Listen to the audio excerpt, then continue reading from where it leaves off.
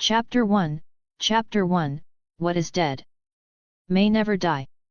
The last thing Euron remembered was the South Sea, specifically, a black wall of water that seemed to connect the ocean to the sky.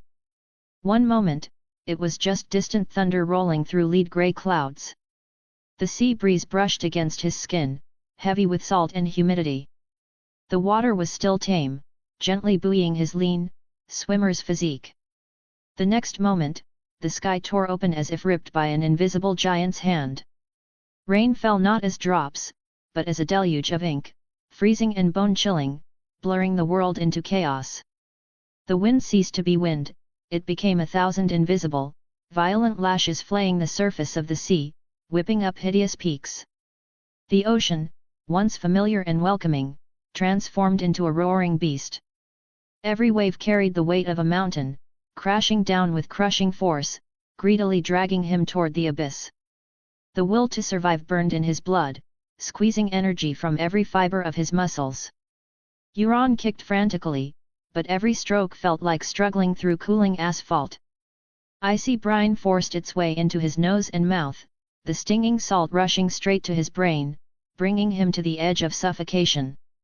He summoned every ounce of strength to break the surface, only for a terrifying mountain of water to crash down on his head, hammering him back into the depths. His ears were filled with a dull, thundering roar. His vision was a murky darkness filled with chaotic bubbles. His lungs felt like they were being crushed by iron pliers, burning with agony. Relying on pure instinct, he clawed upward, breaking through the heavy curtain of water. But just as his lips grazed the thin air, a more insidious force grabbed hold of him.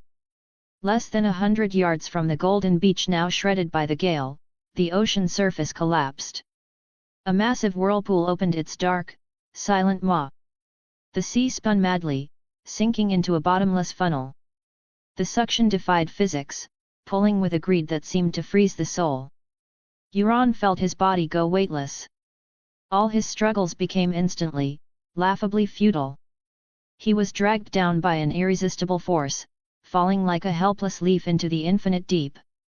The freezing pressure crushed him from all sides. His bones groaned under the weight. The last pocket of air in his lungs was ruthlessly squeezed out, turning into a string of desperate bubbles that vanished into the dim, unreachable light far above. Absolute darkness embraced him. Heavy. Suffocating. On the border where consciousness fades into nothing, in the depths of that all-consuming cold and silence, a voice, or rather, a will echoed. It was ancient, as old as the bedrock beneath the sea, smelling of salt rust and something inhumanly vast. It branded itself directly onto his disintegrating mind. What is dead, may never die. But rises again. Harder, and stronger.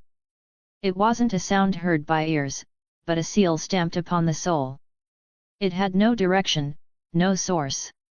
It was simply an indifferent, eternal declaration. At that same instant, on the other side of the world, the heart of the Iron Islands beneath the craggy fortress of Pike, seat of House Greyjoy. A biting gale screamed over the jagged black rocks, whipping up freezing sea spray and lashing the faces of the small group standing on the shore. The air was thick with the smell of brine, rotting kelp, and a grim, almost solid tension. At the center of the group stood Quellan Greyjoy, Lord Reaper of Pike. He was a towering figure, his face deeply edged by the wind and years. His eyes were hard as flint, yet they held a trace of nervousness and anticipation. Beside him stood his eldest son, Balon Greyjoy. Balon was only 12, scrawny but already showing the sharp, angular features typical of his house. He pressed his thin lips together tight, his sharp eyes inherited from his father staring dead ahead. He was trying to mimic his father's stoic calm, but his clenched fists and slightly rapid breathing betrayed the turmoil inside. This was the moment his brother would be born and tested. There were only a few others present, 2 solemn drowned men, and Quellan's most trusted captain, Harlock. The altar was a natural trough in the massive reef, polished smooth by centuries of tides. Right now, it was filled with freezing, frothing sea water. The presiding priest, a drowned man with white hair and beard, soaked to the bone and eyes burning with fanaticism, stood barefoot in the waist-deep water. In his rough, bark-like hands, he held an infant wrapped in coarse, dark grey seaweed cloth. Quellen's second son, the newly born Euron Greyjoy. Lord God who drowned for us. The old priest's voice was raspy and high, cutting through the howling wind. Look down upon your humble creation. Grant him the hardness of the ironborn. Grant him the breath of the sea. Let him endure your baptism, and return from death harder, stronger. The chant reached its fever pitch. The old priest took a deep breath and shoved his arms down. The icy, death-filled water instantly swallowed the small bundle, submerging the newborn's tender, pink face. There was no cry. Only a few weak bubbles struggled up from the folds of the cloth and burst on the surface. 1 second. 2 seconds. 3 seconds. Time seemed to freeze amidst the roar of the wind and waves. Lord Quellen held his breath involuntarily, his broad shoulders leaning forward slightly, his gaze locked on the churning water. His anxiety was written in his furrowed brow and white-knuckled fists. 12-year-old Balon didn't dare blink, his small body rigid as stone, fingernails digging into his palms. Captain Harlock looked grim, his hand resting on the hilt of his dirk. The younger priest swallowed nervously. Beads of sweat oozed from the old priest's forehead, mixing with the cold sea spray. He felt the tiny body in his arms stop struggling completely. It went limp and cold, like a dead fish pulled from the deep. A heavy despair began to cloud his fanatical eyes. Dash. Cold. Darkness. Suffocation. Euron felt himself being crushed, dissolved, his consciousness like a wisp of smoke about to scatter. Just as he was about to fade into the void, the suction that had dragged him into the whirlpool suddenly reversed. It was as if an invisible giant hand reached into the icy abyss, grabbed his soul with precision, and yanked him out with a tearing, irresistible force. Boom! It wasn't a sound, but a violent collision on the spiritual plane. He felt himself being forcibly stuffed into a container, one that was incredibly cramped, freezing, stiff, and rapidly losing the last spark of life. The rejection was agonizing, like millions of red-hot steel needles piercing every crack of his soul. Strange nerve endings transmitted the sensation of near-death suffocation and cold. There was also a faint, primitive, residual consciousness, violent and unwilling, madly biting and resisting his intrusion. Ugh, goo! Just as the infant's body in the priest's arms turned rigid, just as the light of hope in Quellen's eyes began to die, and just as Balon took a subconscious half-step back, a tiny, bizarre noise came from the waterlogged bundle. The old priest's arms trembled violently. Suddenly, the small, purple-bruised body convulsed. Pft cough. Wah! The grey seaweed cloth was kicked open. A stream of murky sea water mixed with mucus shot out like a small fountain from the infant's nose and mouth, spraying the unsuspecting priest right in the face. Immediately after, a true infant's cry, piercing and loud, tore through the howling wind, exploding in everyone's ears. Wah-ya! The cry was filled with shock, pain, and the indescribable confusion of a survivor. The deathly silence around the altar shattered. Lord Quellen sucked in a sharp breath. His tall frame swayed, the color draining from his face before being replaced by a rush of overwhelming ecstasy and disbelief. He instinctively took a step forward. Young Balon looked paralyzed by the sudden wail. His face went pale, eyes wide and round, all his imitated composure gone, replaced by the sheer terror of a child witnessing something beyond understanding. Captain Harlock let out a low gasp, while the younger priest shook with excitement. The despair on the old priest's face vanished, replaced by a near-mad crimson flush. He shook like a leaf in a storm. He thrust the infant high above his head, screaming with every ounce of strength, his voice cracking with hysteria and awe. Behold! Ironborn! Behold! The drowned god has spoken! He has granted a miracle! Icy water ran down his raised arms, dripping onto the infant's heaving, mucus-covered chest. The baby's cries faded into rapid, desperate gasps. Under the horrified gaze of the crowd, the infant opened his eyes. They were a terrifying sight to behold. The left eye was pitch black, a deep well that seemed to swallow all light. The right eye was a cold, crystalline azure like the sea before a storm. The drowned god has chosen this child. The old priest's voice sounded like a weeping war horn. He grants our Lord rebirth. This is the avatar of the god walking among men. The future hope of the Iron Islands. The proof that what is dead may never die. What is dead may never die, but rises again, harder and stronger, the priest screamed again. Captain Harlock and the young priest dropped to their knees, foreheads slamming against the wet, cold reef, chanting the holy words, what is dead may never die, but rises again, harder and stronger. Lord Quellan did not kneel immediately. He strode forward, practically snatching the gasping infant from the priest. His rough fingers carefully wiped the slime and brine from the baby's face. When his fingertips touched the cold, slippery skin, his hand trembled slightly. His gaze, sharp as a veteran captain reading a chart after a storm, swept over the infant's mismatched eyes. The abyss of the left, the storm of the right. There was no fatherly warmth in that look, only a heavy, complex scrutiny, as if he instantly bore the weight of the entire Iron Island's future. Quellan Greyjoy's deep voice drowned out the priest's fanaticism. He held the kicking, squirming baby high, declaring with unquestionable authority and the thrill of survival. This is my son. Iron of House Greyjoy. Euron Greyjoy. Euron Greyjoy. The others echoed the name, celebrating the rebirth of the second son. Quellan turned and handed Euron to Balon. Take your brother back to the castle. Wrap him in warm lambskin and give him to your mother. 12-year-old Balon stared at the heterochromatic brother in his arms, standing like a frozen statue. He had watched his father take the resurrected baby from the priest. He had seen the complex light in his father's eyes, a mix of ecstasy and heavy worry he had never seen before. Looking into his brother's eerie, unsettling eyes, a cold, strange feeling washed over Balon's heart like a deep-sea undercurrent. It was a tangled knot of emotions, the excitement of a new blood relative, but also a vague, instinctual alarm. It was the feeling of territory being invaded, of attention being stolen.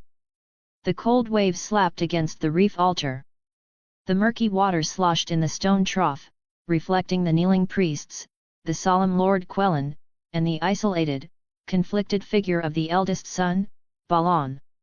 Deep inside that tiny body, fresh from the cycle of life and death, two distinct souls, Euron from another world, and the infant Euron Greyjoy who had died at birth, were slowly, irreversibly merging in this cold, salty hell. Their fate was sealed the moment they arrived, wedging itself deep into the future of House Greyjoy. It hung over the heart of Quellan, a father seeking reform but now holding a miracle, and cast its first long shadow over the young, hardening heart of Balon Greyjoy. Chapter 2, Euron Greyjoy. Deep within the towering crags of the Pike Fortress, a single stone chamber fought a losing battle against the damp chill unique to the Iron Islands. A fireplace crackled bravely, but the air remained thick with the scent of old parchment, dry ink, and the eternal, inescapable tang of salt spray.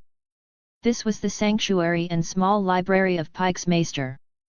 Sitting in an oak chair far too large for him was Euron Greyjoy, barely 3 years old. His short legs dangled above the floor. Wrapped in a thick woolen sweater, his face was pale and soft with baby fat, yet his eyes commanded attention. The left eye was a bottomless well of ink, absorbing all light in the room. The right eye was a piercing, crystalline azure, cold as the sea before a storm. The Iron Islands have always been the poorest region in the Seven Kingdoms, said Maester Callan. He was an old man, stooped and white-haired, yet his eyes remained sharp. He stood beside the boy, his gaze a mix of suspicion and an indescribable awe. But our ancestors used their longships to measure a domain far vaster than the continent of Westeros itself. Come, let us learn about the great sigil of House Greyjoy today, shall we? Maester Callan carefully unrolled a thick piece of parchment, its edges worn and darkened with age. The image upon it radiated a fierce barbarism, a terrifying kraken, its thick tentacles covered in suckers, looking as if it might tear through the paper and drag the viewer into the abyss. Heavy scales covered its body, and on its head, 2 eyes stared back, one as dark as a starless night, the other as cold as a storm. On the pure black field, only the kraken was outlined in shimmering gold leaf, radiating an unsettling majesty in the dim light. "Look, this is the golden kraken," Callan's withered finger traced the parchment with deliberate reverence. "It is a symbol of power.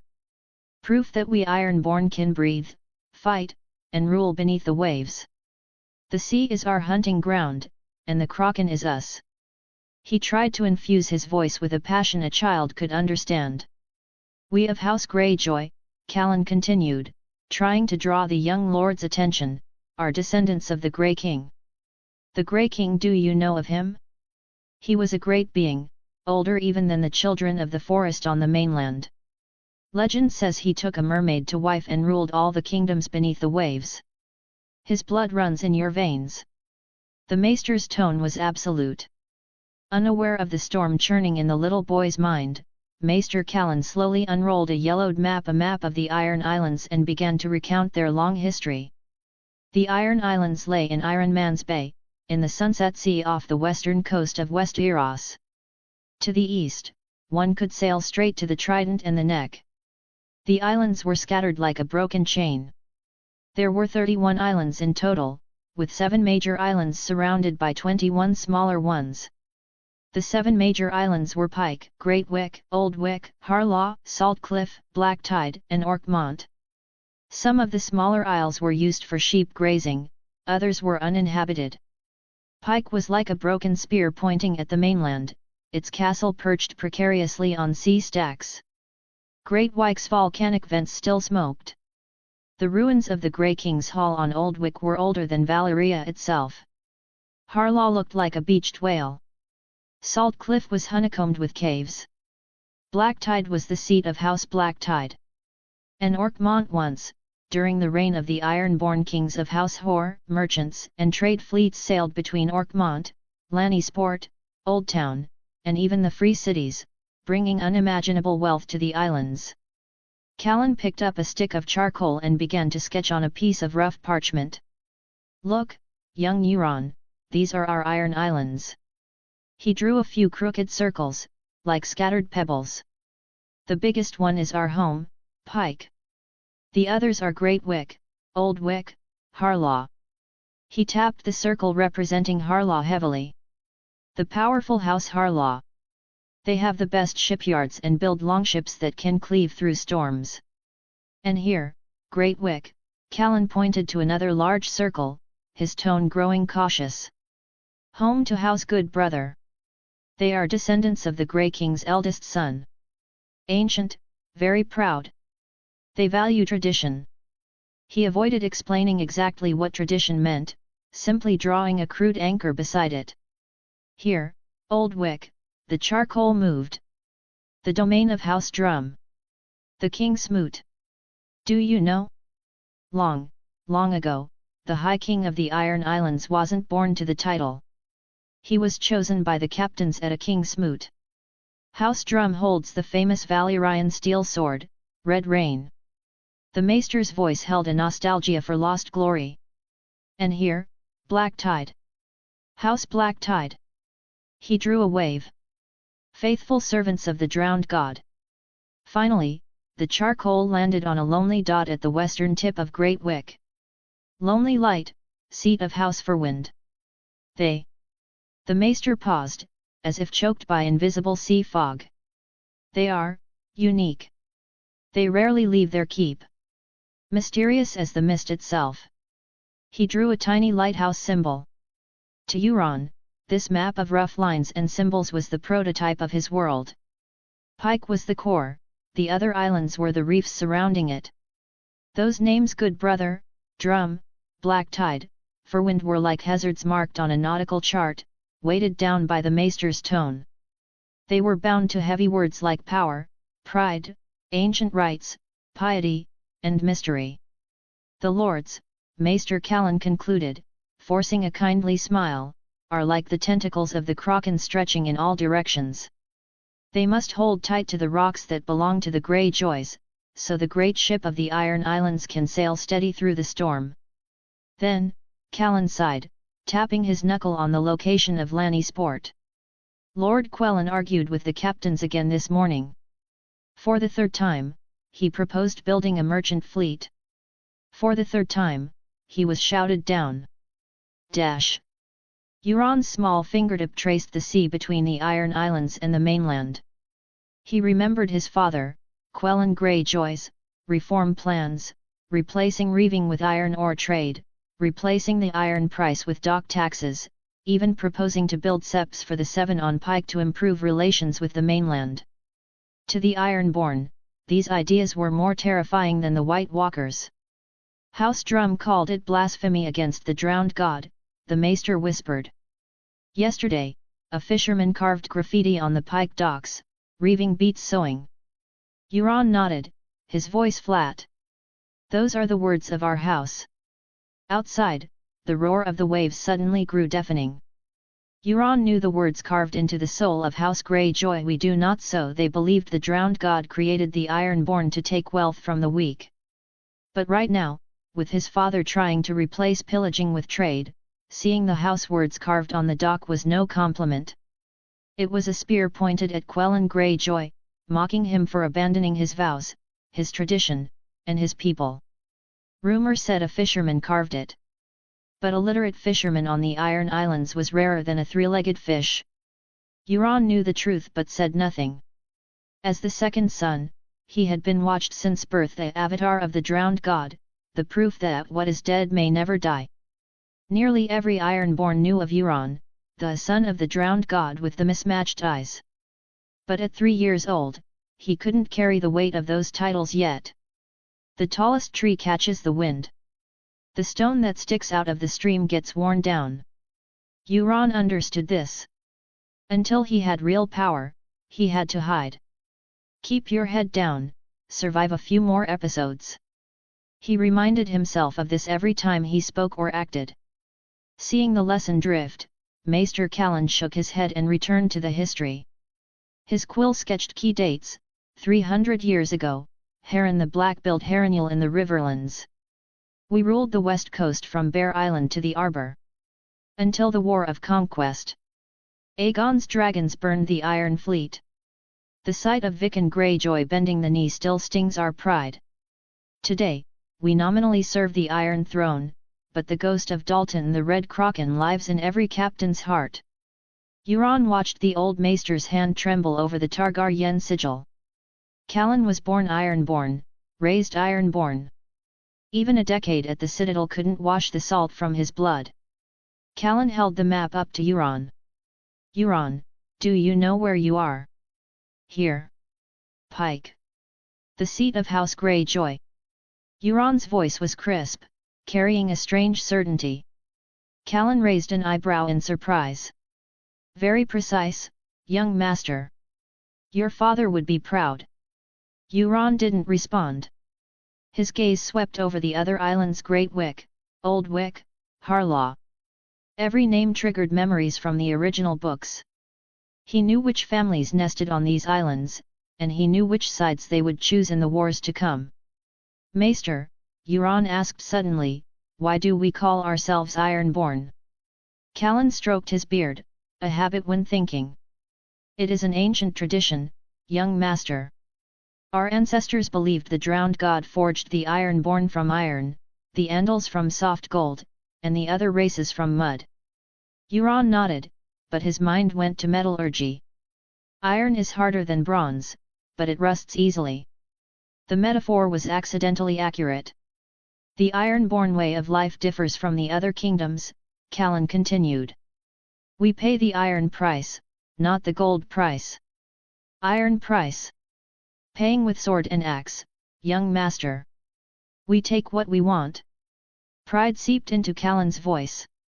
It is the old way. The old way.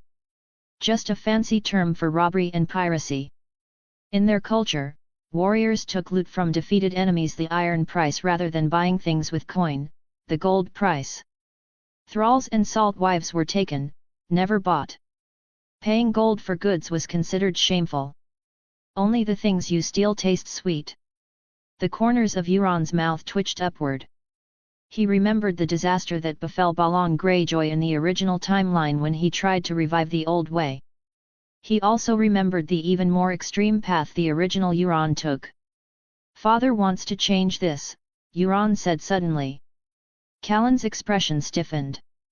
"Lord Quellan does have some progressive ideas." Euron knew Quellan was trying to integrate the Iron Islands into the mainstream culture of the Seven Kingdoms. In the original story, this attempt failed, leading to House Greyjoy's decline. But now, with his intervention, history might take a different turn. 3 years. After confusion and denial, Euron had finally accepted his reality. He was in the world of A Song of Ice and Fire. He was Euron Greyjoy.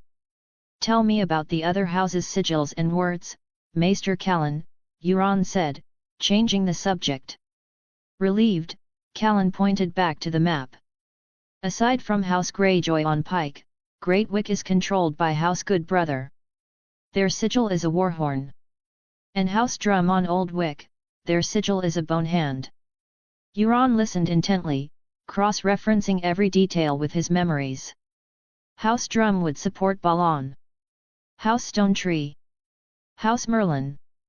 Some would be loyal, others would betray them at the critical moment. Chapter 3, Knowledge is Power. Euron. A booming voice preceded the man. Quellan Greyjoy strode into the room, bringing the scent of the sea breeze with him. He was a giant of a man, his black hair streaked with silver, his face a map of scars that told the story of 100 naval battles. "Father." Euron slid off the oversized chair and performed a clumsy, toddler-sized bow. Quellan laughed heartily and scooped his son up. "What has my little Kraken learned today?" "The state of the great houses, father," Euron answered, then added the unexpected, "and about your wish to abolish the old way." Quellan's smile froze. He shot a sharp, stern look at Maester Callan. The old scholar frantically shook his head, signaling his innocence. "How do you know of that, my son?" Quellan set Euron back on the floor and crouched down to look him in the eye. Euron blinked, feigning innocence. "I heard you arguing with Brother Balon. You stopped him from taking the ships out reaving. You said the old way keeps the Iron Islands poor." Quellan's expression grew complex. He ruffled Euron's hair. "You are too young to understand these things. The old way is how our ancestors lived. Changing it is not easy." "Not easy?" That was the understatement of the century. Forming a habit is hard, breaking a tradition that has held a culture together for thousands of years is like trying to stop the tide with a spoon. Euron knew the dilemma his father faced. The Iron Islands were a barren rock pile. Aside from fish and kelp, they produced almost nothing. The Ironborn survived by pillaging. But in a Westeros united under the Targaryen dragons, and now their successors, that lifestyle was a death sentence. "Father," Euron said suddenly. "If the Ironborn do not reave, how will we live?" Quellan was startled by the boy's insight. "Trade, my son. We will exchange our iron ore and salt fish for grain. We will build merchant cogs, not just longships." "But will the other houses agree?" Quellan smiled bitterly. "That is the very problem. Your brother Balon opposes it fiercely." Euron recalled the original timeline. Balon Greyjoy, the stubborn fool whose obsession with the old way led to 2 failed rebellions and the ruin of his house. Balon was only 15 now, but his character was already set in stone. Worse, he was the heir. If the father and the heir were at odds, how could they convince the other lords? "I support you, father," Euron said seriously. Quellan didn't take the toddler's political stance seriously, but he laughed anyway, lifting his son high. "You have a political stance at 3 years old. My little Kraken will be a great lord one day." Dash. When Quellan left, Euron returned to the window. On the distant horizon, a longship was sailing into the harbour, its sail emblazoned with the golden kraken of House Greyjoy. Euron knew it was one of his father's trade ships, returning from Lannisport laden with coin and grain, not plunder.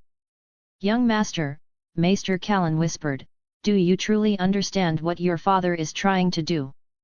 Euron turned. In the dim room, his mismatched black and blue eyes shone with an eerie intelligence. "Better than anyone, Maester. The Iron Islands must change, or history will wash us away." Callan sucked in a cold breath. Hearing such words from a 3-year-old gave him gooseflesh.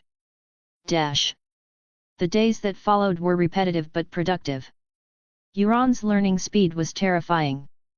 He didn't just memorize the lineage of the great houses, he began absorbing the basics of navigation and weaponry. Surprised by his youngest son's talent, Quellan had a small wooden training sword made specifically for him. Every afternoon, Euron appeared on the training grounds, paved with crushed white shells, to learn the art of war. "Grip it tighter, Euron," roared Uncle Victarion. The text refers to him as Balf, likely a nickname, but given the description of the future Iron Fleet commander with muscles like ship cables, this is unmistakably the young Victarion Greyjoy. He was currently a young man in his early 20s, built like a fortress. An Ironborn holds his sword like he holds a lover's waist tight, so she doesn't slip away. Victarion bellowed, completely forgetting he was teaching a 3-year-old who had no concept of what a lover was, let alone how to hold one. Euron gripped the wooden sword with both hands, dropping into a defensive stance. Victarion laughed and swung his practice blade.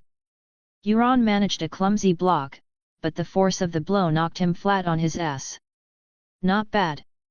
Victarion hauled him up, dusting the sea salt off Euron's breeches with the flat of his blade. "Better than Balon was at 3. Euron slapped his uncle's hand away, gripped his sword, and glared with steely determination. Again. This world was never safe. Wars between men, Games of Thrones, and the coming war with the White Walkers. If he wanted to survive, he needed to know how to use steel. After training, Euron retreated to the castle library. Pike didn't have many books, mostly navigation logs and war records. Standing on his tiptoes, he pulled a tattered copy of the lineages and histories of the great houses of the 7 kingdoms from the shelf. "Young master, you can read already." Maester Callan's surprised voice came from behind. Euron didn't answer. He flipped the page and pointed to a passage. "See Snake Corlys Velaryon, Lord of the Tides." During the Dance of the Dragons, Callan's beard trembled. "By the gods, you are a prodigy." Euron smiled bitterly inside. With the memories of an adult, reading was natural. But he had to throttle his progress to avoid looking like a monster. He pretended to struggle with the text, occasionally asking Callan for help with pronunciation. At sunset, Euron joined the family in the Great Hall. Quellan sat at the head of the table. Beside him was Euron's mother, Lady Srensa of House Saltcliffe. On the sides sat his brother Balon and Uncle Victarion. "I hear you improved again today, Euron," Quellan said, cutting a piece of salt fish. Balon scoffed. "What use is reading? A true Ironborn learns to steer a longship and swing an axe." Quellan frowned. "Balon, how many times must I tell you? The times are changing." Euron's attitude is commendable. Dissatisfaction was written all over Balon's 15-year-old face. Euron watched the future king of the Iron Islands, noting the stubborn set of his jaw. This stubbornness would one day doom their family. "Brother," Euron spoke up. "Reading helps us fight better." Balon sneered. "How?" "By understanding the enemy's history and culture," Euron replied calmly. "If you know House Redwine of the Arbor likes to poison their wine, you won't be assassinated. If you know the Lannisters are proud, you can bait them into a trap. If you know a house's words, you know how they think. To defeat an enemy, you must understand how they live and how they fight." Euron paused, then added, "There is a saying from the Golden Empire of Yeti in the Far East, if you know the enemy and know yourself, you need not fear the result of 100 battles." The great hall fell silent. Everyone stared at the 3-year-old. The quote was profound, philosophical, and something no Ironborn had ever heard. Quellen, who had been hunched over his food, sat up straight. He slammed the table and laughed. "Well said. My son will be the smartest lord the Iron Islands has ever seen." The burden of the reformer had weighed heavy on Quellen. He wanted to end thraldom, open ports, and bring septons to the islands, all to drag his people out of the bloody mud of the old way. But Balon's constant opposition had frustrated him deeply. Quellen turned to his eldest son, his voice stern. "Learn to think with a quill, not just an axe, Balon. The Ironborn need a new anchor. Learn from your little brother. Read more books, and stop playing the finger dance with those filthy sailors." Balon's face turned dark. He stabbed his food viciously and fell silent. A new anchor? Or a new heir? Balon knew his father threatened him with the succession because of their differing ideologies. But he would not compromise. He glanced at Euron, who sat calmly eating. His eyes filled with disdain. "Just a brat who knows how to suck up to father." After dinner, Euron was allowed a moment of freedom. He wanted to go to the shore, but was forbidden. Instead, he leaned against the window, watching the sunset sea churning in the dark. The salty wind ruffled his curly hair. The roar of the waves filled his ears. He knew he had offended his volatile brother tonight, but he didn't care. The conflict between the brothers and the ideologies they represented was inevitable. The reformers vs. the traditionalists. He thought back to the Euron of the original books, The Crow's Eye. That man used dragonbinder horns, drank Shade of the Evening, and practiced blood magic. Effective, yes, but the cost was madness. Now, with modern knowledge and foresight of the plot, perhaps he could find a wiser path. "Young master." "Bedtime," a handmaid called. Euron took one last look at the dark ocean. He knew he had to build his own power base, befriend key future figures, and prepare for the revolution of the Iron Islands. A 3-year-old body housing an adult soul was both an advantage and a curse. He had to hide his anomaly while seizing every chance to grow. Behind the stone walls of Pike, the Game of Thrones had already begun. He would not be the Mad Crow's Eye. He would be something new, a ruler who combined modern wisdom with the ruthless ambition of the Ironborn. Back in his bedroom, Euron knelt by the bed, performing the brief prayer to the drowned god like any Ironborn child. "O drowned god," he whispered to himself, "if you truly exist, grant me the power to change the fate of these islands." He climbed into bed and closed his eyes. His mind was already planning tomorrow's curriculum: advanced navigation, resource distribution of the archipelago, and inter-house marriage alliances. Chapter 4, The Pirate King System.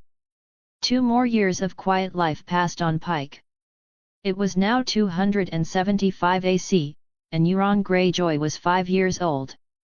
Dawn was soaked in salty fog, the damp sea breeze rolling salt spray against the reefs. Euron walked barefoot over the slippery rocks. The icy sea water washed over his ankles and receded, leaving behind a layer of fine foam. In the distance, the black silhouette of the longship Drinker loomed in the mist. It had a shallow draft, a dragon's head carved on the prow, and 6 brass-rimmed oar ports on each side. This was the 3rd time he had snuck out to see this ship. Ever since Dagmar Cleftjaw docked at Pike for supplies last month, his brother Balon Greyjoy couldn't take his eyes off it. Balon spent nearly every day drinking, boasting, and sharpening axes with Dagmar and his crew. Balon had been itching to go reaving for a long time, and the Drinker was his ticket. A wise man does not stand under a crumbling wall. If he had a choice, Euron would rather stay in the safety of the castle. But 3 days ago, when he first stepped barefoot into the tide, he heard a sound that made his heart race. Ding! Host contact with seawater detected. Pirate King System Activation, 1%. Praise the drowned god. Finally, my cheat code has arrived. The tide rushed in, covering his ankles. The cold water felt strangely intimate. Euron suddenly saw an octopus shrinking into a rock crevice 3 inches below the surface, not with his eyes, but through the vibration of the currents. He tentatively waded deeper, but the moment the water reached his knees, his guard yanked him back. Pirate King System Activation, 1.01%. System will officially launch at 100% activation. One long voyage might be enough to fully activate the system. Euron stared at the drinker, his fingers unconsciously stirring the water. To change fate, his own, his father's, his brothers, his unborn nieces and nephews, and the entire Iron Islands, he needed power. And the drinker was his opportunity. The young master shouldn't be here. Once those sailors get drunk, they won't care if you're a lord's son or the king himself. Old Wick, a fisherman missing 2 fingers, blocked Euron's view with his hand. If your father knew you snuck aboard last night. You won't say, I won't say, and father won't know.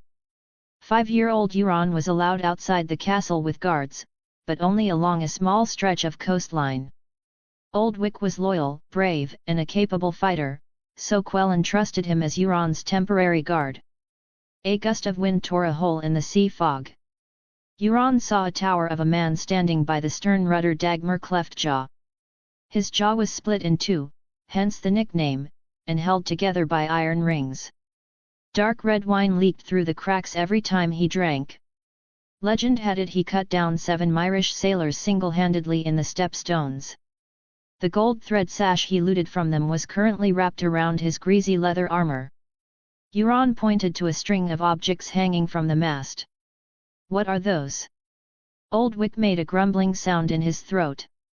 Ears. The fresh ones are from Lysani merchants. The drinker hit a cog a few days ago. Each year is a successful raid. Envy leaked into his tone, as if the instinct to reave was burning in his blood. Euron fished a silver stag from his pocket and tossed it to Old Wick. Forgot to congratulate you. Your youngest is 3 months old, right? Spend more time with him. They grow up fast, and then they stop being cute. Old Wick caught the coin, grinning. He understood Euron's meaning. Forget about reaving. He nodded. Young master is right. At my age, I'm better off catching fish in Iron Man's Bay. The little prince has come to inspect his fleet. Dagmar's voice was rougher than the surf, but affectionate.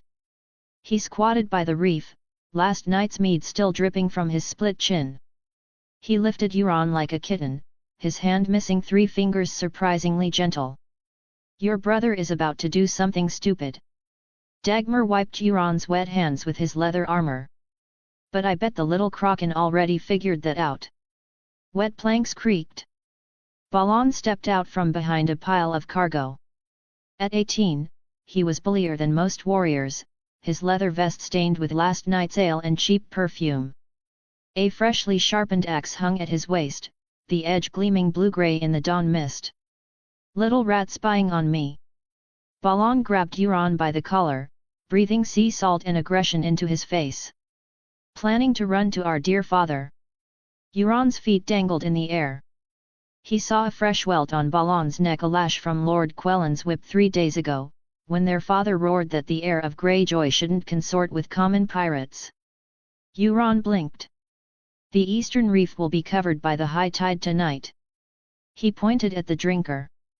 With the southwest wind, you can sail out of father's sight before sunrise. Balon's blue eyes narrowed into slits. A horn blew in the distance. Crew muster. The drinker was pulling up its gangplank. Brother. Balon's voice was tight as a bowstring. If you tell father. His hand rested on his axe, but his eyes darted around like a guilty child's. Smart boys know when to shut up. He tossed Euron onto the wet sand like a caught fish and strode toward the longship, calling back over his shoulder, if mother asks, tell her I went to Old Wick to spar with the stone trees. Mother won't believe that. Euron stood up, dusting the sand off his butt. He snorted. Even a 3-year-old knows what you and Dagmar are up to. Balon spun around, eyes fierce. You little bastard! Do you want me to tie you to a rock and give you another drowning? Euron grinned. I won't tell. Unless, you take me with you. Old Wick's jaw dropped. Take, you. Balon laughed loudly. Take you? You think we're going fishing? Not fishing. Reaving. You're 5. 5 or not, I am Ironborn. I am Quellan Greyjoy's son, and a lord of the Iron Islands. Balon ground his teeth. Swords have no eyes, boy. Blood flies everywhere. You think reaving is a game? The old maester and his moldy parchments are waiting for you in the tower. Don't you always say reading is useless, and a true Ironborn learns to steer a ship and swing an axe? Euron looked at him provocatively. Or are you afraid you can't protect your 5-year-old brother? Is the great Balon Greyjoy, first sword of the Iron Islands, that weak? Balon's face turned red. He grabbed Euron's collar again, his gap-toothed smile looking savage in the morning light. Since you aren't afraid to die, I'll show you the true old way. Old Wick stepped in front of Balon, his thick hand gripping his axe handle, eyes sharp. Put the young master down. Balon dropped Euron and grinned at Wick, drawing his longsword. Old fool, you only see the little lord? I'm the future king of the Iron Islands. Want to test my steel, old man? This is my own idea, it has nothing to do with you. Euron waved at old Wick, laughing. Wick, go back and tell my father. In half a month, maybe a month, I'll return with a ship full of loot. Seeing he couldn't stop them, old Wick jumped onto the ship with a thud, his face pale. I am your guard. If you go out to die, how can I face the Lord Reaper? Even if he doesn't kill me, I'd have no face left. The drinker's sail rose. The black canvas bore the sigil of House Cleftjaw, a sea snake biting its own tail. But as the last rope was cast off, a small pennant ran up the mast tip, the golden kraken of House Greyjoy, writhing fiercely in the morning light. The corners of Euron's mouth lifted slightly. System activation, 1.5%. Chapter 5, Chapter 5, The Voyage and the Raid. Quellan Greyjoy once had 3 sons by his first wife, Lady Stonetree of Harlaw. Harlan died of grayscale as a child. Quentyn died in infancy. Donal was stillborn. Then Quellan took his second rock wife, Lady Srensa of Saltcliffe, the mother of Balon and Euron. Having lost 3 sons, Quellan cherished the 2 he had now with a fierce protectiveness. 18-year-old Balon was a powerhouse. He had bested seasoned reavers in the finger dance and could match his uncle Victarion, hailed as the Iron Islands' finest warrior blade for blade. 5-year-old Euron had been a legend since birth, the boy with mismatched eyes, the one who returned from death, the son of the drowned god. His intelligence and resilience shocked everyone who met him. One warrior, one scholar. They were the future of the Iron Islands. But right now, both of the Lord Reaper's precious sons were aboard the Drinker, heading for the Stepstones to raid merchant ships. Dagmar Cleftjaw felt the pressure mounting. The joy of reaving suddenly felt a lot like babysitting. But the sails were up. There was no turning back. They would return with holds full of plunder or as corpses. Dash! The pike docks were soaked in pre-dawn brine. The damp planks sagged underfoot, weeping black sea water as if the drowned god were tasting the ship before it left. Euron walked barefoot over piles of rope, the grit and shells pressing into his soles. The cold tide washed over his ankles and retreated, leaving a fine foam. The black silhouette of the Drinker loomed in the mist, its low gunnels like a crouching beast, the dragonhead prow gaping as if ready to swallow prey. Remember, little Kraken. Dagmar rubbed Euron's curly hair with a calloused hand, the iron rings in his split jaw glinting cold in the morning light. His voice was like rocks ground by the sea, rough, but rhythmic. The waves speak. A soft swish is safety, A hiss is a shoal. But if you hear a thud. The old pirate made a sinking gesture, laughing deep in his throat. That's the reef chewing on your keel, and the drowned god knocking on your coffin. Euron nodded, his mismatched eyes sweeping the deck, the left eye a light swallowing abyss, the right a storm-cold blue. Inside, he had the soul of a transmigrator, but right now, he had to learn like a true ironborn. He touched the hull. The rough wood left tiny splinters in his palm, stinging with salt. The wind picked up, carrying the metallic scent of a storm. Balon stood by the rudder, motionless as a bronze statue. His muscles were taut under his leather armor, his gaze locked on the widening horizon. The welt on his neck from their father's whip was scabbing over like a twisted sea snake, but his mind was already on the plunder ahead. At the prow, Dagmar performed the departure ritual, smearing whale oil on the dragonhead's eyes. His raspy voice mingled with the wind, "Open your eyes, old friend. Lead us to fat prey." 53 sailors took their positions. "Hoist the sail!" Dagmar's roar drowned out the gulls. The black canvas unfurled with a snap. The flag of the sea snake biting its tail fluttered at the masthead. Euron gripped the gunwale, feeling the longship wake up, the groan of the keel, the hum of taut ropes, the thud of waves against the hull. It was a war song. Salty spray hit his face, carrying a strange vitality. Ding! Pirate King system activation, 2.5%. Dash! On the third day, Dagmar caught Euron lying on the forecastle, measuring the sun's angle. "Ha! Our little prince is studying navigation." The old pirate lifted him by the collar like a kitten, eyes twinkling with amusement. "Watch close. This is a real ironborn compass." Dagmar unlaced his breeches and pissed into the sea.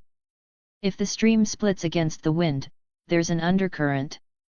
If it goes straight with the wind, it's a good omen." He grinned at Euron. Save that lesson for when you're older." Euron didn't laugh.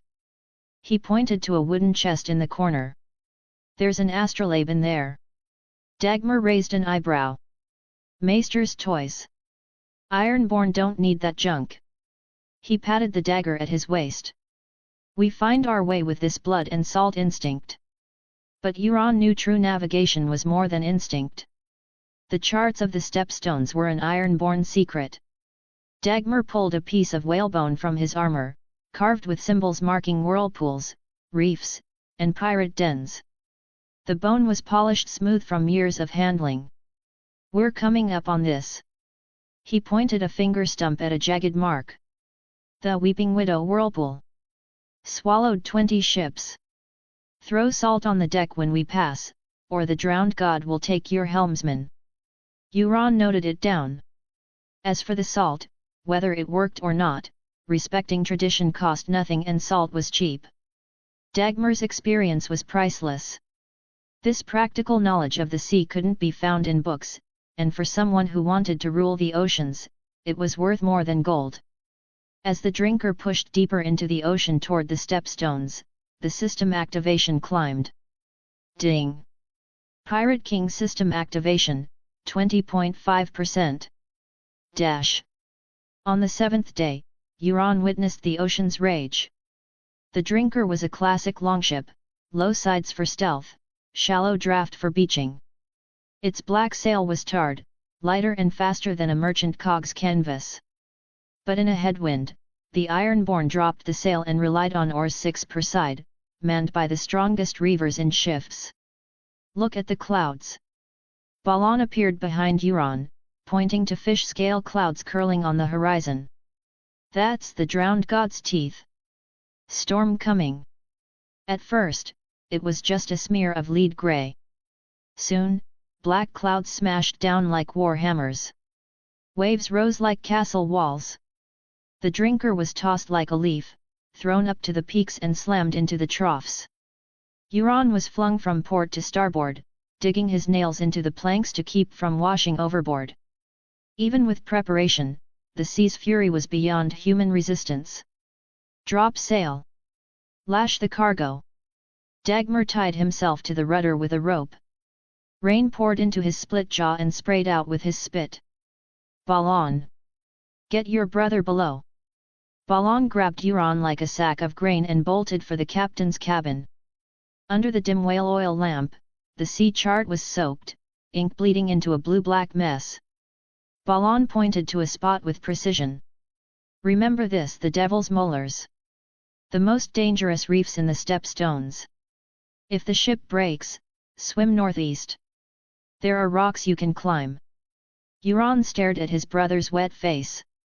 In this moment, Balon wasn't a brute, he was a captain. A crack like thunder split the air, the mast snapped. Dagmar's curse pierced the wood, damn the seven hells. Old Wick's gone over. Euron suddenly broke free from Balon. He grabbed a dagger from the table, sliced his palm, and smeared blood on the doorframe, an ancient rite he'd heard from Old Wick, a blood sacrifice to the drowned god. The blood ran down the wood, seeping into the cracks as if absorbed by an invisible force. Ding! Host actively participated in First Maritime Crisis. Activation increased by 5%. Current, 65%.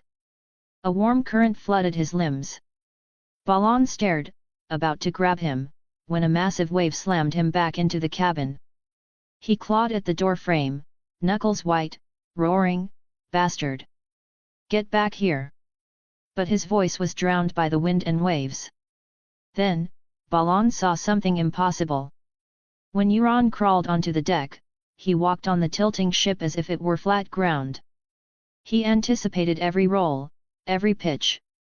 Euron grabbed a coil of rope and threw it toward the port side, where a figure struggled in the whitecaps. The rope moved as if alive, wrapping precisely around Old Wick's wrist as he tumbled in the foam. Once the grip was secure, Euron tied the other end to an iron cleat. No matter how the wind howled or the ship bucked, Euron remained steady, as if the ocean were part of his own body. Dagmar, clinging to the deck, widened his eyes. "Drowned god above," is the little kraken grown from the wood itself. Son of the drowned god.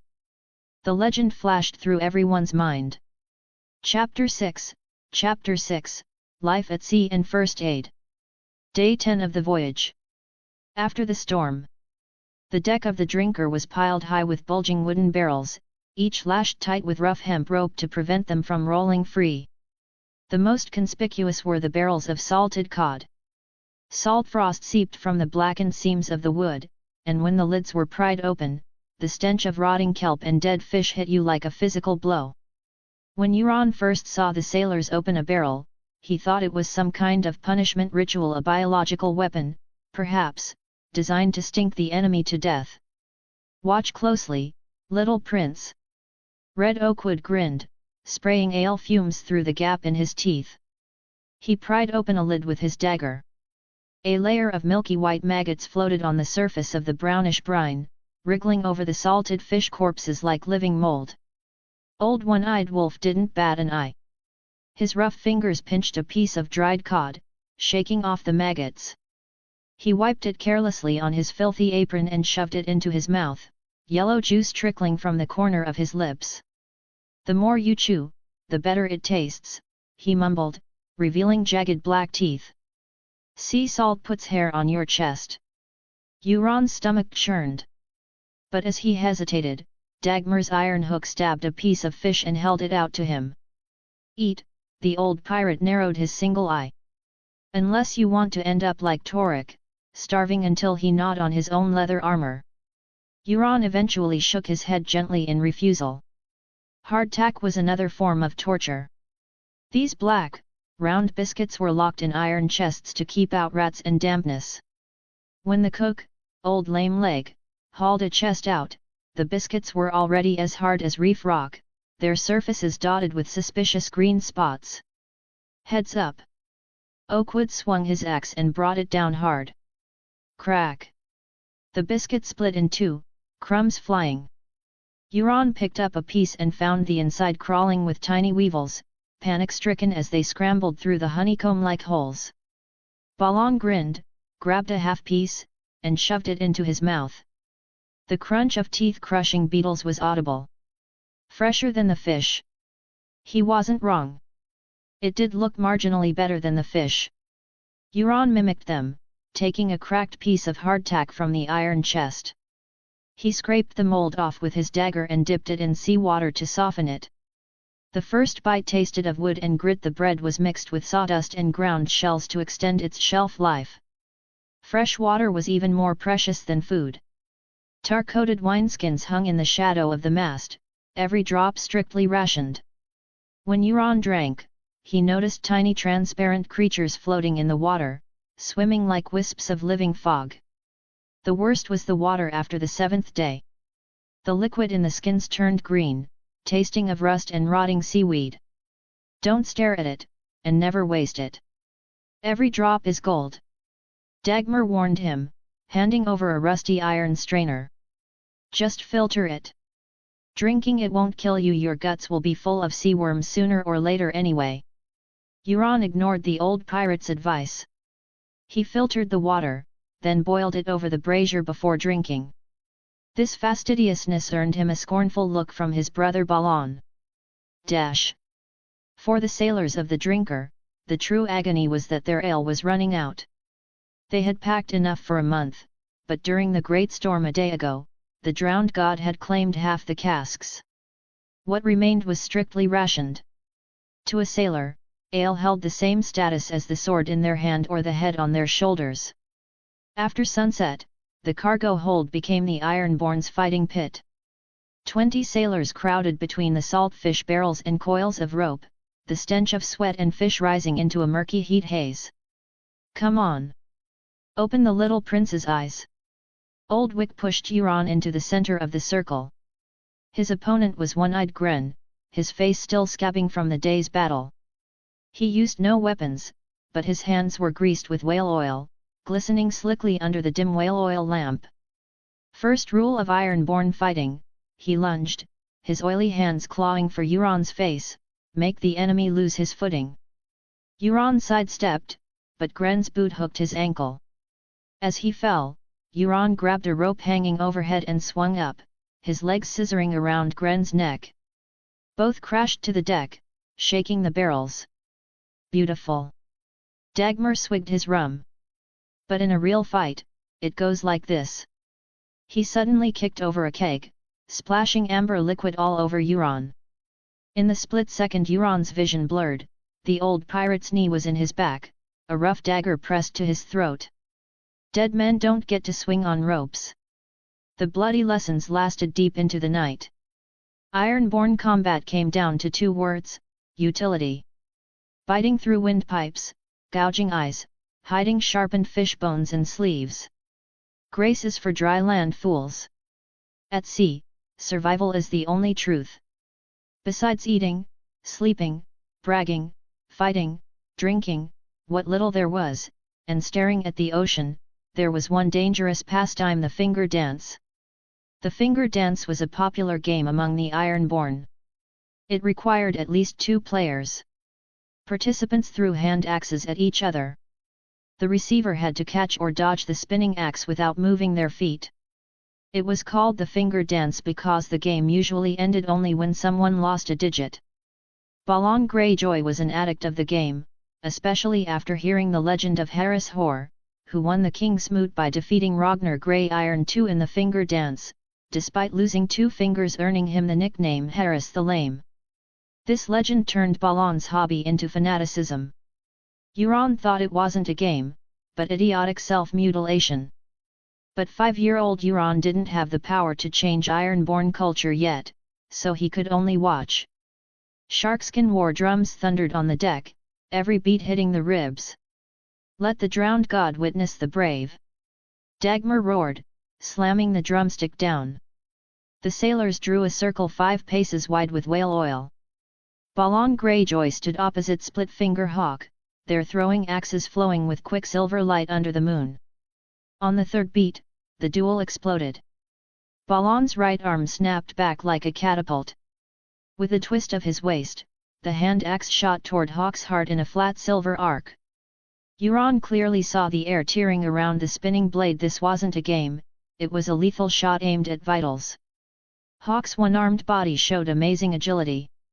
Pivoting on his left foot, he spun. The axe blade grazed his leather breastplate, sparking against the studs.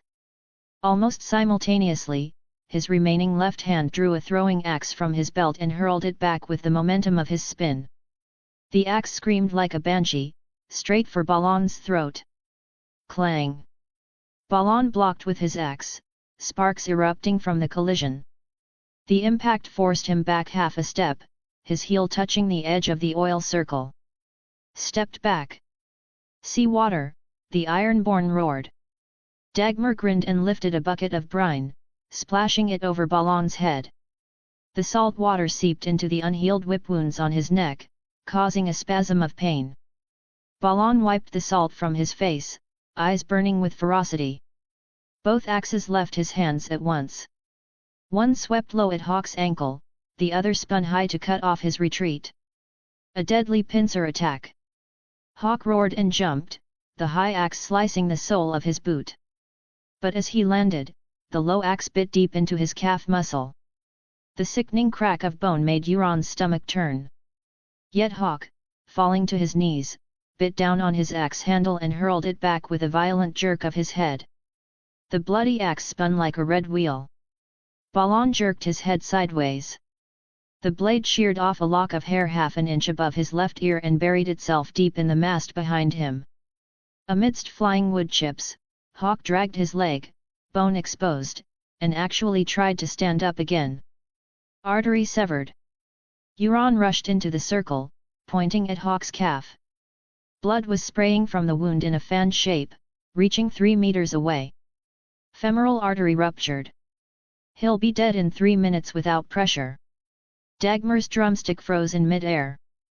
Balon, panting, glared at his brother, his throwing axe humming in his hand. "You want to die for him?" Old Wick stepped in front of Euron, remembering his duty even on the ship. "I want to save fighting strength for the drinker." Euron kicked the bloody axe away and slapped a sea chart down into the pool of blood. Brava sea clipper spotted to the northeast. "If we lose men now, tomorrow they hunt us." Ironborn courage, Balon's voice was ice-cold, is more important than life. Pointless mutilation isn't courage. Euron stepped forward, his mismatched eyes eerie and commanding in the moonlight. "It's stupidity." He suddenly drew a sword and slashed the rope holding the heavy iron anchor. Boom! It smashed into the center of the circle. "You want to play? Tie your feet and dance on the tip of the anchor. The one who lives is the real warrior." Dead silence covered the deck. Suddenly, Dagmar burst into wild laughter, smashing a wine cask. "Hear that, you fools? Next time, that's how we play." He didn't want the brothers fighting on his ship, so he defused the tension with a joke. "Play my ass." Euron cursed internally. By the moonlight, he saw the horrific wound on the outside of Hawk's calf. The axe had split the fibula, dark red muscle rolled back like a split pomegranate, and deep inside, the pulsing blue-purple vessel was visible. "Press here!" Euron roared, grabbing Old Wick's hand and jamming the man's thumb hard into the groin crease at the top of Hawk's thigh. It was the pressure point for the femoral artery. Modern first aid knowledge became a lifeline. The spurting blood flow instantly weakened to a trickle. "Get me rum. Needle and thread. Canvas rope." Euron's child voice carried undeniable authority. Dagmar paused for a second, then kicked open a crate and tossed over half a bottle of rum. Balon silently cut a length of canvas rope, the rough hemp fibers soaking up blood. Euron bit the cork off the bottle and poured the amber liquid onto the wound. "Arg!" Hawk woke from the pain, then passed out again. Under the wash of alcohol, Euron saw the damage clearly. The main branch of the artery was sliced a third of the way through, bubbling blood like a broken water skin. Bone shards and wood splinters were embedded in the muscle, trembling with the pulse. "Give me the shark teeth." Euron held out his hand. Gren hurriedly untied his necklace, an ironborn charm of 6 shark teeth. Euron picked the thinnest, sharpest tooth, dipped it in rum, and threaded it with hemp twine. When he drove the shark tooth into the raw flesh, the watching Ironborn hissed in sympathy. The needle tip avoided nerve bundles, weaving through the sides of the torn vessel. With every stitch tightened, the rupture closed a little more.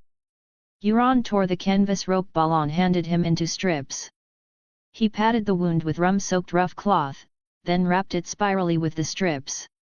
On the third layer, he suddenly shoved Hawk's dagger between the man's teeth. "Bite down." Then, grabbing both ends of the cloth, he pulled with all his strength. Crack! The fractured bone ground together sickeningly. Hawk's eyes bulged, teeth sinking deep into the dagger handle. But more terrifying was the bright red blood instantly soaking the cloth. Euron didn't hesitate, adding a second, then a third layer of pressure dressing. By the seventh layer, the bleeding finally stopped. Euron chopped 2 oars apart and whittled them into splints with his dagger. Gren offered his last remaining foot wraps as bandages. When the splint was secured, Euron elevated Hawk's injured leg on a rum cask. Under the moonlight, the grey, deathly pallor of the wounded man's face finally showed a trace of life. Dagmar squatted in the pool of blood, his single eye staring at the neat splint. "Where did you learn that?" "The drowned god taught me in a dream." Euron wiped his face with a bloody hand, his mismatched eyes flashing strangely in the moonlight. He grinned. "Do you believe me?" Dagmar looked skeptical. Beside them, Balon snorted coldly. "I believe you, my ass." Last month, Vincent Rain fell off Blackwater Cliff and broke his leg. A female healer from the north sawed off the bad leg and used this exact method to stop the bleeding. This brat stood there watching the whole time. Just monkey see, monkey do. Chapter 7, The Drinker's First Battle. Day 12 of the voyage. The noon sun baked the deck of the Drinker, making the tar in the seams sizzle and pop. Euron squatted at the bow, reading the clouds as Dagmar had taught him, when the lookout's caw dropped from the crow's nest. "Sail! 30 degrees to port." Euron snapped his head up. On the glittering horizon, the gilded figurehead of the silver swan flashed blindingly. He narrowed his mismatched eyes. Simultaneously, the abyss of his left eye and the storm blue of his right caught the anomaly. The Bravici merchant ship sat far too deep in the water, and the panic on her deck looked rehearsed. "Prepare to board." Balon's roar dripped with bloodlust.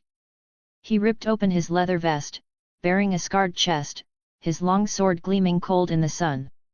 Around him, Ironborn snatched up axes and harpoons, drumming a terrifying rhythm on the deck. Suddenly, Euron's fingertips tingled.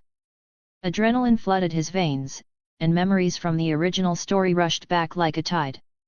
He recognized the trap, a favorite of the Bravici, a warship disguised as a fat trader. "Wait!" Euron grabbed Balon's wrist. His 5-year-old hand was small, but his grip was shockingly strong. "It's wrong. Bravici merchants never." Before he could finish, the side panels of the merchant ship collapsed with a thunderous crash, revealing 10 ballistae gleaming with menace. Time stretched in Euron's vision. He saw the crossbowmen trigger the mechanisms, saw the steel bolts catch the light, saw the fletching vibrate in the air. "Cover!" Dagmar's scream coincided with the thwack thwack thwack of the first volley. A 3-foot steel bolt punched through the chest of the oarsman next to Euron, pinning him to the mainmast in a spray of gore. The man wasn't dead yet. He clawed futilely at the shaft, pink froth bubbling from his lips and spattering Euron's face. Euron's mind went blank. Warm blood slid down his cheek, the metallic scent filling his nose. His legs shook uncontrollably, but a primal instinct hijacked his body. By the time the second volley rained down, he had already rolled behind a coil of thick hawser. "Balon! Enemies to starboard!" Dagmar roared.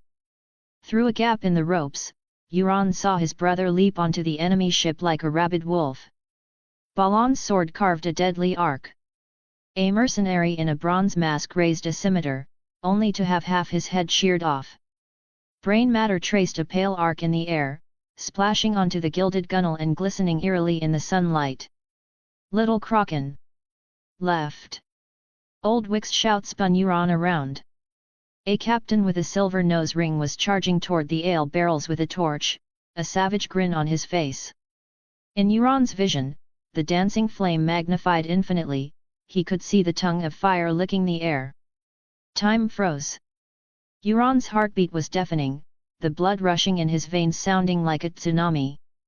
His right hand moved on its own, drawing the dagger Dagmar had given him. The blade, longer than his forearm, felt weightless. Die, squid scum! Silver Ring roared. Euron's body moved faster than his thoughts. He ducked and rolled, dodging the flying torch, and thrust his dagger like a viper. The sharp blade sliced precisely into the gap of the man's knee tendons. Silver Ring's scream harmonized with the hiss of the torch hitting the sea. Ah! You little bastard! Euron didn't let him finish. Using the momentum of his roll, he sprang up, grabbed a harpoon from the deck with his left hand, and drove it into the man's throat with his entire body weight. The sound of the harpoon piercing the windpipe was dull and wet. Silver Ring's eyes bulged, blood gushing from the corner of his mouth. This was Euron's first kill. Dash! The smell of blood was suffocating. He looked down at his red-stained hands. Strangely, he felt no nausea, only a bizarre satisfaction. The blackness of his left eye seemed to deepen, as if drinking in the surrounding light. Behind you! Dagmar's warning spun Euron around again. A bald giant was charging with a flail, the spiked ball matted with brains and bone shards. Euron instinctively leaned back. The flail whooshed past his nose, the wind of it stinging his cheek. Euron's vision locked onto the giant's stiff left leg. He grabbed a handful of spilled salt from the deck and threw it into the giant's face. In the split second the man blinked, Euron's dagger found the old wound in his left knee. Arg! The giant crumpled, the flail flying from his hand. Euron didn't hesitate. He stepped onto the man's back, gripped the dagger with both hands, and drove it down with all his weight. The blade punched through the leather armor and severed the spine. The giant's scream cut off instantly. He flopped like a beached fish for a moment, then went still. The battle on deck had turned into a meat grinder. Balon and a red-bearded mercenary were wrestling in a pool of blood, weapons lost, biting each other like beasts. Dagmar was surrounded by 3 men, his axe chipped, but every time he swung, a limb went flying.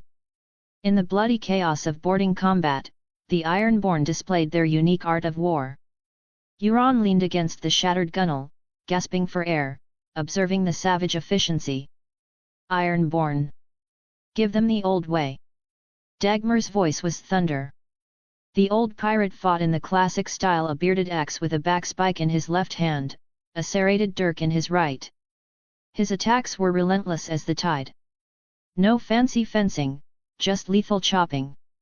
When a Bravasi blocked with a shield, Dagmar's axe smashed it down, numbing the man's arm, while the dirk gutted him from below. Watch closely, boy! Old Wick shouted, still teaching even in the melee. Ironborn don't play by knight's rules. He sidestepped a thrust and slammed his shoulder into a mercenary's chest.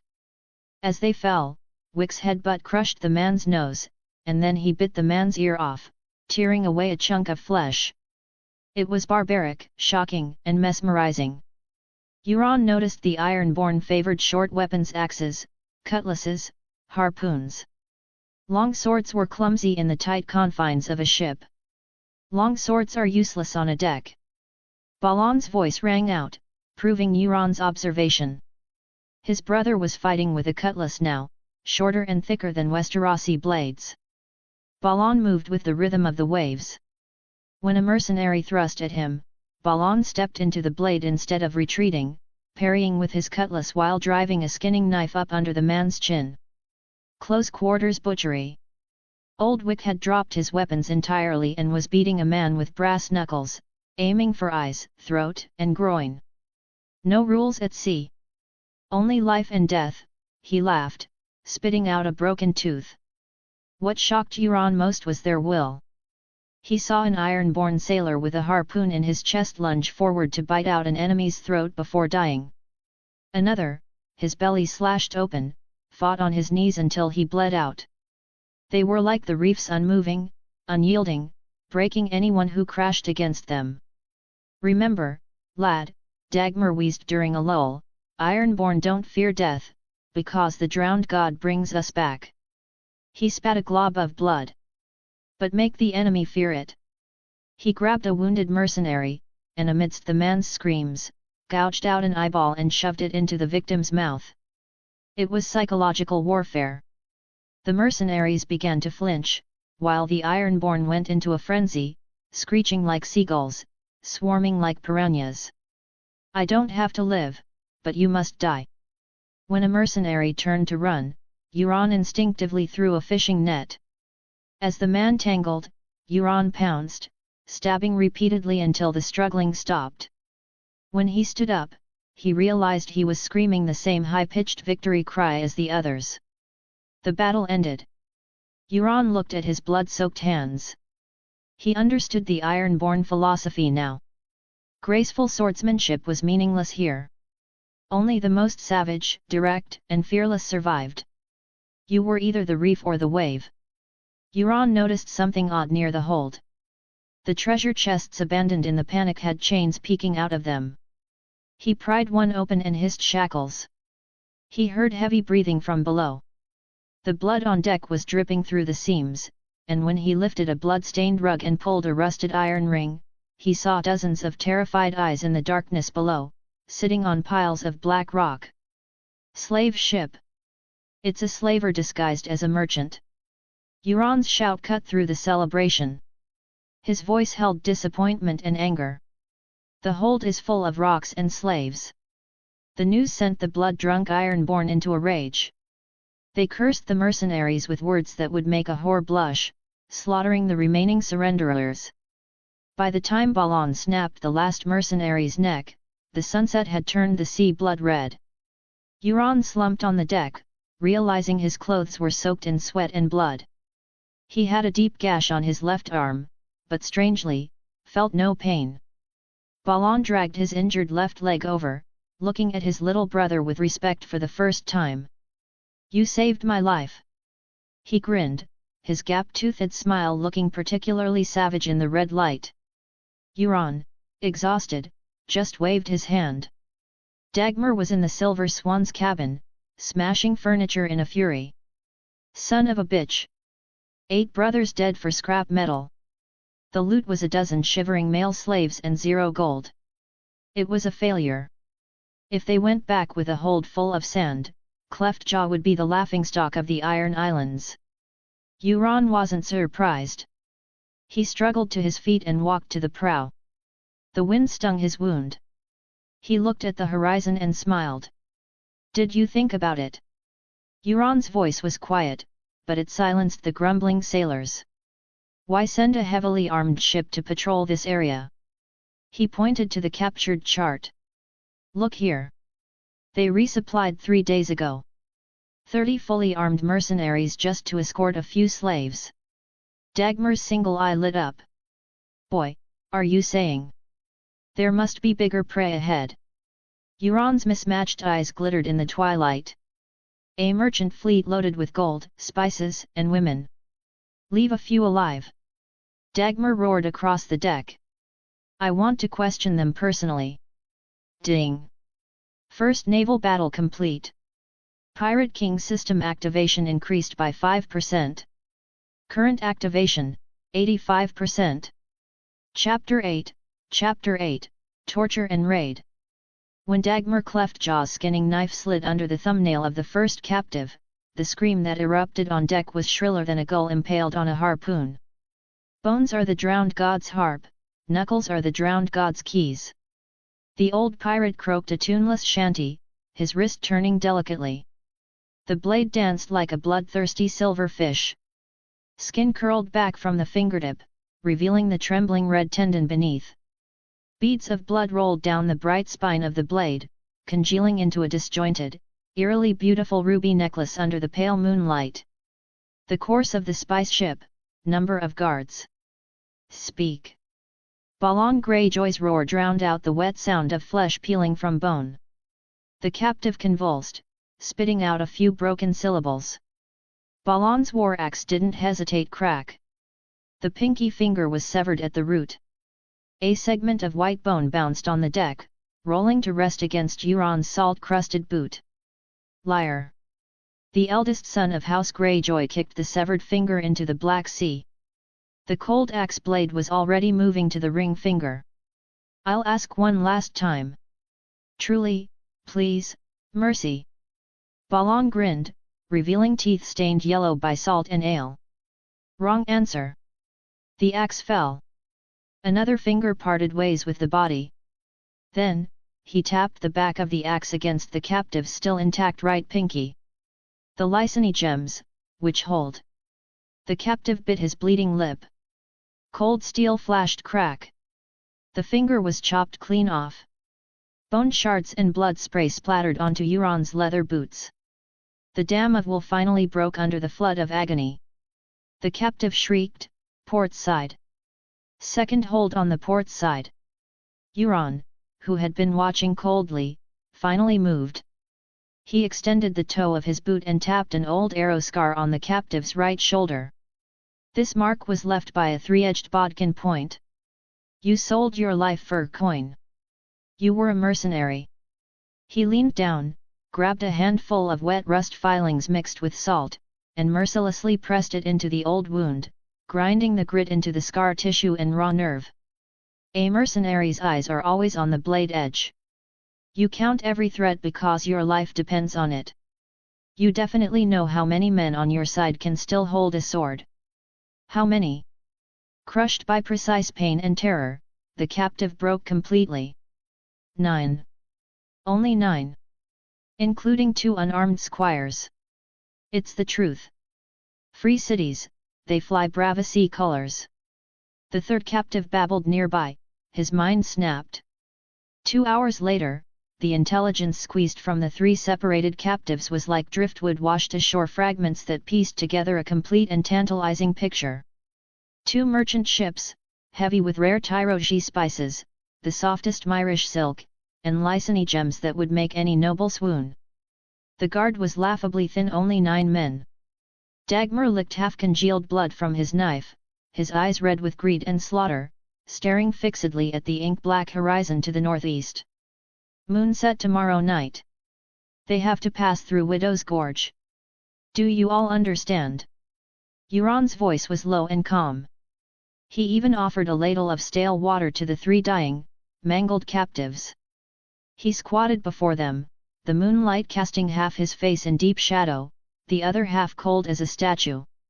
Tomorrow, moonset. Widow's Gorge. 2 ships. 9 men.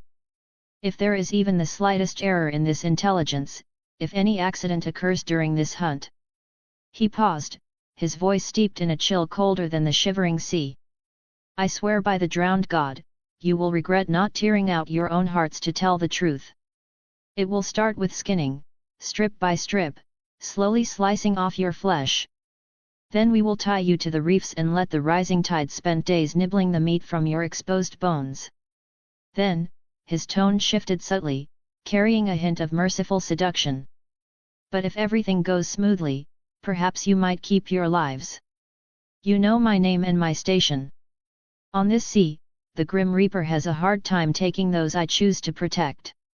So, now, think carefully again, is there anything useful you forgot to mention? Extreme terror can squeeze out the deepest secrets. After a brief silence filled only by the sobbing of the waves, a voice thin as spider silk squeezed out. Wildfire. Wildfire. A substance older and deadlier than common flame. Extremely volatile. Liquid wrath from the 7 hells. Long ago, some merchant captains walking the razor's edge would secretly stow a few jars in the deepest hold, a final bargaining chip or a weapon of mutual destruction when cornered. But the ingredients were rare, and the recipe was tightly held by the alchemists' guild. Nowadays, the pyromancers were kept by the Mad King in King's Landing with the wealth of a nation. Who could have guessed that these seemingly ordinary merchant ships hid such a dangerous secret? Balon and cleft-jaw Dagmar exchanged a sharp look. The air instantly filled with a new, more dangerous scent of greed. Then, both men turned their eyes to Euron. In their gaze was the undisguised admiration and awe of predators who had just realized their cub had spotted the biggest kill of all. Day 14 of the voyage. Night as black as ink. As the last sliver of moonlight was swallowed by churning clouds, the drinker slid into the jagged reef cluster like a black-scaled sea snake. The hull blended perfectly with the roaring darkness, only the peeling paint of the figurehead occasionally caught a glint from the foam. Euron Greyjoy crouched behind the prow, his nose catching a drifting, exotic scent on the wind, the warm sweetness of nutmeg tangled with the heavy musk of sandalwood. It was a decadent smell, utterly out of place with the salt and faint blood of the sea.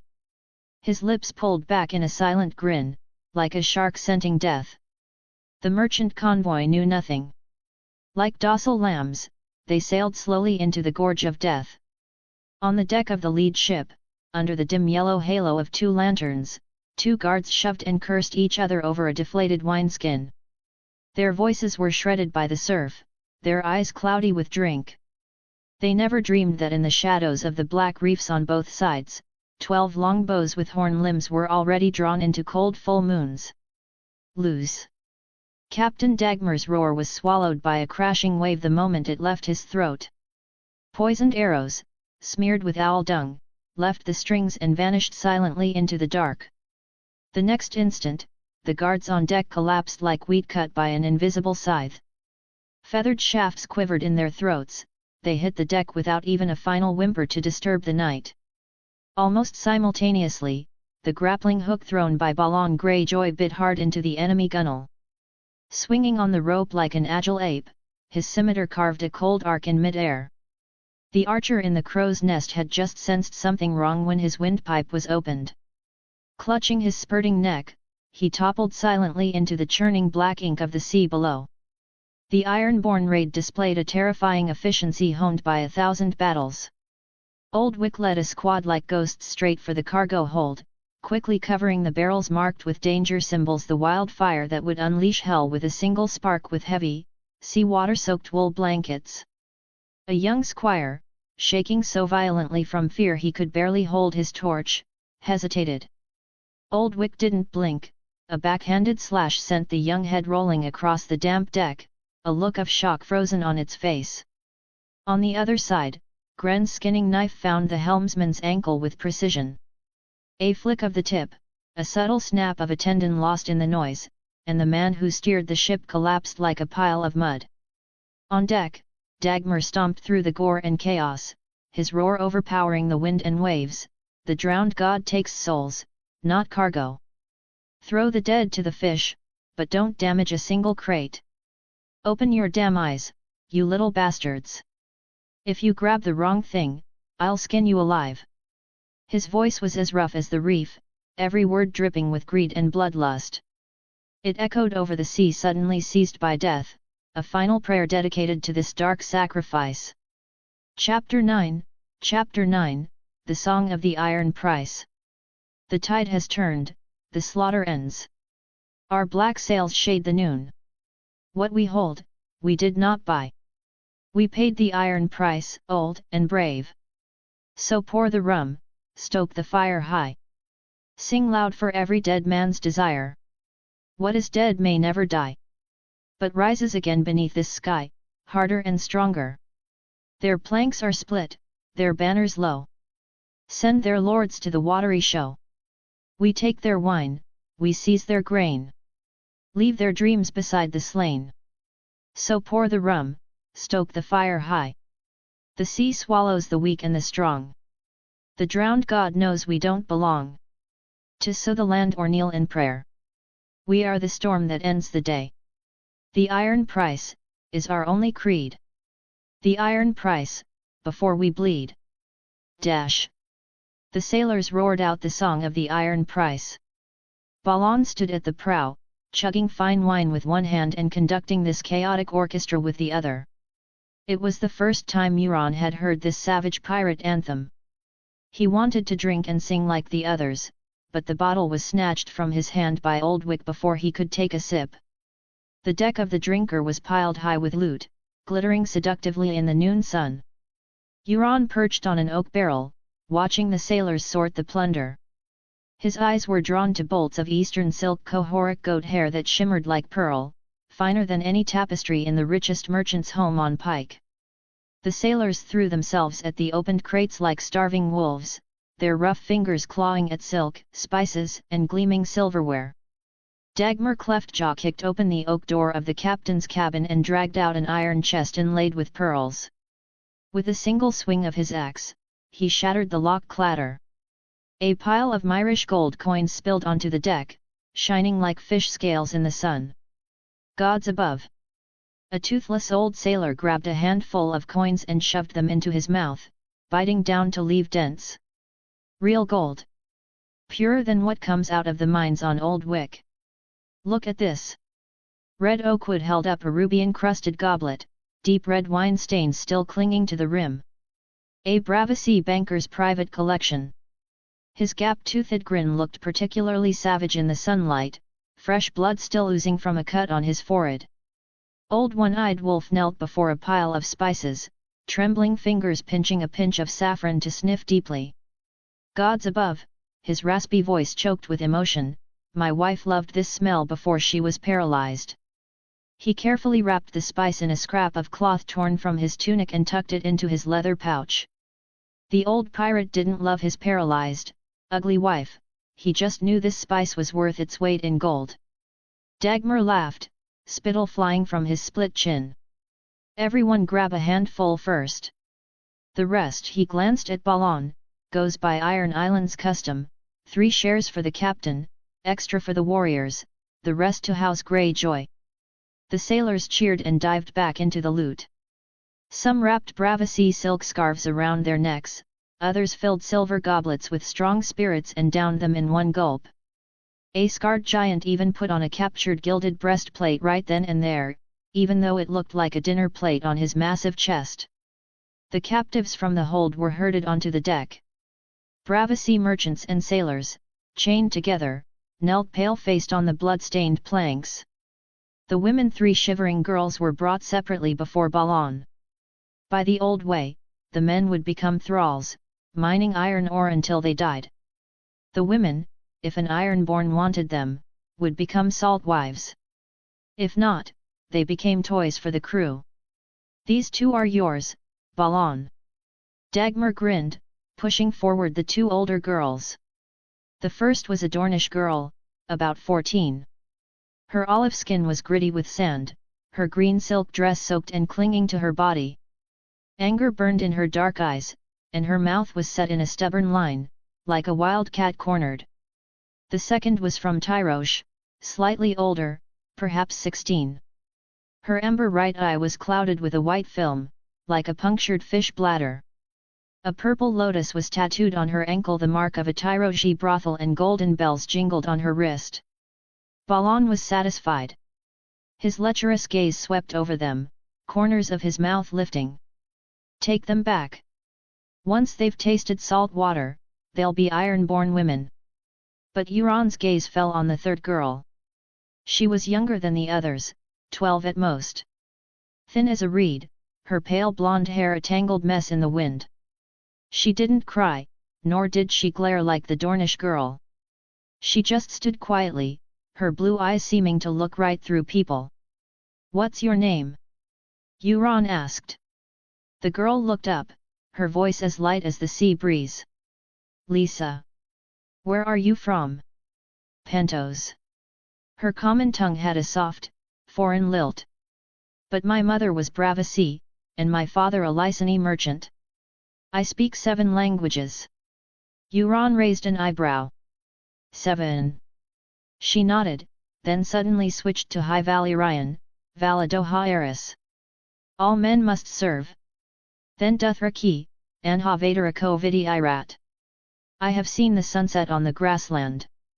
Finally, she spoke a few harsh phrases of ancient Giscari. Dagmar whistled. "Little girl's got a tongue sharper than a parrot." Euron looked at Balon. "I want her." Balon snorted. "How old are you?" "How old is she?" "She hasn't even bled yet." Too early for a salt wife. Not a salt wife, Euron said. My handmaid. I like being served by little girls. Balon stared at his brother for a moment, then grinned. Suit yourself. If father asks, you explain it. He winked, teasing, you little bastard. When you look for women later, find ones like these. He gestured to the two curvaceous, exotic girls in his arms, juicy. Euron shrugged, unimpressed. Compared to flesh, the ability to speak 7 languages was far more rare. Her plain clothes and messy hair looked more like a disguise. Her hands and face were smeared with grime, but her skin underneath was smooth and tender. She had clearly never done hard labor. Her bearing was more like a pampered noble lady. The drinker returned fully laden, sitting half a foot deeper in the water than when she left. The deck was piled high with spoils, Bravacy glassware, Myrish lace, casks of arbor gold, and even a few exquisitely crafted Valyrian steel daggers. Secondary quality, perhaps, but enough to make any iron-born drool. Drunken sailors sang crude shanties. Some tied stolen silk scarves to the mast, letting them snap in the wind like banners of vanity. Balon stood at the prow, one arm around the Dornish girl's waist. She had stopped struggling, staring coldly at the sea. The one-eyed Tyroji girl sat at his feet, combing her wet hair with a captured golden comb. And Euron's handmaid, Lisa, stood quietly behind him, the sunset reflected in her grey-blue eyes. Dagmar took a swig of golden arbor wine and laughed with satisfaction. Worth it. Dash. They had harvested gold and jewels, but you can't eat gold or drink diamonds. According to the log, the merchant ship was only a day out from port when attacked, so it carried little food or water, only trade goods like wine. The drinker certainly couldn't dock at the enemy's port after raiding their ship, so there was only one choice: a fast return home. By the last few days of the voyage, the shortage of food and fresh water left everyone's lips cracked and bleeding, their gums swollen and oozing. In a corner of the deck, Euron chewed on a piece of moldy hardtack, maggots wriggling on his tongue. He didn't vomit.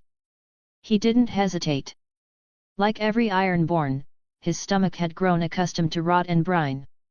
The sea never gave the Ironborn romantic adventures.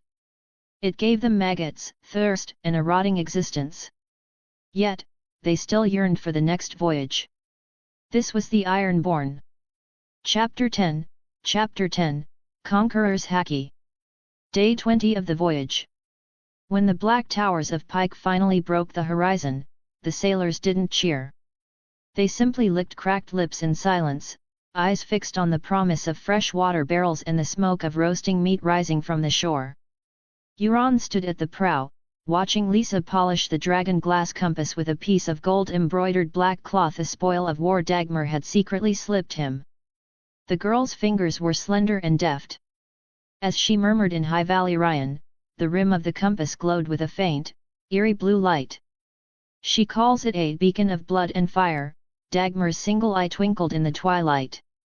Little prince, you found yourself a treasure. Waves gently lapped against the hull. The wound on Euron's shoulder had scabbed over.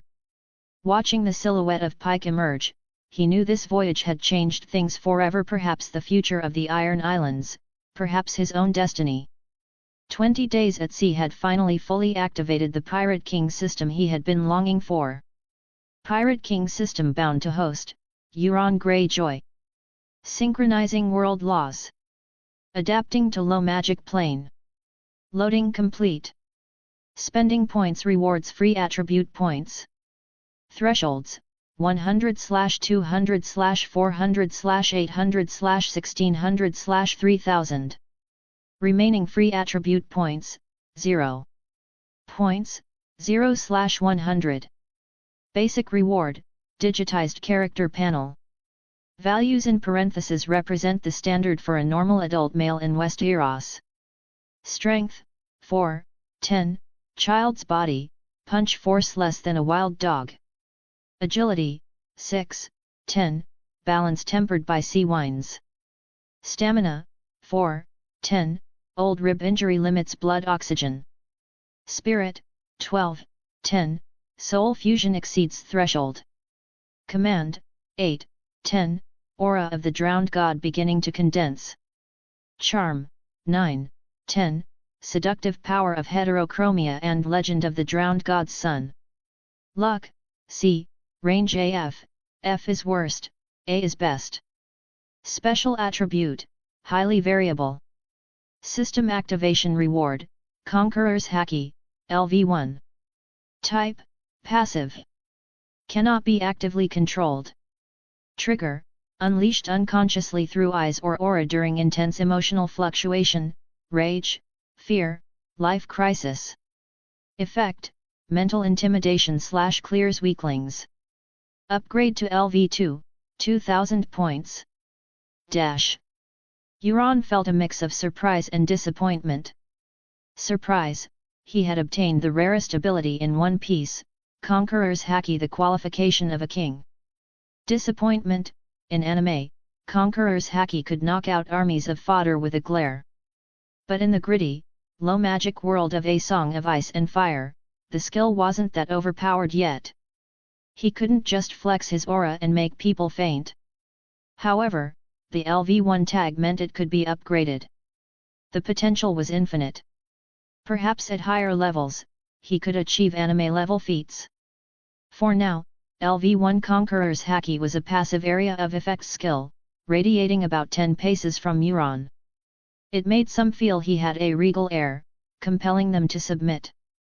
It made others wary, deepening their impression of him. It made recruiting easier, instilling awe.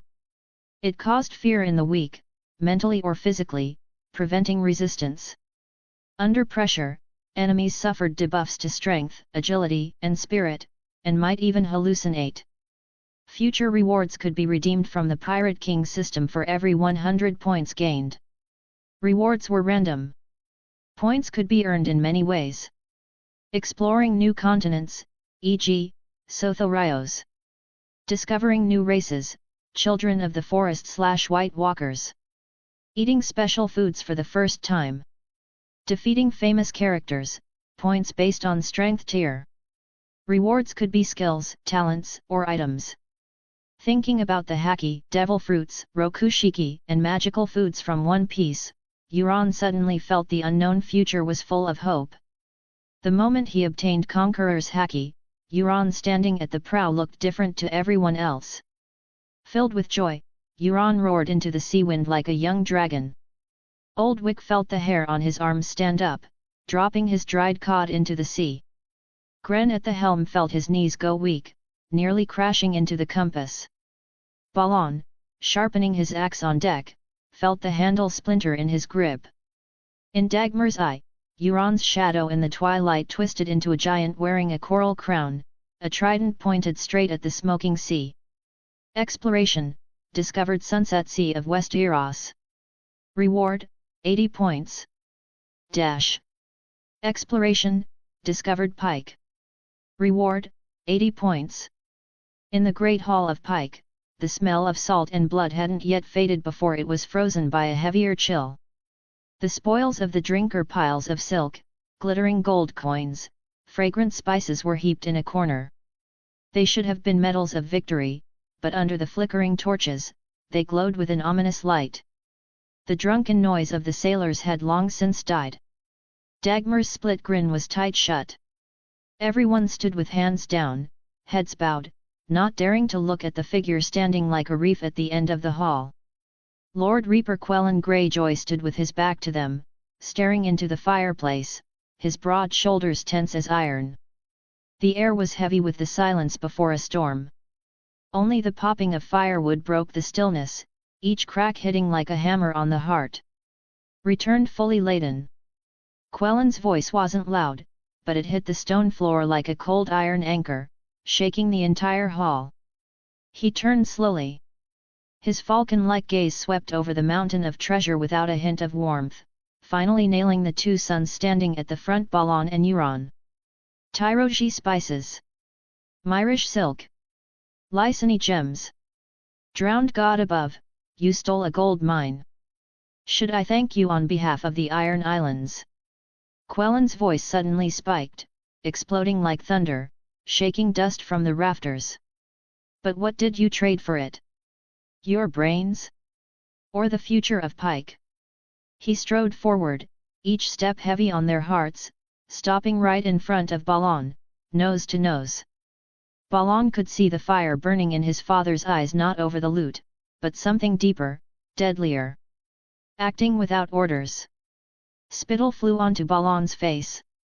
Under the nose of the Sea Lord of Bravus. Did you think you were going to a market?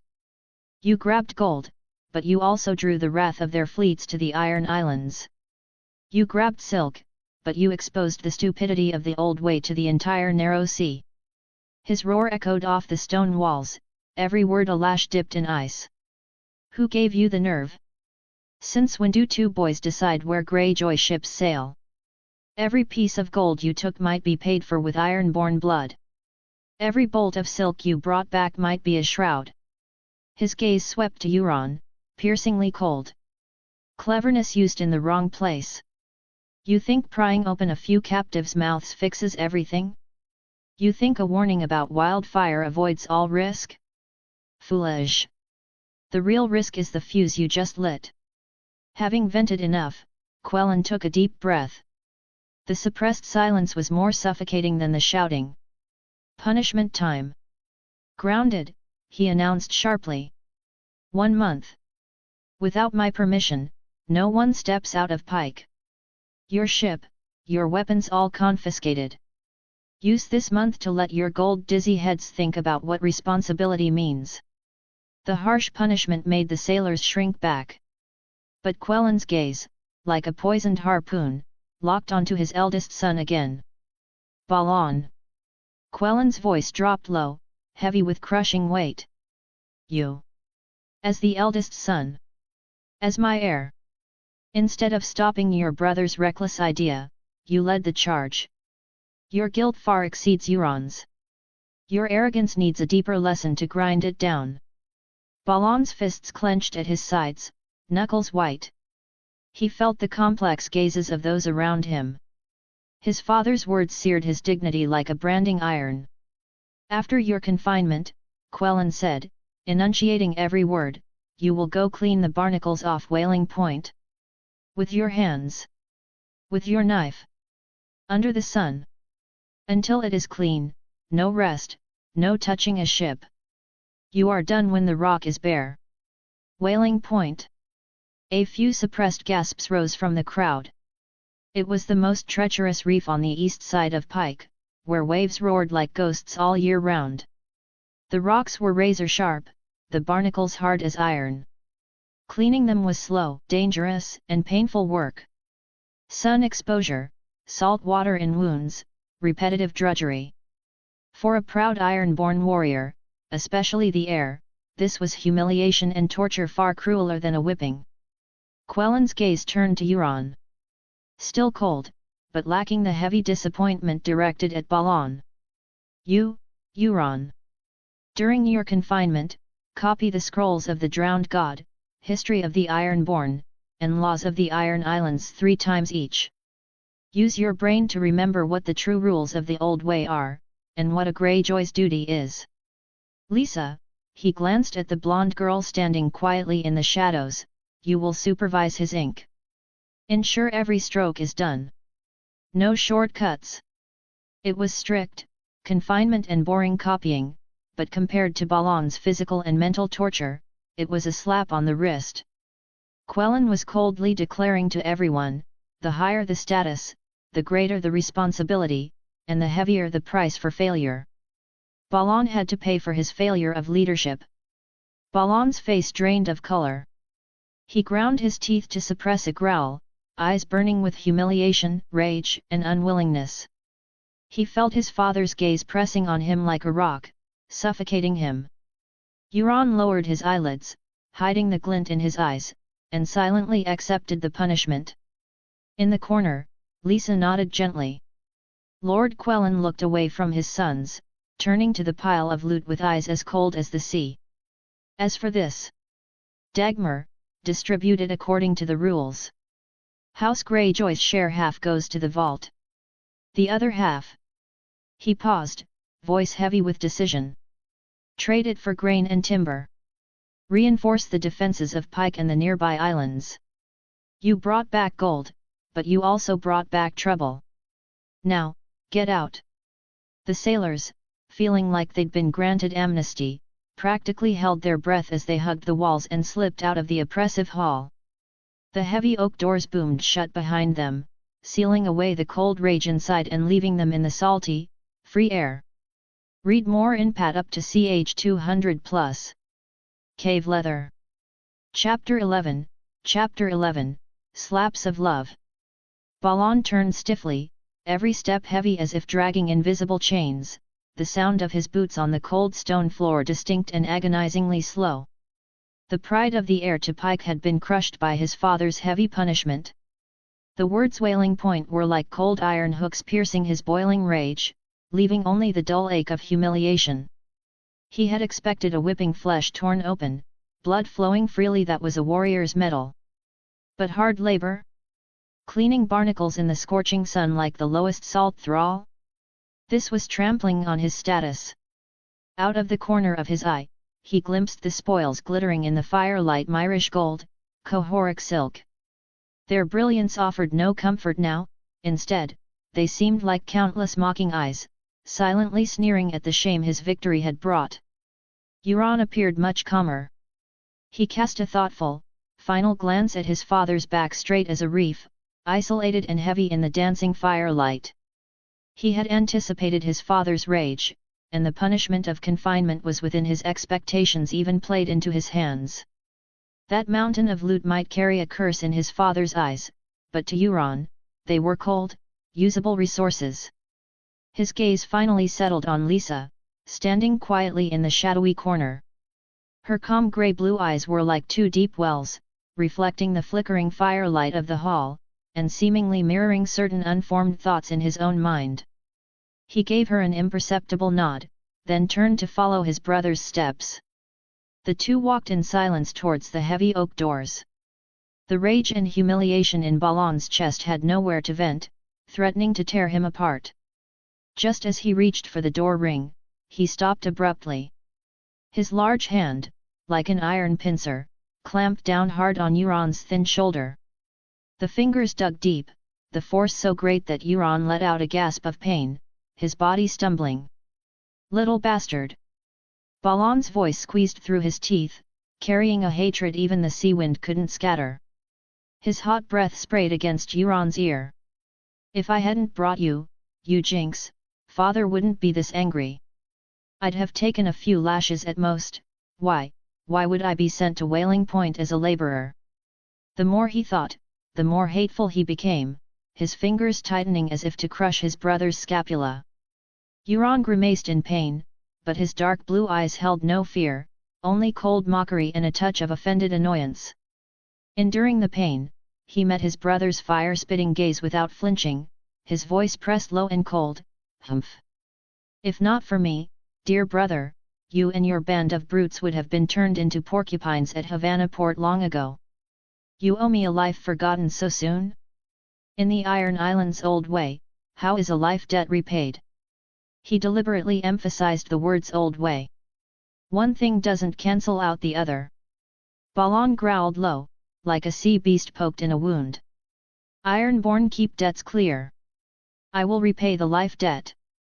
But this punishment is entirely because of you." He stubbornly pinned all blame on his brother's presence. "Ha! Clear indeed." Euron scoffed, wrenching his shoulder in an attempt to break the iron grip. "It is father punishing you. Because he thinks you, the eldest son and future king of the Salt Throne, led a reckless charge and nearly dragged House Greyjoy into the abyss. You were stupid, don't blame it on me." His words were fast, each one a knife. "Pa!" Balon, furious, spat heavily on the stone floor at his feet. The loud sound seemed to be his entire evaluation of his brother's argument. He released his grip and shoved Euron hard, sending him staggering a few steps. Just as the brothers were at each other's throats, the tension ready to spark, Lord Quellen's cold, weary voice came from the depths of the hall, like a bucket of ice water. "Enough. Before you go to your reefs and desks, go see your mother." Quellan didn't turn around, his voice filled with impatience and a trace of imperceptible pain. "She's been crying all day for you two reckless fools, nearly blind with tears. Go give her some peace." He paused, his tone returning to cold command. "Dagmar, you stay." Balon and Euron were pinned in place by Quellan's roar. The rebuke about their mother crying herself blind was a lash across both their hearts. Their father hadn't turned, but that voice suppressing pain was heavier than any scolding. The two turned silently and walked toward their mother, Lady House Greyjoy's chambers. The air was thick with the smell of herbs and oppression. Their father's rebuke acted like an invisible whip, dispersing the fire of their confrontation. The anger on Balon's face was instantly replaced by a complex look: heartache for his mother, embarrassment at his weakness being exposed by his father, and a deeper self-reproach. He glared at Euron one last time, said nothing, and yanked open the heavy wooden door, disappearing into the shadows outside with lingering hostility and heavy steps. Lady House reclined against pillows, her 6-month pregnant belly rising under a thin blanket. Tear tracks were still wet on her pale face, her eyes red and swollen. Seeing her two sons enter, especially Balon, a surge of anger instantly overpowered her grief. "Balon!" Her voice was hoarse but sharp. She propped herself up suddenly, and before Balon could react, smack! A loud slap landed viciously on his face. The force was enough to make 18-year-old Balon stagger, a clear handprint rising rapidly on his cheek. "It's fine if you want to die yourself, but why did you take Euron? How old is he? Is that a place for a 5-year-old child?"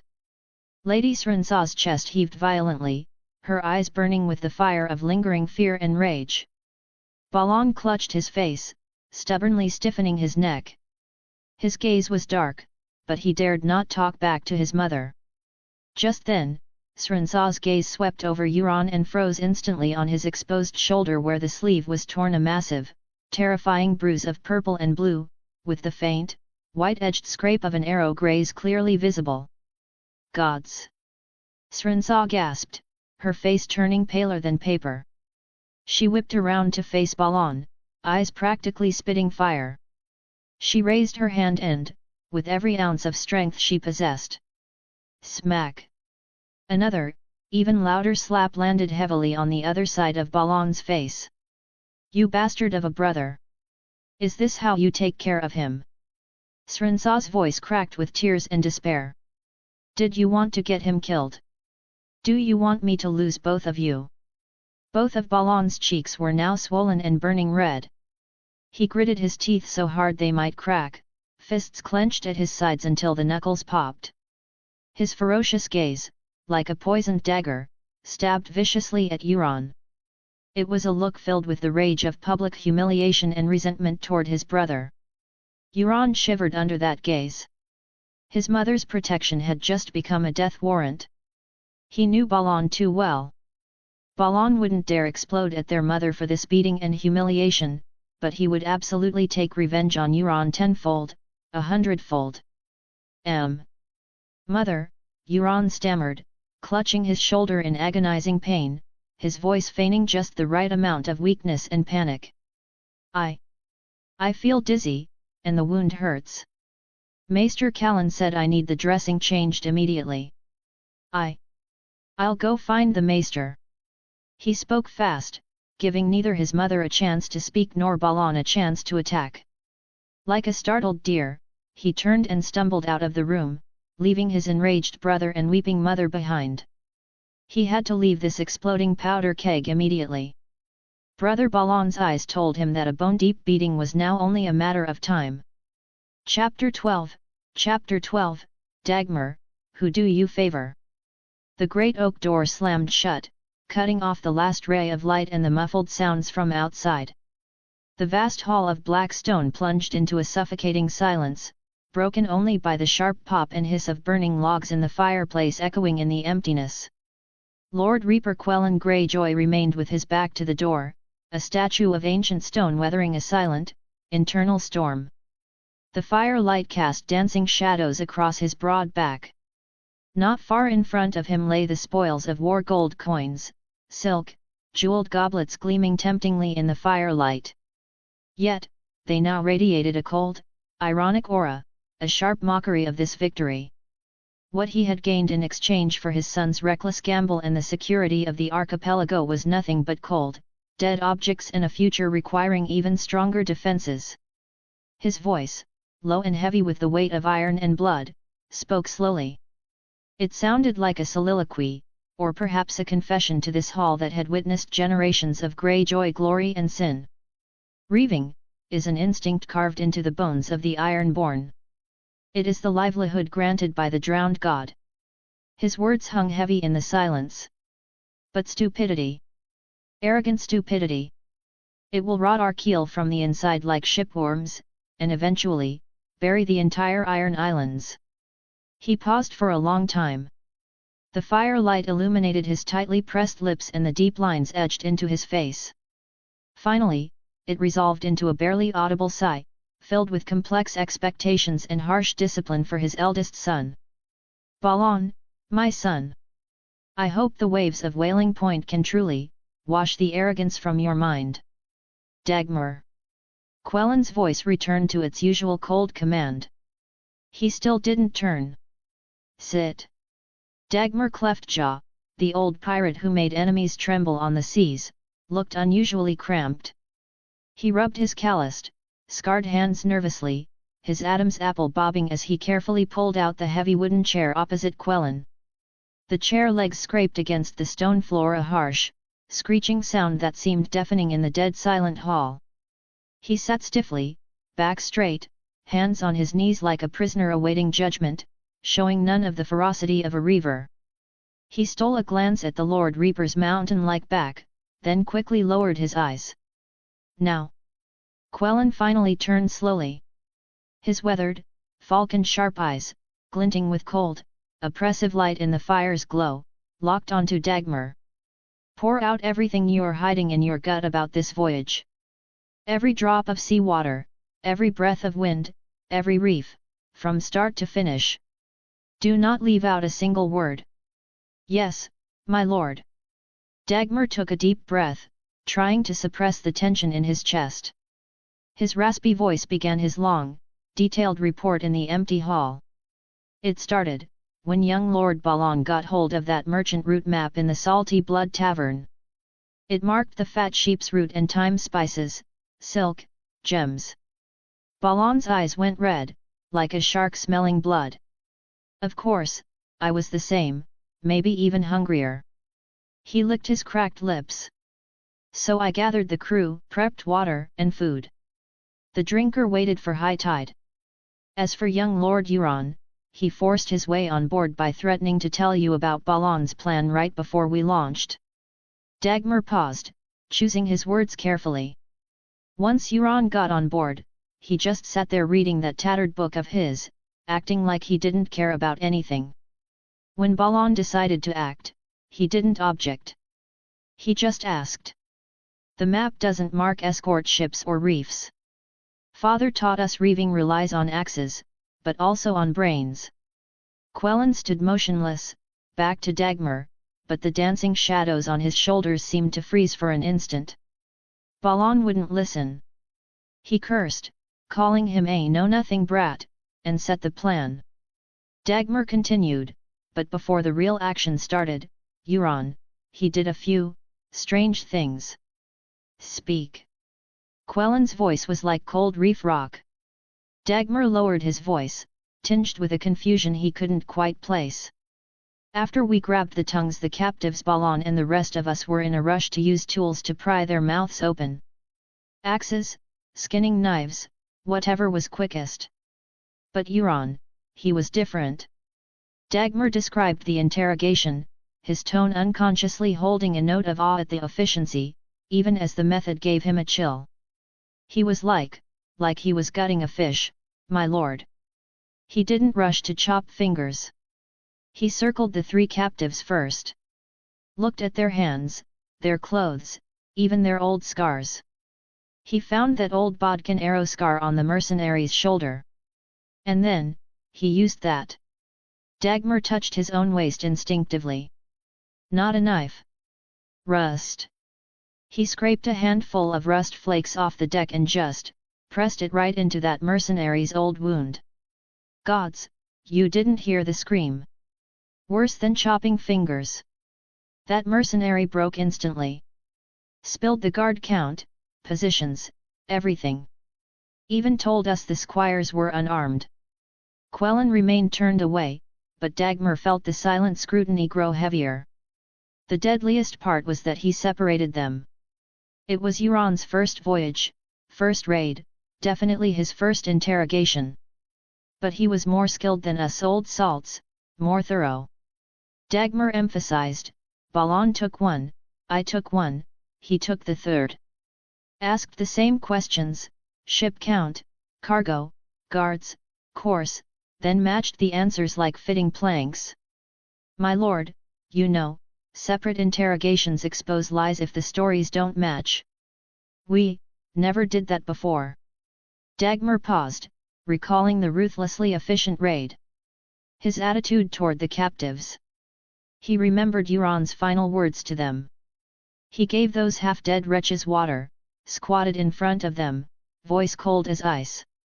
Told them how they'd be skinned and fed to sea maggots if they lied, then said if things went well, he could keep them alive. That tone, it wasn't a threat. It was, stating a fact they couldn't escape. And it worked. One of them broke down completely and screamed wildfire. That was extra intel he squeezed out.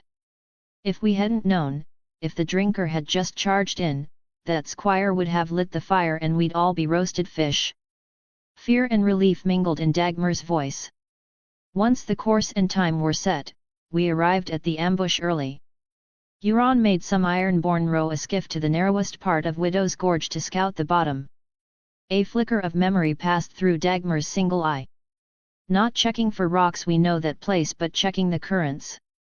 Checking which reefs are exposed at low tide for men to stand on, and which channels become dead ends at high tide. He even made Gren map the strongest whirlpools. We all thought the kid was wasting time. In a sea fight, who cares about currents? And during the raid, Quellen finally spoke, his voice void of emotion. Balon was fierce, the first onto the merchant ship, cut down the lookout in one swing. Dagmar said quickly. Old Wick led the rush on the hold to secure the wildfire, did a great job.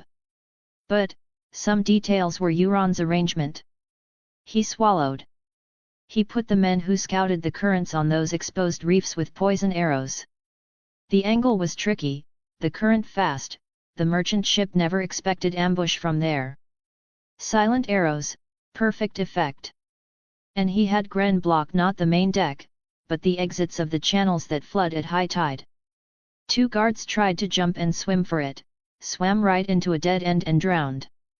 And that little girl? Dagmar hesitated, but continued. Lisa. Balon picked his salt wives by the rules. Euron took the smallest one, the girl from Pentos, thin as a reed. Said not a salt wife, but a handmaid. We laughed at him, but later, on the ship, I heard that girl speaking gibberish to him, and Euron was actually learning it. The tone, weird. Hissing like a snake, growling like a dragon. They called it High Valley Ryan. High Valley Ryan. Dagmar's voice faded. He felt he had said too much about the crafty boy. He stole a glance up. Quellen still had his back to him, an ancient black reef, only the firelight moving on him. The hall was dead silent, save for Dagmar's heavy breathing and the crackling wood. After a long time, long enough for Dagmar to feel suffocated, Quellen's low voice sounded slowly, heavy with deep contemplation. Acting like gutting a fish, reading enemies like reading grain, using weakness, not just strength, divide and verify, even currents, old scars, the human will to live, all can be blades. He seemed to be summarizing, or perhaps chewing on these strange qualities. And he knows to learn High Valley Ryan. Lord Quellen finally turned slowly. His falcon eyes were sharp as knives in the firelight, piercing Dagmar directly. Dagmar, tell me. What does an Ironborn, a Greyjoy, want with all this? He smiled, a smile that wasn't quite a smile. You seem to favor Euron. Of course, Euron is the Lord's son. Is that all? Dagmar was struck dumb. A chill shot up from his feet. He opened his mouth, but in the end, only lowered his head in fear, daring not to meet the Lord's all-seeing gaze. In the storm, Euron seemed possessed by the drowned god, controlling the sea. I saw him, wearing the Grey King's crown. In the hall, only the spoils of war flickered silently with cold, eerie light, amidst a silence as deep as the ocean. Chapter 13, High Valyrian. The air in the topmost chamber of Pike's library tower was a stagnant mix of dust, mold, and the inescapable scent of brine. Narrow arrow slits grudgingly admitted slivers of daylight, barely illuminating the piles of yellowed parchment on the heavy oak table and the rough copy paper in front of Euron. The scratching of quill on paper was the dominant melody here, interrupted only by the occasional clink of an inkwell or the distant roar of the surf. Lisa sat opposite Euron, still as a small salt carving. Spread open before her were 3 heavy tomes, Scrolls of the Drowned God, History of the Ironborn, and Laws of the Iron Islands. Her grey-blue eyes moved between the printed pages and Euron's wild, sprawling handwriting, fulfilling the overseer duty Lord Quellan had assigned her, ensuring every word was correct, with no shortcuts. Euron was copying a passage from the Scrolls of the Drowned God regarding the apocalyptic prophecy of the Great Drowning. The ink blurred into a chaotic blot, much like his thoughts, which were stirred by the dark doctrines of the text. He suddenly stopped writing, his gaze shifting from the ink stain to Lisa's serene face.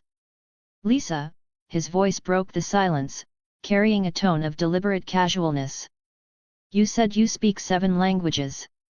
Euron had been curious about this handmaid, but the crowded ship offered no chance for proper probing. Now, it was just the 2 of them. Lisa looked up, meeting his gaze, and nodded gently. Yes, Lord Euron. High Valyrian. Euron's fingers tapped the table unconsciously, a soft rhythmic sound. That phrase you said on deck. Valita Harris. What does it mean? He mimicked her pronunciation. It wasn't perfect, but he caught the strange, rolling rhythm of it. All men must serve, Lisa answered clearly, her voice like a breeze over the sea. Serve. Euron's lips curled into a playful smirk. Serve whom? The drowned god? The 7? Or some dragon lord? He emphasized the last word, lacing it with a hint of imperceptible provocation. Lisa's expression didn't ripple. It is a common greeting among the Bravasi, also used to express humility. Its intent is that all mortals are destined to serve some higher purpose or being. The object of service depends on the speaker's faith and stance. Her common tongue was fluent and precise, carrying the soft lilt of Pentos. Higher purpose. Euron repeated softly, his eyes scanning the text about abyssal whispers and doomsday destruction in the scrolls. The drowned god says he reveals wisdom in the bubbles of the drowning. Tell me, does the drowned god whisper in High Valyrian? His question carried a curiosity that bordered on blasphemy. Lisa was silent for a moment, seemingly weighing her words. The whispers of the drowned god may transcend any mortal language, Lord Euron. But Valyrian, it is the legacy of the Freehold, the language of dragons and magic, a vessel for ancient knowledge and secrets. Itself, perhaps, holds keys that approach certain higher purposes. Her answer was cautious yet profound. A gleam passed through Euron's eyes. This was exactly what he wanted to hear. Teach me. He ordered directly.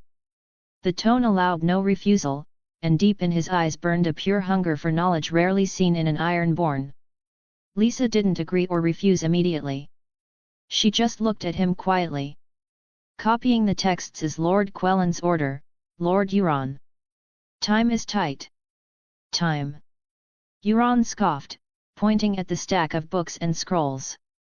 We have a whole month locked in this tower full of dust and mad ravings. Copying is punishment. Learning.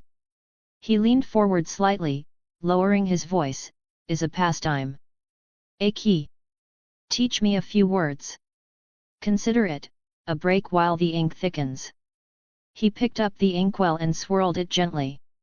Lisa's gaze lingered on his face for a few seconds, assessing his resolve and the meaning behind the request. Finally, she nodded slightly. As you wish. But only during breaks, and the daily quota must be finished. Euron had just finished copying a prayer from the scrolls regarding water burial. What is thy name? Whither dost thou go? What dost thou seek? He put down the quill and shook his sore wrist. High Valyrian. How do you say name? He asked immediately. Hen, pronounced like hen, but with a flat tone. Lisa said clearly. Hen. Euron repeated, tasting the short, forceful syllable. What about drowned god? How do you Pentashi or Bravasi call him? The drowned god of the Iron Islands has no specific deity name in Valyrian, Lisa answered. But he can be described. God of salt water is Nogar-Zbr, Lord of the Abysses Da with Macron Rys Lenton. Nogar-Zbr. Da with Macron Rys Lenton. Euron mimicked with interest. The syllables were more complex and mysterious than the rough grunt of the iron-born tongue, as if they held power. Sounds, heavier than drowned god, he evaluated, a strange light in his eyes. Lisa opened History of the Ironborn and pointed to a crude illustration of Pike's black stone castle. Stone in Valyrian is Da with Macron Rys. It shares the same root as Lord. It means solid, eternal, ruling. Euron's gaze swept over the jagged illustration of Pike, then to the black towers visible through the arrow slit. Da with Macron Rys. He murmured thoughtfully. Ruling stone. The drowned god is the lord of the abyss, Pike is the ruling stone, interesting. He picked up the quill and scribbled Da with Macron Rys and Lenton in the margins of his copy paper. When he reached a passage in the history describing a bloody family feud, Euron stopped again. The page was filled with words like axe, drowning, and betrayal. Blood, he looked at Lisa. Valyrian. Tinder. Lisa answered. Tinder. Euron said, feeling the word carry the metallic tang of rust. What about knife? Or sword? Ten refers to sharp tools generally. Sword is Vala, Lisa added. Valyrian steel swords are called Valyrio 10 Blade of Valyria. Euron's eyes sharpened instantly. He remembered the secondary Valyrian steel daggers among the loot. Valyrio 10. He repeated, tracing the air with his finger as if feeling the legendary edge. Sounds deadlier, more precious than dragon steel, the Ironborn say. He paused, a calculating glint in his eye. Lisa, knowledge is power, how do you say that in High Valyrian? Lisa paused slightly, seemingly surprised by the question, but answered fluently, Reklande Orun Hen Henker, knowledge is the foundation of power. Reklande Orun Hen Henker. Euron repeated slowly, word by word, as if carving the syllables into his marrow. He stared at Lisa, his smile deepening, colder now. Well said. Let's continue copying. He picked up the pen again, but the words he wrote seemed to carry new weight and sharpness. When Euron copied the section in Laws of the Iron Islands about the grave sin of oath-breaking, and the cold footnote that promises to Greenlanders could be changed, his eyes flashed. He slammed the pen down, splattering ink. Law, he asked urgently. Valyrian. Riptra. Lisa answered. Chain. Hunker, same word as foundation in foundation of power. Oath. Av. Sand. Keb. Euron quickly scribbled these words in the margin, Riptra, law, hunker, chain/foundation, Av, oath, Keb, sand. He stared at the words, then at the footnote in the book, and suddenly burst into low, delighted laughter that sounded jarring in the silent tower. Riptra Henker, law is a chain, but avkep, oath is sand, especially oaths to Greenlanders. He pointed at the text, his eyes shining with the excitement of finding a loophole in the rules. Lisa, do you see? The book says in cold text that promises to Greenlanders can slip through fingers like sand. And Valyrian, it proves it with sound. Avkep. Oath is sand. How fitting. Lisa looked at the excited Euron, then at the Valyrian words in the margin. A complex emotion seemed to pass through her deep grey-blue eyes. Alertness? Worry? Or perhaps an understanding of this dangerous wisdom. She spoke softly, writing is solidified sound, Lord Euron. But sound is fluid. The meaning of an oath sometimes lies in the speaker, sometimes in the listener, and sometimes only in the wind. Euron's laughter ceased. He looked deeply at Lisa, as if truly seeing the little girl he had plucked from the captives for the first time. Fluid sound. He chewed on the phrase. Well said, Lisa. Very well said. He said no more, picking up his pen to finish the remaining laws. But his writing was steadier now, as if he were drafting not words, but the blueprints of a weapon he was about to master. The cold smile of one who sees through everything and intends to use everything remained on his lips. When the last stroke fell, Euron put down the quill, his fingers stained black with ink and rough paper. Lisa carefully checked his 3 copies, wild in handwriting but unexpectedly complete and error-free. Only the eternal roar of the waves remained in the tower, flooding in through the narrow window like the distant sigh of the drowned god, or the lingering breath of ancient Valyrian dragons. Chapter 14, The Mysterious Handmaid. Euron leaned back in the cold stone chair, closing his eyes. The whispers of the drowned god and the roars of iron-born ancestors faded from his mind, replaced by the strange syllables of High Valyrian Hen, name, Nogar Zbr, god of salt water, da with Macron Rys, stone/lord, tinder, blood, Valerio 10, blade of Valeria, Reglande Orun Hen Henker, knowledge is the foundation of power, Riptra, law, avkep, oath is sand. These words intertwined with the doomsday prophecies of the scrolls, the bloody cycles of the history, and the cold logic of the laws, forming a brand new, unsettling cognitive map. The drowned god was the cold abyssal framework. History was the cyclical trajectory of power. And law was a lever written by men, meant to be pried open. High Valyrian was the mysterious key to interpret and perhaps reconstruct it all. He opened his eyes, his gaze landing on Lisa. She was quietly closing the heavy tome of laws, her movements gentle yet carrying a sense of finality. Valadoha Lisa. Euron suddenly spoke in slightly raw High Valyrian, breaking the silence. Lisa paused, lifting those grey-blue eyes that seemed to see through souls, and looked at him quietly. The corners of Euron's mouth lifted slowly into a cold, meaningful arc. His dark blue eyes were like the sea before a storm, deep and unfathomable. Valadoha all men must serve. But serve whom? In what manner? He deliberately slowed his speech, locking his sharp gaze onto Lisa. Is there a word in Valyrian that answers this question? Lisa didn't answer. She just watched him, like a deep ocean calm on the surface, but surging with undercurrents below. There was no fear in her eyes, no panic, only a near-solid stillness. Yet, beneath that stillness, Euron caught a faint ripple. It wasn't hesitation, it was a highly alert assessment. She was like a poisoned dagger hidden under velvet, seemingly harmless, but instinctively tensing her edge. Fluent in 7 languages. Precise and elegant phrasing far beyond a commoner.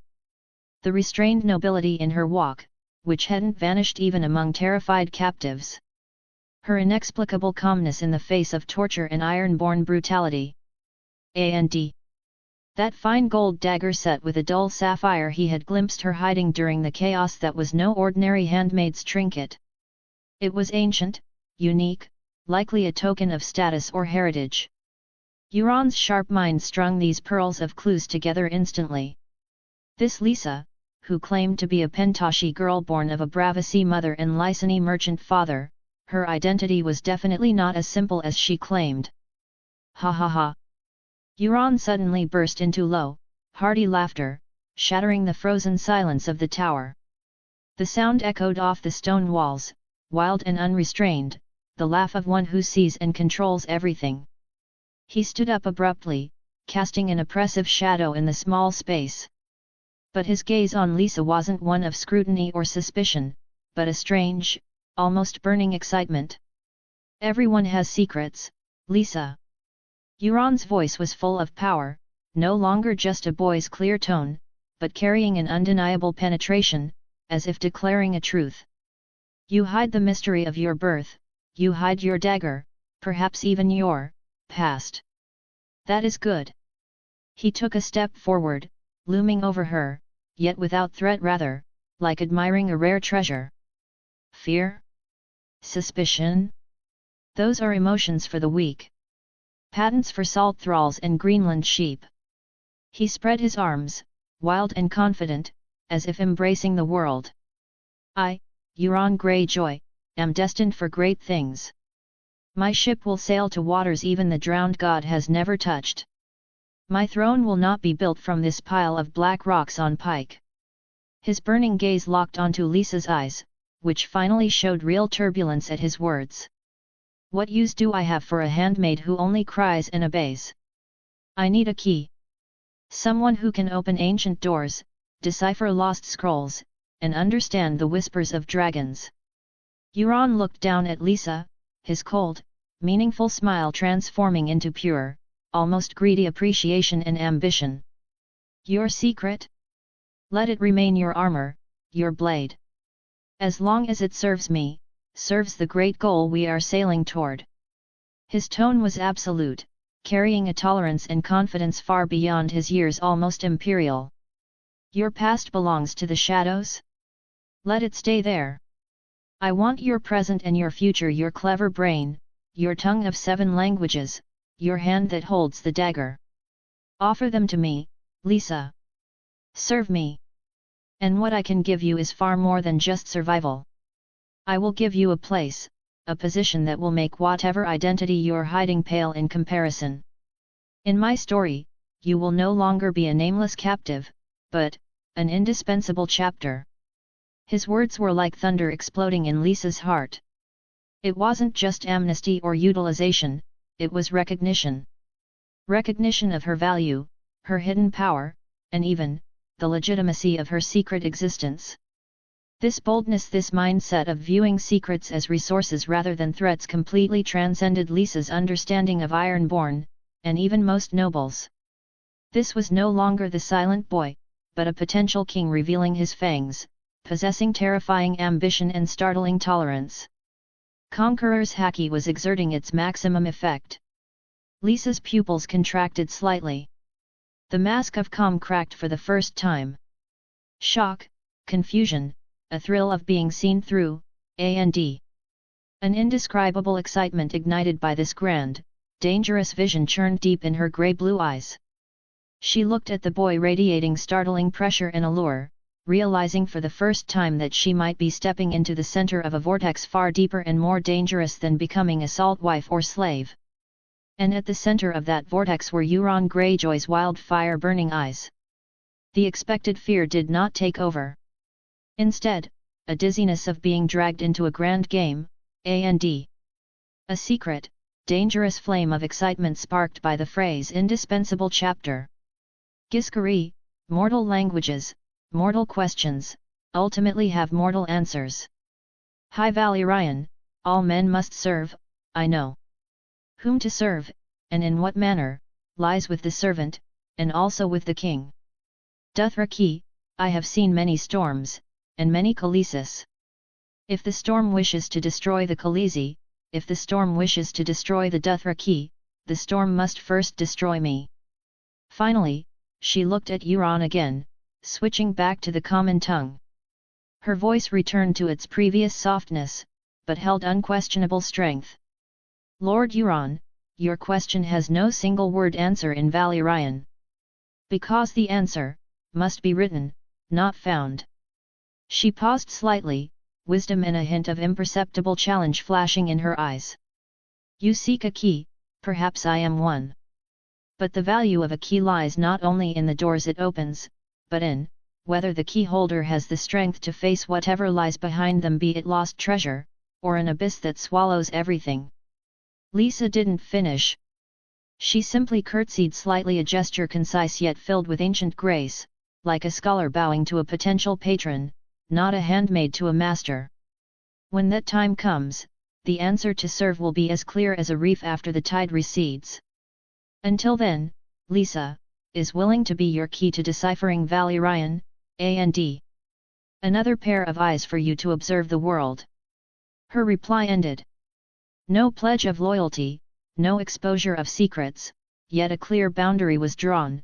She saw Euron's ambition and potential, willing to shelter under his wing temporarily and provide her value, languages, observation. But she tied her service tightly to Euron's own growth in power and his ability to provide true sanctuary. She implied she was an observer, an evaluator, not a simple dependent. She accepted the future possibility Euron painted, not his current status or orders. Simultaneously, the warning about the abyss behind the door was both a reminder to Euron and a re-emphasis of her own value. The doors this key could open might lead to unexpected dangers. This response, woven from 4 languages, full of wisdom, metaphor, and self-dignity, carried weight far beyond a simple yes or no.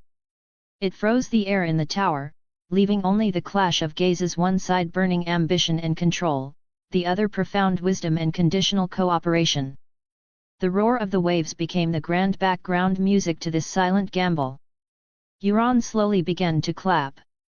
The applause echoed crisply off the stone walls, carrying undisguised appreciation and admiration. A storm of languages the drowned god has never heard. Euron's voice rang out. The ancient tones of Giskar, the contract of Valyria, the fierce whines of the Dothraki, and the sharp wisdom of the common tongue. Lisa, Lisa, you are more brilliant than I imagined. You say the answer needs to be written? Exactly my thought. History is a confession written by the weak, while the future will be rewritten by the strong with iron and fire. You say power needs a foundation. He pointed sharply at the pile of copied texts and the Valyrian words in the margins. Knowledge? This is just the start. I want the lever that moves the world. And you say, sanctuary? Euron's gaze turned sharp as a knife, piercing straight into Lisa. The storm must first destroy me? No. You are wrong. The true storm does not destroy the allies it acknowledges. It sweeps them up, empowers them, and lets them dance on the crest of the waves. The answer to serve? It will emerge clearly, drop by drop, during our voyage with every conquered sea, every deciphered secret, every mastered power. Not like a reef revealed by receding tides, but like a new continent, that we raise from the abyss with our own hands. You will be the witness. Lisa. He didn't wait for her answer, as if her cooperation were already a fact. He turned and walked toward the oak table piled with books, his posture calm and full of power, like a man who had just concluded a crucial negotiation and was certain he had won the most valuable chip. Chapter 15, The Dilemma of the Iron Islands. On the table, several pieces of parchment brought by ravens were scattered haphazardly, recording news from King's Landing in Maester Callan's neat handwriting. Some were years old, others recent. Euron slowly organized the intelligence by timeline. Defiance of Duskendale, 277 AC. Ares II imprisoned. Barristan Selmy rescues the king single-handedly. King released, but his mind is shattered. Follow-up, the Mad King, euphemistically referred to as His Grace, is unsettled in the Maester's report, grows deeply suspicious of Tywin Lannister's loyalty, believing the delay in rescue was intentional. The rift begins. Addendum: to counter omnipresent conspiracies and betrayals, Ares II recruits a eunuch named Varys from Lys across the Narrow Sea, appointing him Master of Whisperers. This man, secretive and nicknamed the Spider, begins weaving a vast intelligence web covering the court and the Seven Kingdoms, gaining the Mad King's deep trust. Latest, 279 AC. The Mad King rejects Tywin's proposal to wed Prince Rhaegar to Cersei Lannister, instead announcing the prince's betrothal to Princess Elia Martell of Dorne. He publicly mocks Tywin as a servant in court, humiliating him to the extreme. History has not changed. Good news. Euron whispered soundlessly, tracing Ares II on the parchment. The shadow of Duskendale had already enveloped the Dragon King, and the insult of the refused marriage had arrived on schedule.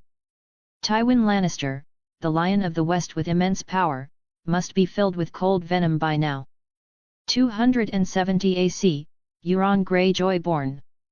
277 AC, Defiance of Duskendale. Mad King imprisoned, rescued. Rift with Tywin begins. 279 AC, Mad King rejects Cersei/Rhaegar match, betroths Rhaegar to Elia Martell. Insults Tywin. Rift deepens. 281 AC, Mad King names Jaime to Kingsguard, stripping Tywin of his heir. Rift irreparable. 282 AC, Rhaegar abducts Lyanna Stark. Mad King executes Rickard and Brandon Stark. Robert's rebellion begins. 283 AC, Battle of the Trident, Rhaegar dies. Mad King plots to burn the city. Jaime kills the king. Robert crowned. Euron wrote the information on the parchment, tapping his finger on 283 AC. Standing behind him, Lisa looked curiously at the strange characters. 275 AC to 283 AC. 8 years. 8 years left. Euron murmured, the anxiety and excitement of an adult ambition beating in his small chest. Robert's rebellion. Westeros would plunge into unprecedented chaos. This was the God-given chance for the Iron Islands to break their chains of poverty and make the drowned god's name ring across the Seven Kingdoms. But the prerequisite was that the Iron Islands must have enough strength to seize this opportunity, rather than capsize in the storm.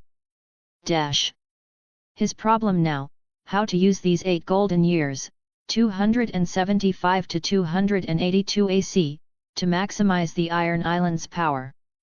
Charles Kettering once said, "A problem well stated is a problem half solved." Euron sighed, analyzing the current state of the Iron Islands and listing the issues on the parchment. What the Iron Islands have: strong naval tradition and culture, drowned god worship, old way spirit. Reaving culture is deep-rooted, warriors, iron-born, are brave, ruthless, and fearless of death. Faith gives reaving sanctity. Mastery of the sea, generations of sailors and navigators familiar with the Narrow Sea and Sunset Sea. Expert in rough waters. Longship fleet, fast, shallow draft, highly mobile. Can penetrate shallow waters and rivers deep inland. Geographical isolation, located in the sea west of the continent, surrounded by treacherous waters. Hard to attack, high cost of invasion, and invaders gain nothing but rocks and salt. Historically, no successful external invasions. Natural defense, surrounded by reefs, forming a natural barrier. Strangers easily wreck. Natural resources, only 3 iron, salt, fish. Iron ore on Great Wick is crucial for weapons/trade, salt is a trade good, fish is basic food. Martial society, men universally trained for combat. Fierce folkways, lethal in boarding actions and melee. Fearless of death due to faith. What the Iron Islands lack: the headache. Arable land, rocky, barren, harsh climate. 90% of grain relies on import or plunder. Conclusion: no food. What do we eat? Forest resources, lack of quality timber limits shipbuilding. Dependent on import or plunder. Conclusion: no wood. How do we build ships? Smithing, plenty of iron ore, but lack of skilled smiths to turn ore into quality arms and armor. Population, far fewer people than any mainland kingdom. Limited manpower prevents large-scale land wars or long-term occupation.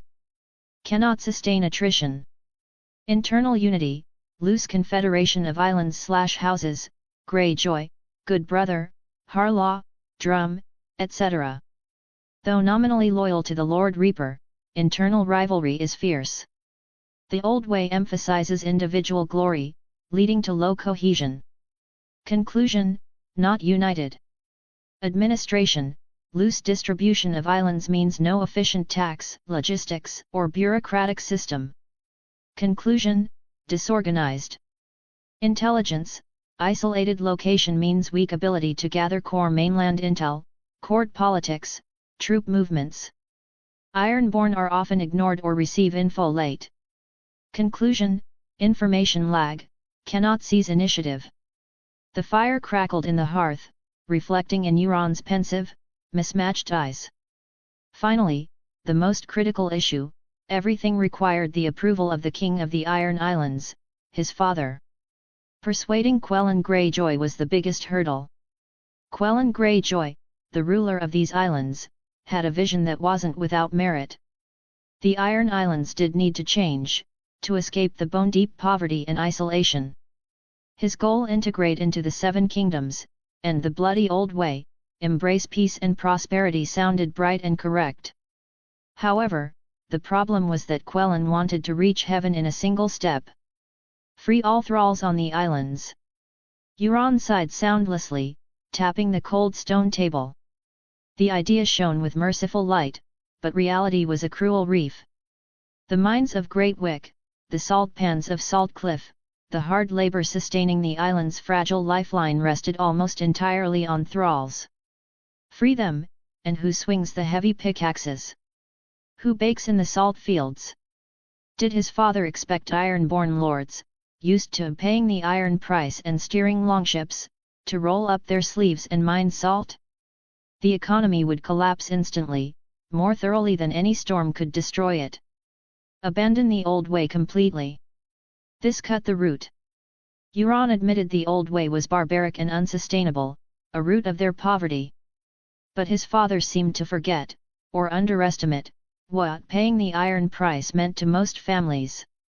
It wasn't just survival, it was honor and faith. Cutting this economic umbilical cord, which had sustained them for thousands of years, would drain 80% of the Iron Islands' blood. Where would the anger of captains and sailors, stripped of targets and income, go? Not to Lannister gold mines, but to Pike itself. Invite Septons? Spread the faith of the Seven. Euron had no faith, or rather, he believed in whatever god paid best. But the drowned god had rooted here for thousands of years. It shaped their souls, their words, their lives, their deaths. Did his father think a few septons in silk robes reading the seven-pointed star could make drowned men, who baptized infants in freezing sea water, bow their heads? Could they make reavers pray to the mother? It was a fantasy. And even if they converted, so what? The mainland's deep-seated prejudice would see it as a hypocritical performance, a pirate's clumsy disguise. Lords of the Reach or the North wouldn't hug Ironborn as brothers just because they built a September. They'd just be more wary of squids in sheep's clothing. Open the ports.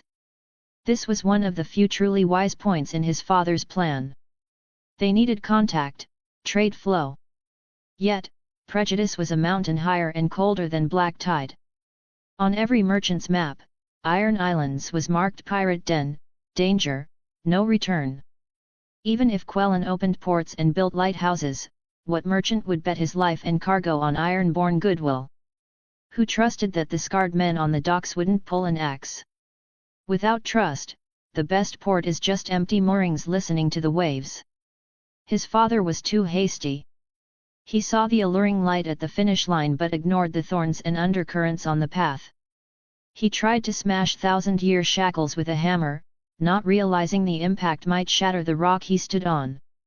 Reform required patience, surgical precision, the wisdom of boiling a frog. Euron gazed at the gloomy sea outside. True change should be like the tide eroding a reef, slow but inevitable. Not flipping the ship, but adjusting the sails degree by degree, replacing rotten keel wood carefully, opening new tributaries patiently. It needed time. It needed strategy. It needed to prove, step by step, that the new path brought more salt and iron than the old way.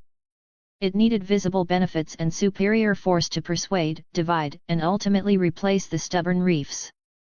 Quellan wanted to jump to the end. Euron saw a long campaign that must be paved with care.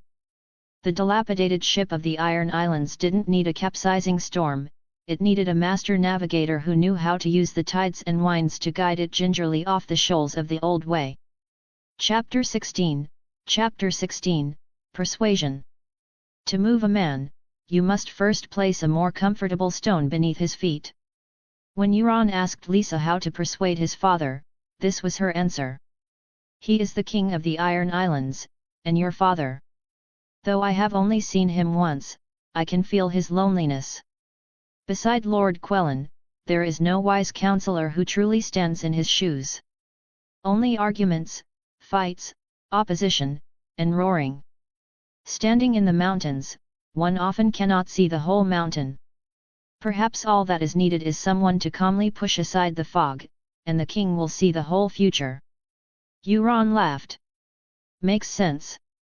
The heavy oak door of the Lord Reaper's study creaked open a crack. 5-year-old Euron Greyjoy slipped inside, quickly closing the door behind him. The room smelled strongly of sea salt and heavy exhaustion.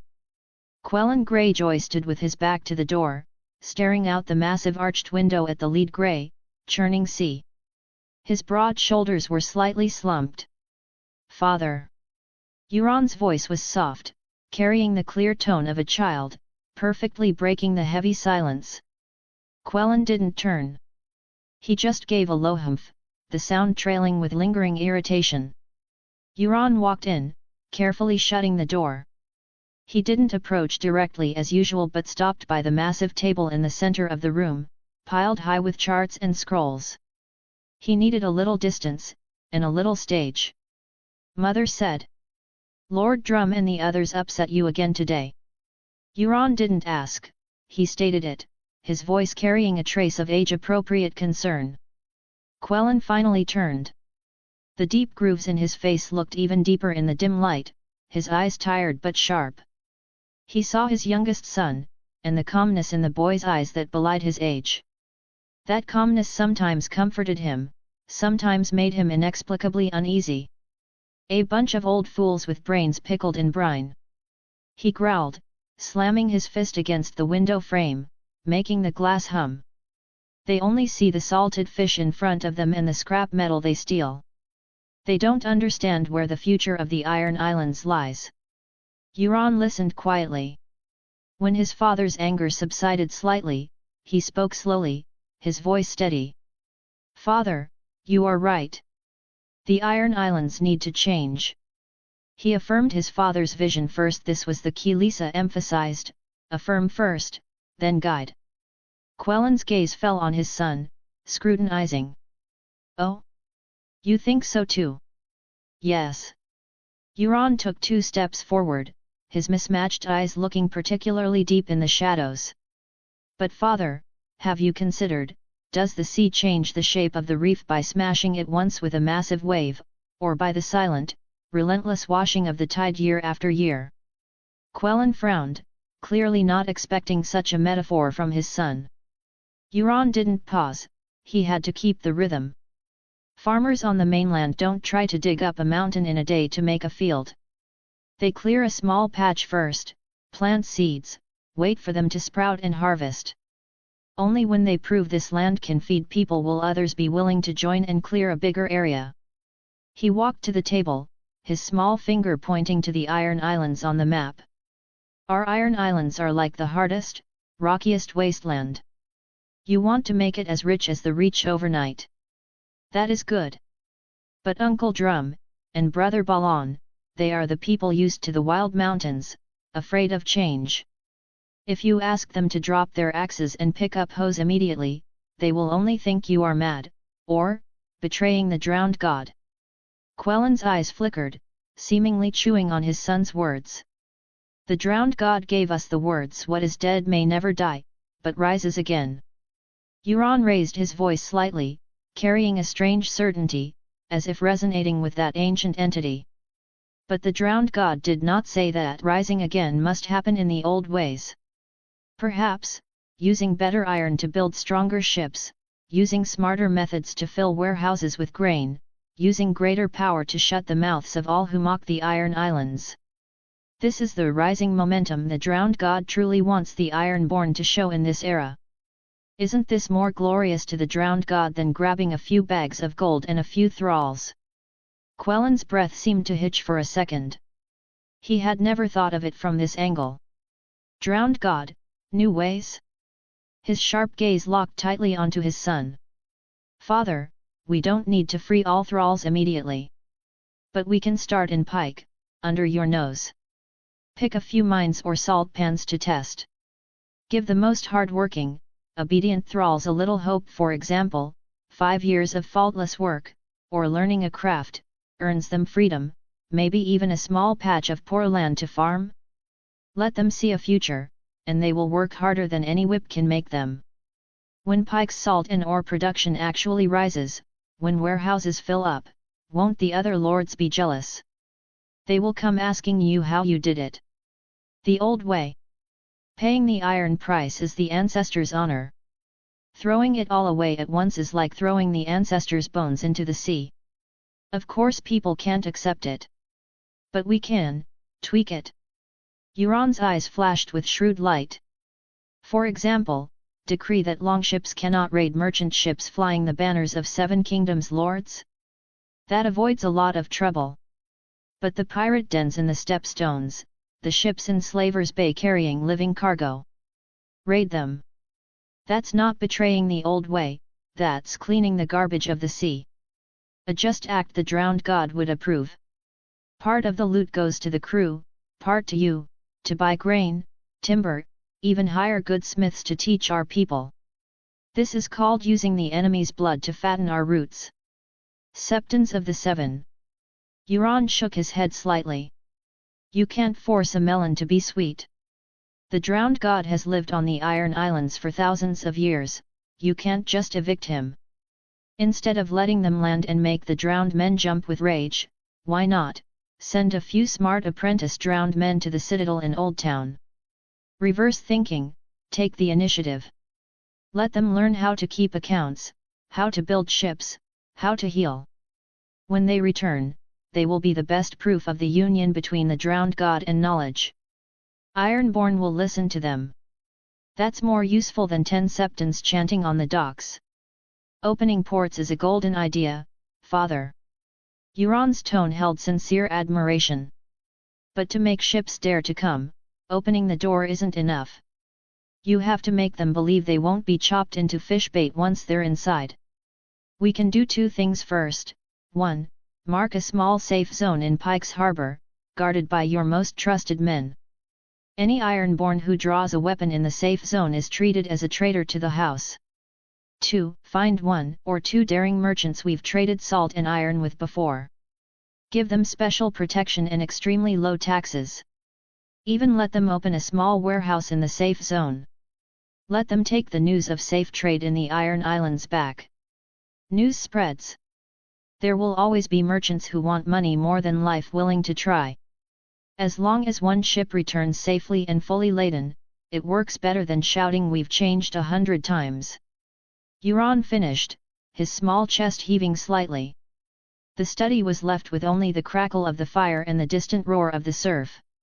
He looked up at his father, his mismatched eyes clear and firm, waiting for judgment. Quellen Greyjoy stared at his youngest son for a long time. Exhaustion seemed to fade from his face, replaced by a deep look, a mix of shock, complexity, rekindled hope, and an indescribable scrutiny.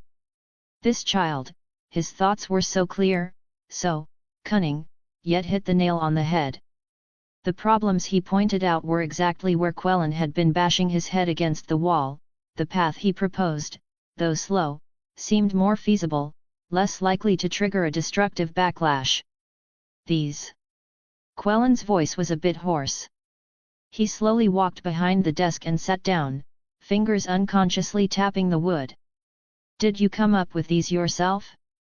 Or did someone teach you? He asked the crucial question. Lisa told me that changing people's hearts is like boiling old soup. High heat burns it, a slow simmer makes the flavor sink in. Her words woke me up, and I thought about it for a long, long time. Euron answered honestly. I want to help you, father. I don't want to see you angry at them every day, and I don't want to see the Iron Islands poor forever. Lisa? That little handmaid who speaks 7 languages. Quellen took a long, deep breath and exhaled heavily, as if emptying his chest of frustration. He leaned back in his chair, gazing once again at the restless sea outside, but this time, there seemed to be something different in his eyes. Slow simmer. He repeated the phrase softly, as if chewing on a piece of tough jerky, trying to taste something new. Perhaps, it is smarter than me smashing my old bones against the reef. He looked at Euron, finally revealing a tired but genuine smile of approval. I will taste this slow-simmered soup. Although Lord Quellen didn't make a final decision immediately, Euron knew from this tacit consent that his father had listened. As he prepared to leave, Quellen suddenly spoke. Starting tomorrow, come with me to the council chamber. Chapter 17, The Salt Wife Ritual.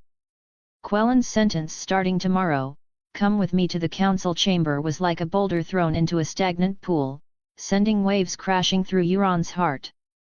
The brief silence in the study was shattered. The air seemed to freeze, even the flames dancing in the fireplace held their breath. Euron snapped his head up. His mismatched eyes, the left an abyss swallowing light, the right eyes frozen before a storm, revealed pure, childish astonishment to his father for the first time. 5 years old? The council chamber? Even Brother Balon, the heir who could wrestle waves on a longship at 15, had only recently been allowed to audit occasionally. Was father mad? Or, did he truly weigh those childish words about reefs and tides so heavily? Quellen took in his youngest son's shock. The tired yet amazed smile on his face deepened, mixed with an Ironborn's cruel expectation. What? Scared? He stood, his tall figure casting a long shadow in the flickering firelight, almost completely enveloping Euron. His presence carried an unquestionable authority, hard as reef rock.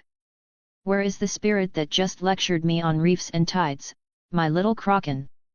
He took a step closer, his voice low but heavy as a hammer. Didn't you want to help me? Didn't you want to save me from anger at those salt-pickled stones? Then come.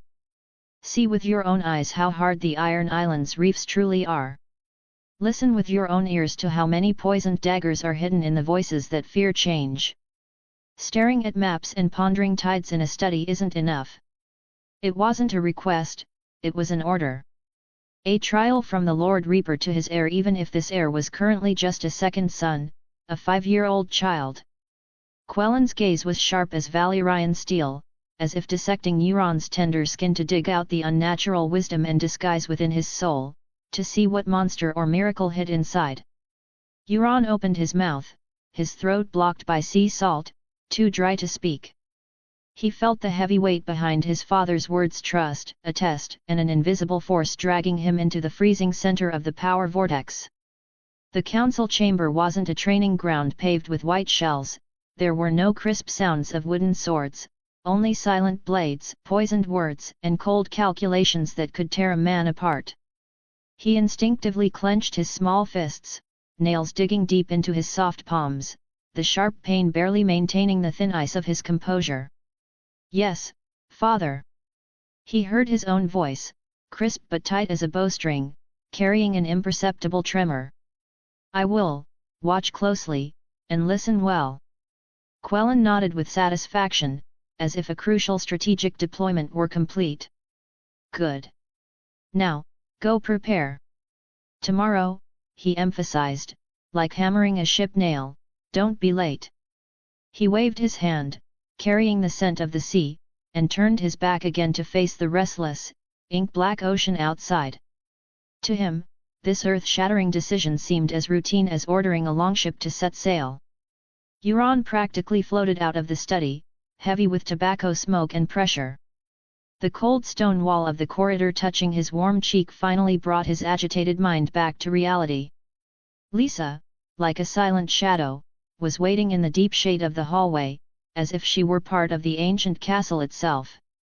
Her emerald eyes were calm in the dim light, reflecting the faint sconce, as if she had foreseen this storm. "Master." Her voice was gentle as the sea breeze over a reef. "He told me to go to the council chamber tomorrow." Euron's voice was low, carrying a confusion he hadn't fully identified, a secret excitement of being swept into the eye of the storm? Understanding flashed in Lisa's eyes, quickly covered by a deeper, well-like calm. The tide rushes the reef must eventually reveal its jagged face. She whispered, stating an eternal natural law. "Are you ready? To look, to listen, to be silent." Silent. Euron frowned, puzzled. The center of a storm is often the quietest place. Lisa bowed slightly, humble yet with strange insight. "Before you learn to raise waves that destroy everything, please learn how to steady your own small boat in the monstrous surf. Look more, listen more, think more. Words are sometimes the most useless oars, they can even attract sharks, especially among men who are used to speaking with axes instead of tongues." Euron chewed on Lisa's words silently. "Silence," he murmured. The shock in his mismatched eyes faded, replaced by a focused, hunter-like calm. Lisa was right. The council chamber was a gladiatorial arena more dangerous than any battlefield. He was too weak. Swinging the axe of language rashly would only expose his position early, making him a target for every arrow. He needed to be an octopus among the reefs, hiding, observing, learning the depth carved into every lord's wrinkles, distinguishing the hidden blades in every peaceful sentence, decoding the transactions behind every meaningful silence. He needed to be, as Lisa said, the quietest, most lucid point in the eye of the storm. However, this deliberately sought quiet was destined not to descend on Pike this turbulent night. That night. Deep darkness. The night was thick as ink, with only the salty wind sobbing through Pike's cold stone walls. In the shadow of the armory's rear window, a small figure clung to the rough wall like a gecko. Through the narrow slit, a scene on the rocky beach below crashed into Euron's vision: the altar of the drowned god. His brother Balon stood shirtless in knee-deep water, the cold waves slapping his tense calf muscles. On his broad chest, a fresh tattoo writhed hideously in the dim moonlight and flickering torchlight, a longship breaking waves, sails snapping, spewing ghostly green fire, its twisted mast made of piled white bones. On either side of the altar, sea water lapping at their slender ankles, stood two barefoot girls. Their once gorgeous green silk dresses were soaked, clinging to their young bodies, outlining helpless curves like a second, pale skin. The old priest's voice dragged like a rusty chain on rock. "Where do you come from?" "Sunday. Sun's pair." The tall girl's voice trembled uncontrollably. In her curly hair, a few grains of Dornish red sand glinted faintly in the firelight, the last mark of her homeland. "You are dead." The cold iron staff, carrying unquestionable authority, pressed heavily onto her smooth forehead. Accompanied by the hiss of burning flesh and the smell of scorching, it left a bloody brand symbolizing rebirth. "Rise now, as a wife of the Ironborn."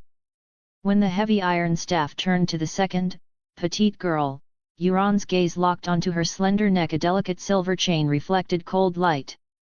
It was the famous Nightingale collar of Lanny Sport, each tiny link engraved with a different name, like medals of a past she couldn't bear to look back on.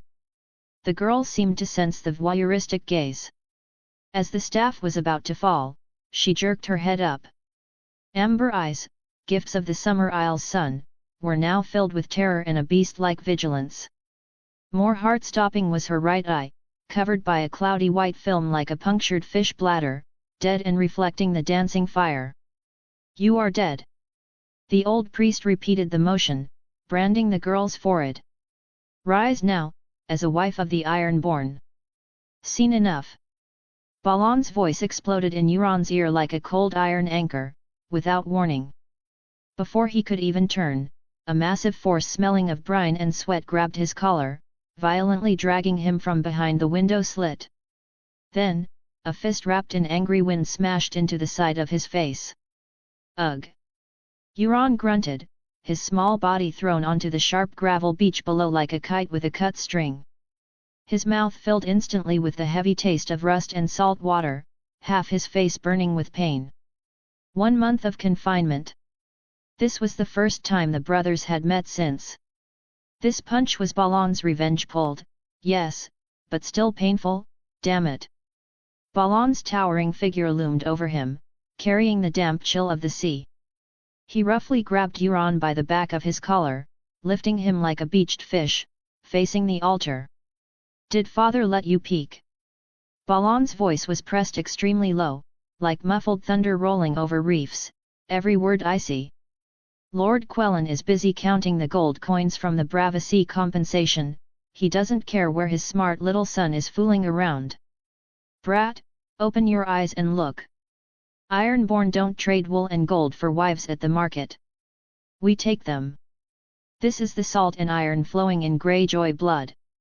By the altar, the old priest pinched the Dornish girl's chin, forcing a bowl of murky, freezing, death-scented salt water down her throat. Her futile struggles were drowned by the surf, her heart-rending choking and sobbing were cruelly shredded by the wind. You punched me. Consider it payment for the punishment I caused you last time. Now, put me down. I have something to say. Euron calmly patted Balon's hand. Brother, father told me to go to the council chamber tomorrow. Council chamber.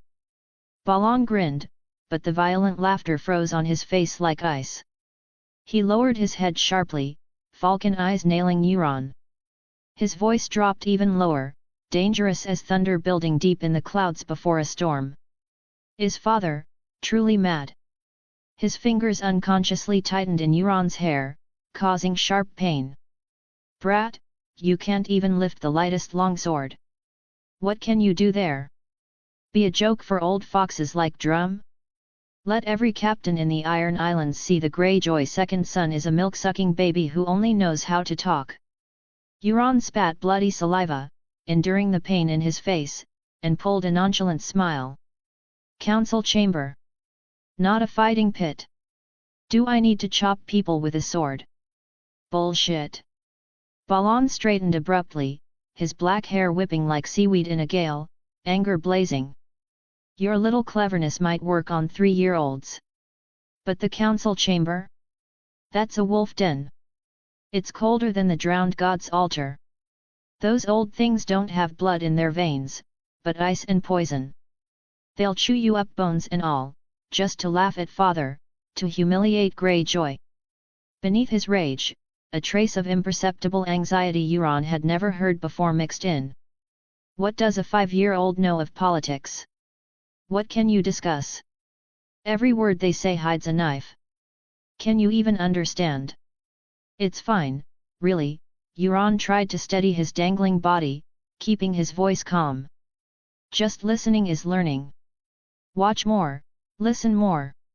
We'll be lords sooner or later, council is part of the learning. He paused, his mismatched eyes looking straight into Balon's burning ones, probing. Are you worried about me? I'm worried about the Greyjoy name. Balon retorted instantly like a seal whose tail was stepped on, voice rising, but his grip on Euron's hair loosened subconsciously. He tossed Euron onto the gravel in frustration, turning to kick an empty barrel violently. The barrel rolled with a hollow boom. Father is putting our dignity, the majesty of the Lord Reaper, on the chopping block for those bastards to hammer. He turned his back to Euron, shoulders heaving with anger, voice lowering into heavy frustration. I'm afraid you ignorant brat will be scared to tears by those old men's eyes, and then every reef in the Iron Islands will laugh at us, saying Quellan's son, is a soft egg who wets his pants at the sight of waves. Uncontrollably, a memory flashed before his eyes 3 years ago, on the white shell training ground, 3-year-old Euron knocked down again and again by the heavy wooden sword, his small body thudding onto the hard stone. The purple bruises were glaring on his pale skin, but in those damn black and blue eyes, a stubborn fire burned that even Balon found stinging. The kid might be annoying, might talk nonsense, but never a soft egg. Euron grinned, wiping blood from his mouth, struggling to stand. He looked up at Balon's tense profile. "That's why I came to find you, big brother. For the council chamber, are there any special rules to watch out for? Which lords should I avoid eye contact with? What topics are absolute minefields? Teach me." "None of my business." Balon interrupted violently, spinning around with a fierce look as if to eat Euron alive. His chest heaved, clearly suppressing boiling rage. He glared at Euron, pinning him to the reef with his gaze. After a few breaths, as if exhausting all his strength, he squeezed a command out through clenched teeth, cold as deep-sea iron, word by word. "Quiet! Don't talk nonsense!" He inhaled the bloody, salty night air deeply, then added with unquestionable finality, "No. Do not speak. Sew your mouth shut. Shut up. And, don't be late." Chapter 18, The Council Chamber. Ding! Council Chamber discovered. Reward, 10 points. The Pirate King system. It was Euron's greatest secret weapon. Every time he set foot in a new location, points accumulated automatically, and the world before him unfolded clearly as a map explored areas revealed in minute detail, while unexplored lands remained shrouded in thick black fog, waiting for Euron's footsteps to light them up. At this moment, the full view of Pike spread out before Euron's eyes like an ancient sea chart soaked in brine. The coordinates of the council chamber had just unlocked, details emerging with it: the rough stone walls, the hanging Kraken banners, his father King Quellen's black stone throne, the pile of loot in the corner, even the wine stains splattered by Ironborn captains were clearly visible. Further away, unexplored areas were still swallowed by fog: the shipyards, the armory, the salt pans, the iron mines of Old Wick. Each represented potential points and resources. Points meant power. Euron was not late. The morning light hadn't fully driven the dense fog from Pike's reefs when he was carefully dressed by Lisa's deft and calm hands. His brand new dark green velvet doublet, embroidered with the golden Kraken of House Greyjoy, shimmered faintly in the dim light. The Kraken writhed, claws and tentacles extended, as if declaring his impossible-to-ignore presence. He sat at the very end of the long table in the council chamber, on the side seat directly to the right of the main throne. His small body was straight as a ramrod, trying hard to mimic his father's steady posture. Maester Callan stood in the shadows behind his left shoulder, thin lips pressed tight in worry, withered fingers nervously twisting the links of his maester's chain. Lisa stood deeper in the shadows behind his right, blending into the background like deep-sea flora, her emerald eyes lowered, seemingly just a shadow in the corner. He was too early. King Quellen had not yet arrived. In the empty, cold hall, only the newly added logs in the fireplace crackled, and the sea wind sobbed through the cracks in the stone windows. However, this silence was soon broken. The heavy oak doors were pushed open again and again, bringing in the unique sense of brine and chill from the different islands. Lord Dunstan Drum of Oldwick stomped in like one of his island's volcanoes, heavy leather boots thudding on the stone floor. Lord Gilbert Furwind of the Lonely Light, text says Salt Cliffs Botley, but context implies a major lord, likely meant Lord Botley of Lord Sport or Lord Good Brother, but let's stick to the text's name. Jymond Botley, had eyes as sinister as a moray eel hiding in a crevice. Lord Baylor Blacktide of Blacktide carried a priest-like solemnity, fingers telling a string of smooth driftwood prayer beads. Their retinues and spokesmen filled the seats on both sides. The vast hall instantly filled with invisible pressure and the pungent mix of sweat, ale, and salt. Gazes shocked, scornful, probing, or undisguisedly angry shot from the flickering lamplight like cold tentacles, wrapping tightly around the small figure in the new crochan robe at the end of the table. The air seemed to congeal into thick seaweed soup. Ha! Dunstan Drum broke the silence first.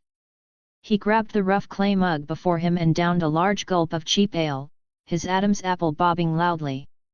His voice was like sandpaper on reef rock, smashing unceremoniously toward Jymond Botley beside him. Look at that! Letting a babe who's barely weaned and hasn't grown hair sit here? What does he think the Sea Stone King's council chamber is? A sandbox for a milk drinker to play house? He deliberately raised his voice to ensure the whole hall heard. Every word was a salt-dipped lash, whipping at Greyjoy dignity. Jymond Botley rubbed the sparse stubble on his chin, letting out a low, cold laugh like a sea snake sliding over wet sand. Not necessarily a bad thing, Dunstan. Just right for everyone here to open their eyes and see. His sinister gaze swept the room, finally nailing Euron. Let's see what wind is blowing in the head of our reformer patriarch. If this brat dares to spout nonsense in this sacred place. Humph! The unfinished sentence was full of cold anticipation and threat. Baelor Blacktide seemed out of place. He didn't join the mockery but solemnly placed a small, oil-polished driftwood carving of the drowned god on the table. He clasped his hands and whispered with closed eyes, his voice carrying a compassionate worry, "Drowned god, please hear the confusion of your humble servant. Is this your decree, signaling a new path? Or, a omen that the tides of chaos and misfortune are about to drown the Iron Islands?" That child's eyes, one black, one blue, like the torn night sky and the frozen abyss. They stir restless waves in the calm sea of my soul. His prayer was more like a declaration, quietly planting a faith-based doubt in the hearts of the lords.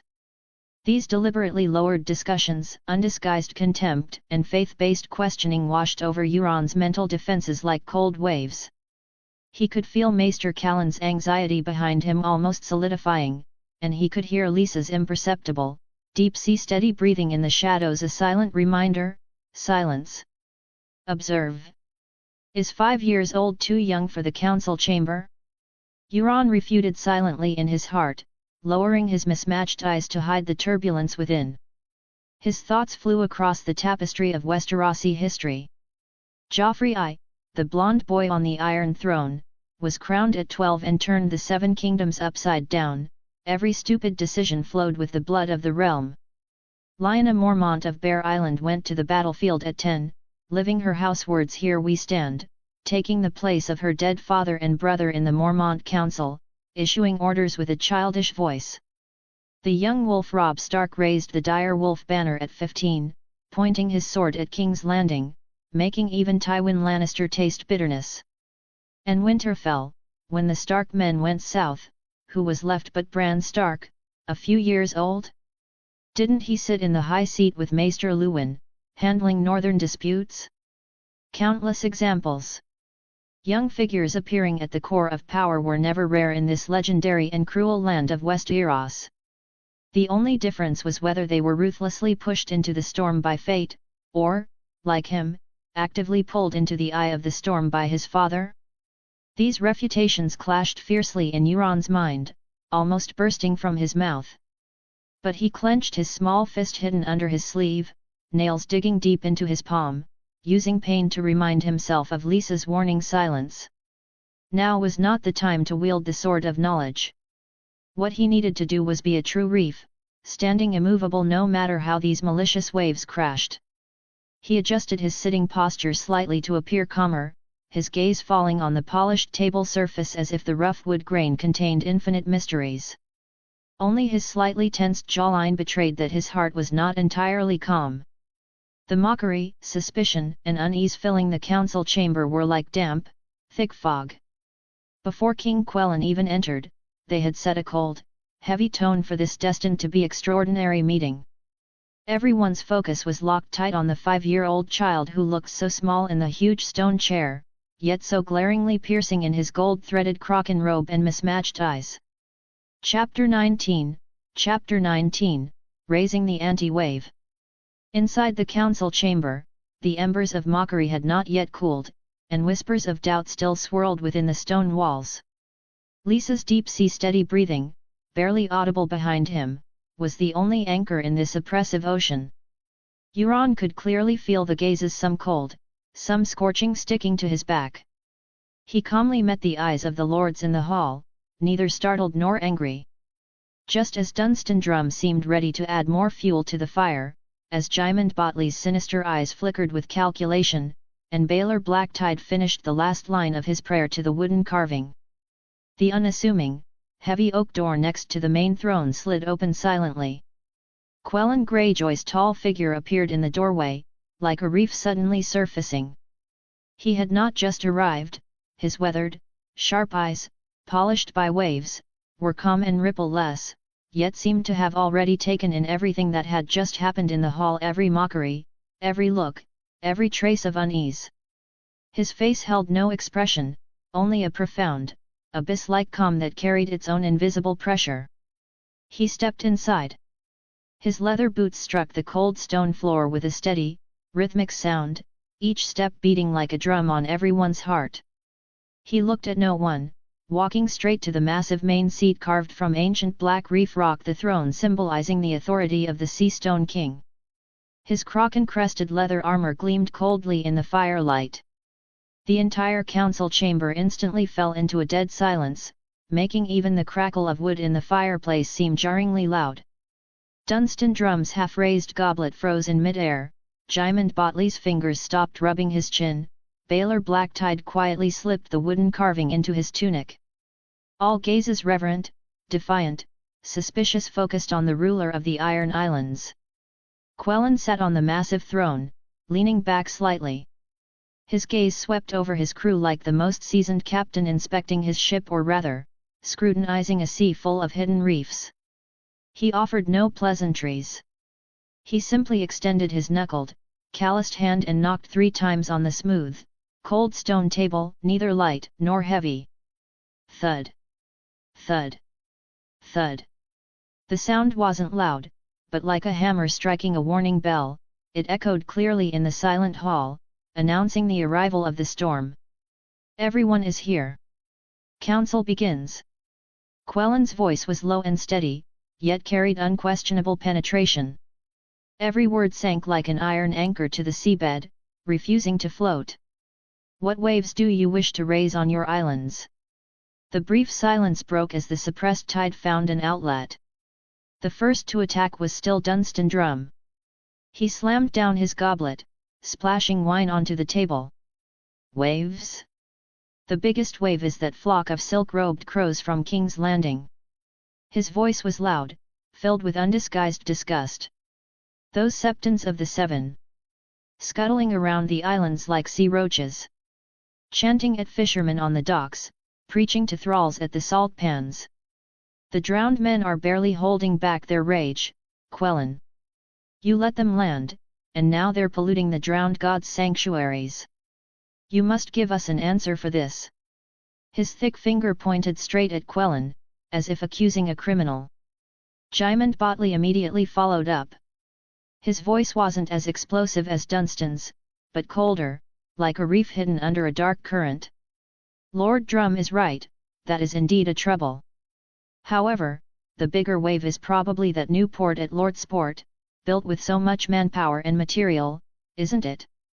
The corner of his mouth curled into a sarcastic arc. What a magnificent pier, brand new stone shores, a towering lighthouse. But aside from crashing waves and seagull shit, what has it brought us? Empty. Empty. As air. He deliberately enunciated each word, stabbing Quellan's reform plan like ice picks. Not a single merchant ship flying a 7 Kingdoms banner dares to dock. Those merchants would rather detour all the way to Gulltown than approach our coastline. What use is this pile of rocks besides wasting iron ore and labor? Lord Quellan, your open door, outsiders don't even dare to glance at it. Waves. Baelor Blacktide's voice carried a heavy compassion. He spoke slowly, his gaze sweeping the seated lords. My lords, do you not feel the true chill? Winter is coming. He spread his hands as if embracing the invisible cold. The Iron Islands are barren, grain has always relied on purchase or paying the iron price. How long can the grain in Pike's warehouses last? 2 months? 3? And you, he looked at Quellen, eyes filled with the believer's worry, you want to raise the salt tax? Salt is one of the foundations of our survival. Raising the salt tax is sucking the last bit of life-saving saltiness from poor fishermen and salt workers. This will make the hearth fires on the islands go out faster. The drowned god gave us salt to survive, not to drive his children to a dead end. As soon as he finished, another spokesman from Oldwick, a captain with gaunt cheeks and hawk-like eyes, stood up abruptly, his voice scraping like a blade on bone. Lord Blacktide hit the root. Grain. Survival. This is the deadliest wave. Lord Quellen, can your dreams of merchant ships, ports, and septons fill the children's bellies? Can they withstand the winds of winter? He looked around, eyes burning with a primitive, fanatical light. The old way. Only returning to the old way. Let our longships sail again. Let our warriors grip their axes again. Go to the rich southern coasts and pay the iron price. Seize the grain for our winter. Take back the lost glory of the Ironborn. This is the Ironborn way approved by the drowned god. This is the iron anchor that solves everything. Yes. Return to the old way. Paying the iron price is the righteous path. Rob the damn grain for winter. Several radical captains and spokesmen from remote islands immediately echoed loudly. The council chamber was instantly shrouded in a fanatical, restless atmosphere hungry for plunder. The cry to return to the old way was like a hungry tsunami, fiercely crashing against Quellen and the reform direction he represented. Quellen sat on the reef throne, face calm as water, fingers unconsciously tapping the cold table surface, as if measuring the depth and power of this surging wave. His gaze was deep, revealing neither joy nor anger. And sitting at the very end, Euron remained in a near-solid posture. His small body wrapped in the new Kraken robe looked like a micro-reef isolated in a raging sea. When his father appeared, his tense jawline seemed to relax a fraction. Now, amidst the fierce arguments of the lords and the fanatical cries for the old way, beneath his lowered eyelids, his mismatched pupils, the left an abyss swallowing all light, the right an ice blue freezing the storm, were unusually bright and focused. He branded every face distorted by anger, anxiety, and fanaticism, every shout filled with interests, faith, and survival demands, deep into his mind like the most precise nautical chart. Lisa's warning echoed in his heart: silence, observe. In the center of the storm, only absolute sobriety can survive.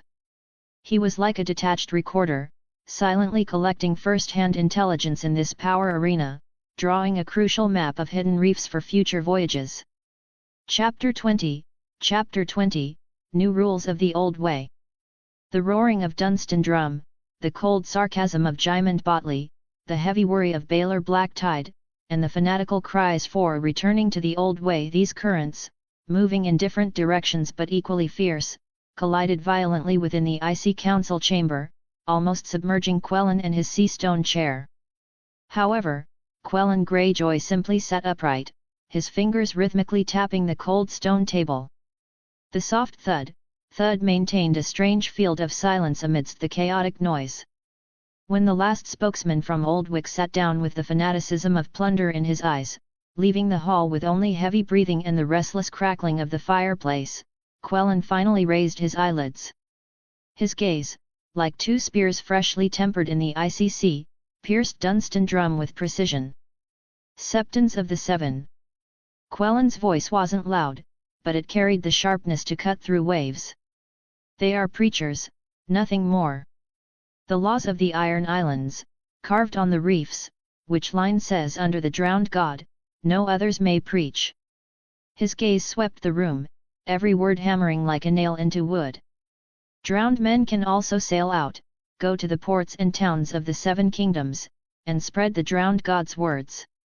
That is the breadth of an Ironborn's chest. Don't like those silk-robed men. A cold arc curled at the corner of his mouth. Close your ears, turn your back. But Quellen's voice suddenly rose, exploding like thunder, making the hall buzz. He leaned forward slightly, his gaze locking onto Dunstan Drum's flushed face like a physical shackle, sweeping over every lord who might harbor ill intentions. Whoever dares to touch a finger of theirs, whoever dares to splash a drop of seawater on them in disrespect. I, Quellen Greyjoy, swear in the name of the Sea Stone King, he smashed his fist onto the table with a boom like cannon fire, I will personally hang that fool on the highest black reef of Pike. Let the sea wind and gulls peck at his corpse. Let everyone see the end of disobeying my orders and defiling the laws of the Iron Islands. This naked, bloody threat was like the bitterest cold wave, instantly freezing the anger on Dunstan Drum's face and the eager ferocity in some captains' eyes. The air seemed to solidify, leaving only heavy breathing. Baelor Blacktide opened his mouth, seemingly wanting to argue from a faith perspective, but under Quellen's unquestionable gaze like an angry sea god he ultimately lowered his head in silence. Quellen's gaze turned to Jymond Botley, the cold pressure unabated. Port? Empty. He sneered, carrying the certainty of seeing the future. Open your salt-pickled eyes and look at the further horizon. I have already sent ravens to contact the Prince of Dorne, the Lord of Dragonstone, old friends who traded or even fought alongside the Iron Islands in the chaotic past. Reputation needs time to ferment, Jymond, like a jar of old wine. Trust, he looked around, eyes blazing, isn't snatched by smashing open gates. It's ground out slowly, trade by honest trade, safe passage by safe passage, like waves washing a reef. One day, our docks will be full of ships. But not today. Patience is another weapon for Ironborn survival in the storm. He paused, casting his gaze toward the worried Baelor Blacktide and the captain's shouting old way, his tone slightly softer but still decisive. Grain? Timber? The winter wind is indeed biting at our throats. He acknowledged the grim reality. Next month, my envoys will sail north, carrying Ironborn iron and salt to Winterfell to meet Lord Eddard Stark. South to Highgarden to meet Lord Mace Tyrell. We will trade our produce for winter grain and timber for ships. That is the way to survive. Finally, his gaze fell back like a heavy anchor on those eyes still burning with the desire to reave. His voice became low and full of historical weight. The old way. Paying the iron price. He slowly spat out the words, as if chewing on bitter jerky. I know, it's the salt and rust flowing in our blood. I admit, trying to cut it off with one stroke before, might have been too hasty. This rare, almost compromising admission instantly lit a flame of hope in the eyes of Dunstan Drum and the others. However, Quellen's next words were like a bucket of ice water, precisely extinguishing that flame. But Quellen's voice became sharp as iron again, bearing the grand mark of Aegon's conquest. Remember the War of Conquest. Remember the dragon fire at Harrenhal. Remember the crown offered by Viken Greyjoy. Aegon Targaryen I pacified the Iron Islands, declaring from atop his dragon, from this day forth, within the borders of the Seven Kingdoms, the Ironborn tradition of reaving is illegal. Violators will burn. He stood abruptly, his tall figure elongated in the firelight like an insurmountable reef barrier, his majestic gaze sweeping every lord. The iron law set by Aegon I remains the cornerstone of the Seven Kingdoms. The Iron Throne still stands. Though the dragons of House Targaryen are hidden, their power remains. I, Quellen Greyjoy, as the Sea Stone King subject to the Iron Throne, will not, and absolutely cannot, allow you to touch this iron law and drag the Iron Islands back into the abyss of destruction. Dead silence filled the council chamber, only Quellen's voice echoing off the stone walls like a great bell. So, the old way can be walked, but only outside the waters marked by Aegon I. Ships of the Seven Kingdoms, flying the banner of any lord or castle, are our neighbors, our potential trade partners. Absolutely not. 2. be touched. He enunciated each word, every syllable stamping a brand like a hammer. Your axes and longships, your iron price, can only point to the pirate dens of the Stepstones. The slaver ships carrying live cargo in Slaver's Bay. The remote islands and trade routes of the summer sea belonging to no kingdom. The fat merchant ships of the free cities with no strong fleet protection. These places, do as you please. Use the enemy's blood and goods to fatten the Iron Islands' bones. This is my decision. The new rules of the old way. Quellan sat back down, leaning against the cold reef chair, his eyes tired but sharp as ever. Not abandoning the old way, but putting a bridle of wisdom on it. Let it feed the Ironborn without inviting destructive dragon fire. Who approves? Who opposes? With the last sentence, his gaze turned into an unsheathed blade again, slowly sweeping the face of every lord present, waiting for a new storm, or temporary submission. At the end of the long table, Euron remained as silent as before. Under his father's declaration of the new rules of the old way, a mix of grace and threat, iron-blooded warning and a door of compromise, his mismatched eyes shone with brighter, more complex light. He saw his father's strong hand and his pragmatic political wisdom carving a narrow but perhaps navigable channel between iron laws and iron-born tradition. Lysa's strategy of silence allowed him to observe like the calmest chess player, watching the subtle vibrations of every piece on this power board caused by his father's move. The lords of the islands shouted in unison, "We obey your will, Lord Quellan." Quellan waved his hand. "Good. If there's nothing else, dismissed." Chapter 21, Chapter 21, The Mad King.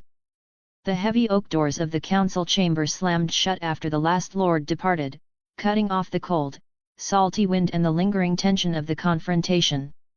The hall instantly fell into dead silence.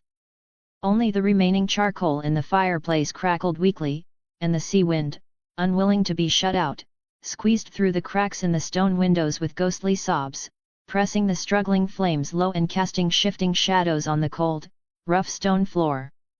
Quellan Greyjoy's tall frame seemed to have lost its mast. The majesty of the Sea Stone King receded like the tide. He slumped heavily back into the throne carved from massive whalebone and black reef rock, leather and bone groaning slightly under his weight. At this moment, he looked more like an exhausted old seal thrown onto the rocks by the waves, stripped of his ferocity, left only with the deep fatigue carved by years and pressure. His rough fingers unconsciously rubbed the cold rim of his clay goblet, the amber mead reflecting the dying fire. His gaze, carrying the scrutiny and indescribable complexity of a burden lifted, crossed the dancing shadows to land on the small figure at the end of the long table. "Speak." Quellan's voice was hoarse, breaking the silence. He sipped the mead, the sweet liquid slid down his throat but couldn't dispel the heaviness in his heart. "The storm has calmed for now. Tell me, with your eyes, what did you see?" Euron looked up. The mismatched vortexes in his eyes seemed to catch fire, burning silently. "Father, I heard the waves crashing on the shore, and I saw the jagged reefs. But the loudest sound didn't come from the quarrels of the Iron Islands." His child's voice was clear but carried a cold texture that pierced through time. Every word was like an icicle frosted with salt, striking the empty stone walls. "It comes from King's Landing. From the man sitting on the twisted iron thorns, whom fear and hatred call the Mad King, Aerys Targaryen." Quellan's brow furrowed imperceptibly, his fingers pausing on the goblet. He didn't interrupt, but his falcon eyes, which had seen all storms, grew deeper, like the unfathomable sea before a tempest. The child's voice suddenly took on a strange ethereal quality, as if not coming from him, but from some older, vaster place. "Father, last night I dreamed of the drowned god." He tilted his head slightly, seeming to listen to invisible tides. His robes billowed with infinite deep blue, his finger pointed to the crimson sky in the south. He said, "Look, the red dragon of King's Landing is madly devouring its own tail. The lion's golden mane will eventually be soaked in its own blood. Ravens carry vipers, building nests quietly in the shadows of power. When the horn of winter blows, only a fleet linked by iron chains can crush the frozen sea. Quellen's fingers froze completely on the cold clay cup. An indescribable chill crept up his spine. The Maester of Pike had tried countless times to explain Euron's rare heterochromia as a birthmark or coincidence, but now, this dreamlike prophecy, carrying the unique, heart-stopping oppression of the deep sea, made him waver in the Maester's certain explanation for the first time. The firelight reflected in the mead jumped violently in his eyes. "Speak clearly." His voice was low and raspy, like sand grinding on reef rock, every syllable heavy. Euron's voice returned to that near-cruel calm, as if reciting a bloody chronicle already written. The rebels of Duskendale, even after laying down their arms and begging for mercy on their knees, were thrown into eternal green flames. Their wails were the funeral song composed by the Mad King. The remnants of the Black Fire supporters were bound to the iron thorns he claimed to rule, roasted alive in wildfire, skin charring and flesh rotting. The Iron Throne groaned, twisted and deformed in that hellfire that was not the forging of victory, but the foundation of centuries of Targaryen rule being thrown by his own hand into the flames that destroy everything. His fingertip traced through the fine salt grains on the table, leaving a twisted, blackened trail, symbolizing the scorched kingship. Sir Barristan Selmy, the knight who pulled him back from the hell of Duskendale, his plea, that meager loyalty, barely snatched the life of a 3-year-old child from the Mad King's frenzy. If not for that. Euron's voice held a trace of cold pity, even that tiny, blood of his own blood would have been severed. Is this mercy? Or a deeper, more desperate madness? Quellen's breathing seemed to stop. His large body tensed in the chair, firelight casting shifting shadows on his face. Those bloody rumors, those fragments of terrifying news from King's Landing that were deliberately blurred, were now linked by a 5-year-old child with such clear, cold, penetrating language, forming a horrifying picture. He felt he was back in the oppressive Red Keep, seeing the dragon banner on the high tower, the hideous silhouette of the Iron Throne, and the king with flowing blonde hair but eyes flashing with chaotic light like broken glass. An old scar on his knuckles throbbed, a mark left by a golden goblet thrown by Ares in a fit of baseless rage during an audience a year ago, the first brand of madness. He is obsessed with fire, Euron continued, his voice laced with cold sarcasm. He ordered the pyromancer Rossart, who climbed to high office by licking abscesses, to bury countless jars of wildfire under King's Landing, under the foundations of the Red Keep, hiding them like dragon eggs. That is not a bulwark protecting the realm, father. He raised his right eye, the ice-blue pupil reflecting the fire but holding no warmth. That is a tomb buried under his own throne, waiting to be lit. It is the pyre he dug for himself and the entire Targaryen dynasty.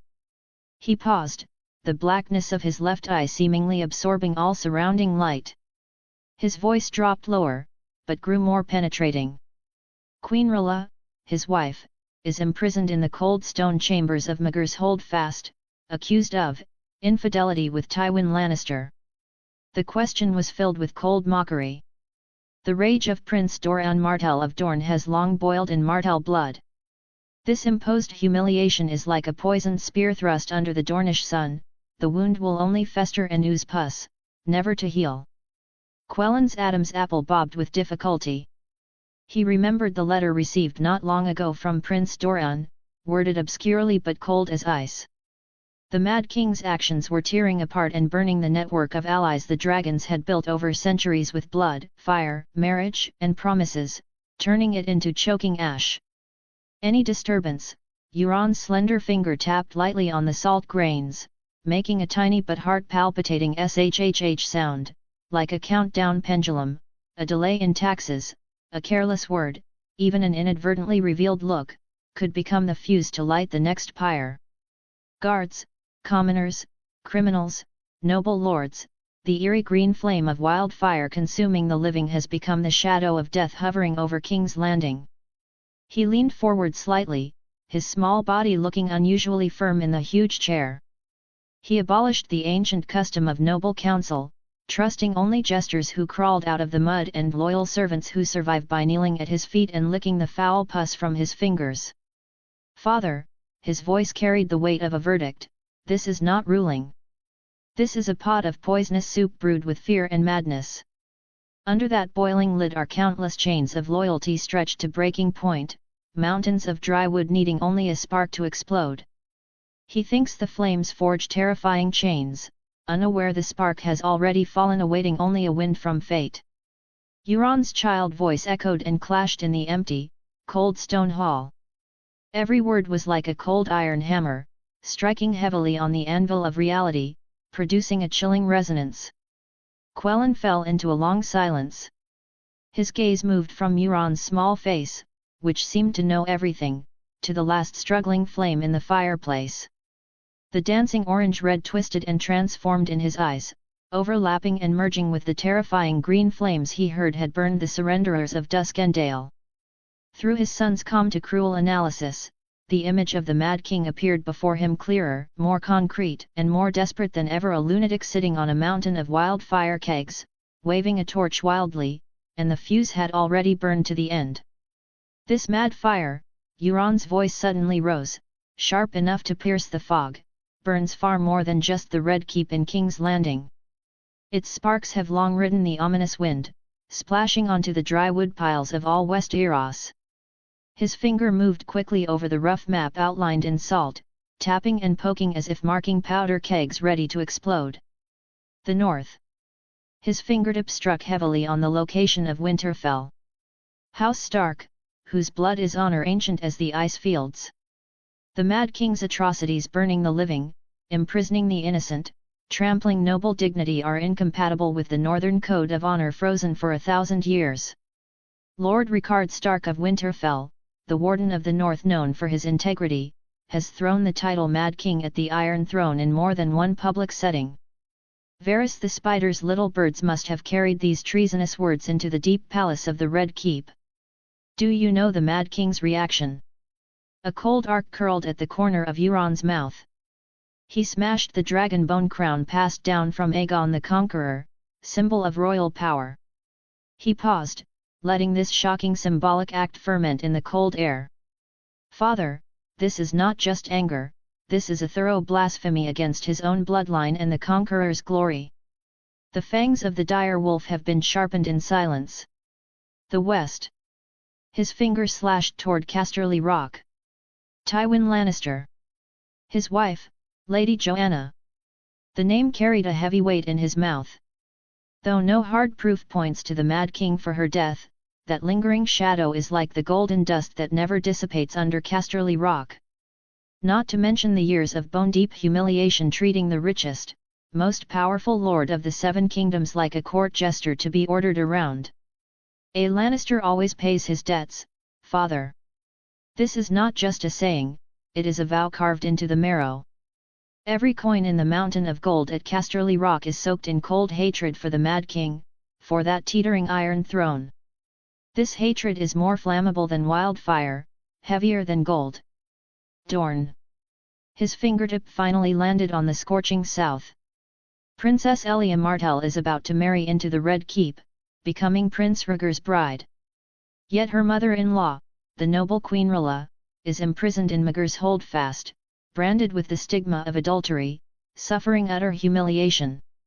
The pride of the Dornish is like their son's spears in the desert, they break before they bend. The Mad King's slighting and injury to House Martell has long pushed their loyalty, already built on marriage, to the edge of breaking, fragile as a spider web in the wind. Chapter 22, Chapter 22, The Chaotic Future.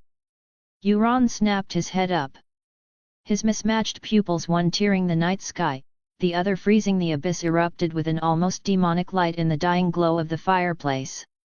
That light pierced through the solemnity, contemplation, and hidden fear in Quellan's eyes, striking straight at the core strategic intent.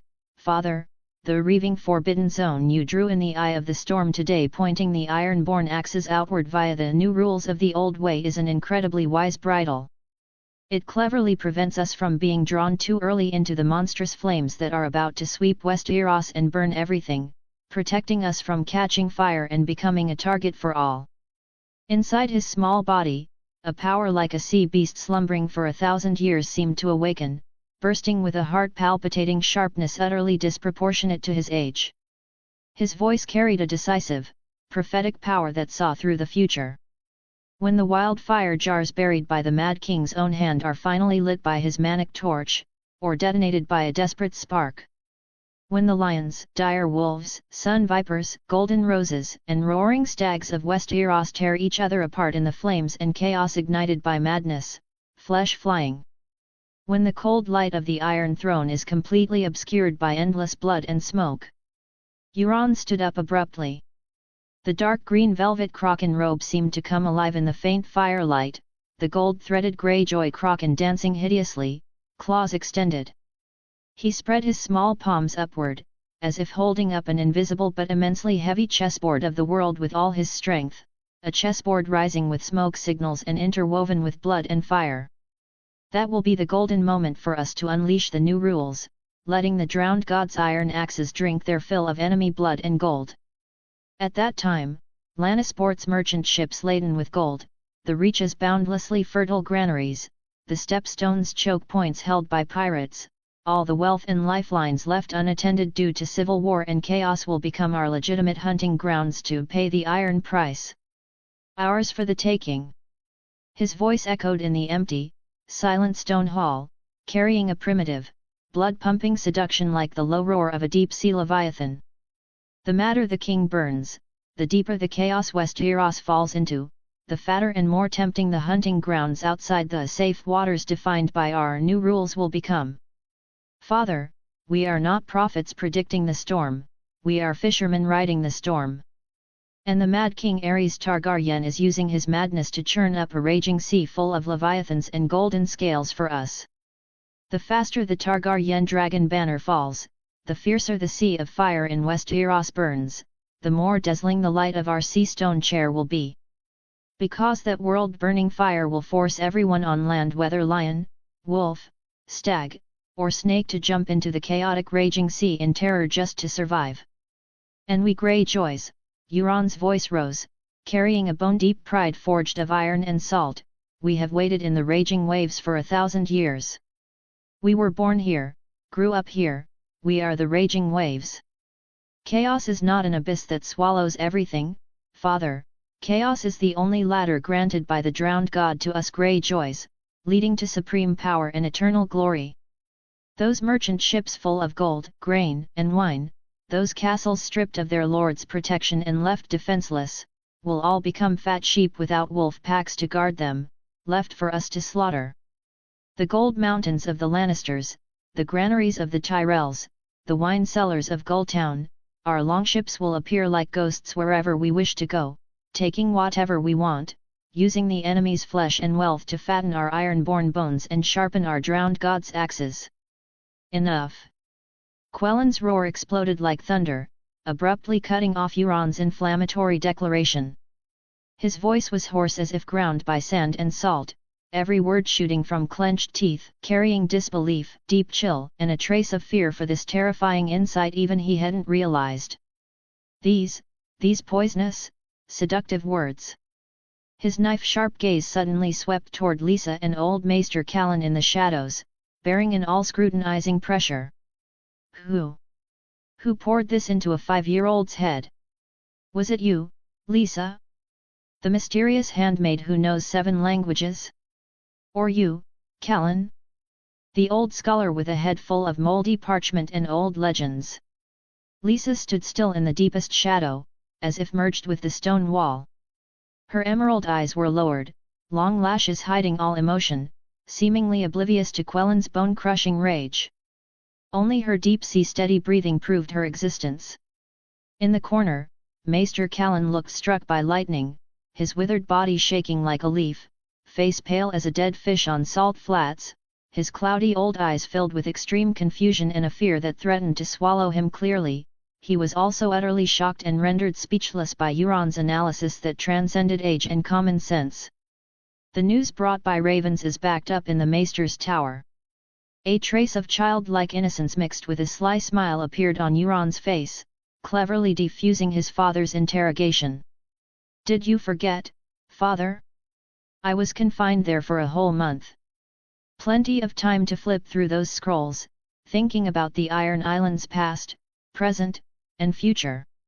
He admitted frankly, I did ask Lisa some questions about southern noble lineages and customs, and asked Maester Callan about history. But the dream about the drowned god last night, and everything I just said. He pointed to his small head, his mismatched eyes clear to the bottom. It all started here. The more I thought, the more I felt. He paused, speaking with a near philosophical tone, clearly enunciating the sentence that would shake the entire Westerosi nobility: he who follows the way finds much help, he who loses the way finds little. When all the nobles feel the man on the throne is unworthy of his seat. Silence. Quellen's shout exploded like a tsunami, instantly drowning Euron's words and extinguishing the last spark in the fireplace. His voice mixed with the suddenly intensified roar of the waves outside, carrying the unquestionable, absolute authority of the Sea Stone King. You have no right to feel, and no qualification to express views on the Iron Throne here. His tall figure in the dim light seemed like a volcano about to erupt. Everything you just said, every word, let it rot in your belly. Rot completely. And you too. His cold gaze swept toward Lisa and Callan again, like a physical blade. Lisa, Callan. Every syllable heard in this council chamber today, if a fifth person knows, even a whisper of wind. He didn't finish, but the chilling killing intent and iron-blooded threat froze the air like solid ice, the meaning conveyed with deadly precision. Lisa bowed slightly, her posture respectful and silent. Callan was so scared he nearly collapsed, nodding desperately, a raspy rattle coming from his throat. Dead silence descended again, heavier than before. Only the roar of the waves madly beating the reefs outside sounded like the panting of a beast. After a long time, Quellen's tense fingers slowly relaxed. He looked at this youngest son who made his mind churn with shock and fear. His knuckles tapped the cold reef table twice, a dull thud, as if making a difficult decision. From now on, his voice returned to its usual low tone but carried an unchallengeable command: come to my study every Wednesday afternoon. He paused, eyes deep. Learn how to read those wax-sealed secret letters. As Euron bowed and backed out step by step from this massive stone hall filled with the residual warmth of power and invisible smoke, he clearly heard his father's voice behind him, low as a murmur, mixing with the monstrous roar of the waves outside, sounding like an ancient spell. What is dead may never die. The heavy oak door slowly closed, cutting off the second half, but the motto full of iron-born unyielding will was branded into Euron's heart. In the shadows of the corridor, Lisa floated silently like a ghost, holding a heavy parchment scroll in her hands. It recorded the vital grain inventory details of Pike and the various islands. Her timing was as precise as a calculated tide. Euron raised his small face, meeting Lisa's unfathomable emerald eyes. A glimmer of a successful plan flashed in his mismatched pupils. He winked at her, the corner of his mouth curling into an almost imperceptible arc. The plan is going smoothly. Read more in Pat. Cave Leather. Chapter 23, Chapter 23, Infernal Affairs. Just as he was preparing to leave the hall, Euron suddenly thought of someone potentially very useful. Father. Euron's voice was soft, but carried undeniable penetration. Among the captives brought back by the drinker, there is a Pentoshi merchant. Quellen's brow twitched slightly, but he didn't interrupt. His name is Malio. He deals in spices and Myrish lace, smuggling mostly, and carries some weight in the Pentoshi Merchants Guild. Euron tapped the table gently, rhythm steady. I want him to be our eyes. Eyes. Quellen's voice was low as a deep-sea current. Shipping routes of the free cities, cargo manifests, escort details, this intelligence is worth more than the plunder itself. Euron looked up. His left eye was an abyss swallowing light, his right a polar ice cap freezing the storm. But merchants don't betray their cities easily. So, we need to ensure his loyalty. Quellen's knuckles rapped lightly on the armrest of his throne, his gaze sharp as a knife. What do you plan to do? The corner of Euron's mouth lifted slightly, revealing a cold smile incongruous with his age. Lysa has a poison called Siren's Kiss. Back in the Maester's tower, when discussing how to control those who might be disobedient, Lysa had volunteered this ability in addition to her linguistic talents. Poison. Quellen's voice held a note of scrutiny. You took in a dangerous and mysterious girl. Yes, but she is my handmaid now. I will trust her. Euron's voice was calm, every word like ice. Siren's Kiss requires an antidote once a month. Otherwise, skin rots, bones weather away, and death is uglier than assault slaves. Quellen was silent for a moment, glancing at Lysa standing quietly in the shadows. The handmaid's emerald eyes were lowered, unfathomable as the deep sea. Poison is only the first shackle, Euron continued. The second is the Ironborn blade. The Ironborn blade. 2 Ironborn. One acts as the merchant's guard in the light. The other lurks in pentos in the dark, watching his shop, his ships, his family. If he dares betray us, he won't be the only one to die. Euron's voice was soft but carried unquestionable cruelty. Merchants value profit, but fear death more. Under double shackles, he will be more obedient than the most loyal Ironborn. A sharp glint flashed in Quellen's eyes. He leaned back slowly, fingers unconsciously rubbing the rim of his goblet. Intelligence is more valuable than brute force, Euron said in a low voice. If we know in advance which cog carries Bravery gold, which fleet has weak escorts, which port has lax defenses, our longships can hunt like Krakens one strike, certain kill, full load return. Quellen's mouth tightened slightly, his gaze fixed on Euron like an iron anchor. After a long time, his low voice echoed in the stone hall. This matter ends here. His gaze swept over Lysa and Maester Callan in the corner. The grim pressure made the old Maester's Adam's apple bob involuntarily. Lysa, Callan. You are the gatekeepers of this secret. If a whisper leaks. He didn't finish, but the killing intent froze the air like a solid object. Lysa bowed slightly, respectful and silent. Callan turned pale, clutching his maester's chain as if it were his only talisman. Quellen's gaze finally returned to Euron, his low voice carrying a near-cruel authorization, do it. Use your poison, use your Ironborn, weave this web. The men sent to watch him need to be flexible, clever, and loyal. Father must have such candidates.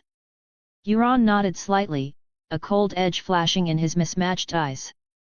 Quellen waved his hand, silent for a moment, then spoke slowly, the Ironborn never lack such talent.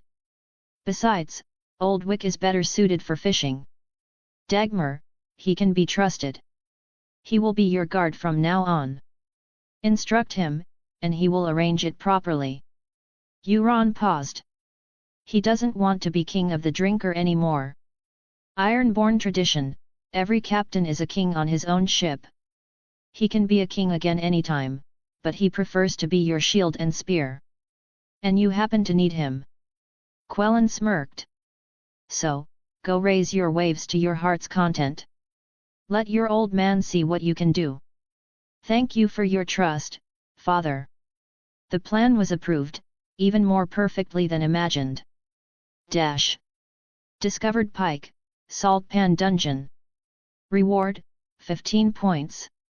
Deep in the dungeons of Pike, dampness and despair writhed on the stone walls like living things. The stench of brine, rot, and waste mixed into a nauseating, sticky atmosphere. The dim, flickering torchlight barely tore open the heavy darkness, revealing figures curled up like discarded rags behind rows of rusty iron bars. Groans, coughs, and the occasional drag of chains were the only music here. In a relatively isolated, gloomy corner, one figure stood out. His brocade finery had long lost its luster, now filthy and tattered, covered in grime and suspicious dark stains. Several tiers revealed equally expensive lining beneath. But the fine tailoring, the remnants of intricate embroidery, and a dull gold thread at the collar silently declared his former decency a merchant from the free cities. Now, he curled on the cold stone floor like a frightened shrimp, stripped of dignity, replaced by bone-deep fear and numb despair. He was prey captured by the drinker over a month ago, now just a blurred number on the salt pan roster, a low-class thrall likely to be swallowed by the sea at any moment. Euron Greyjoy appeared at the end of the corridor like a ghost from another world.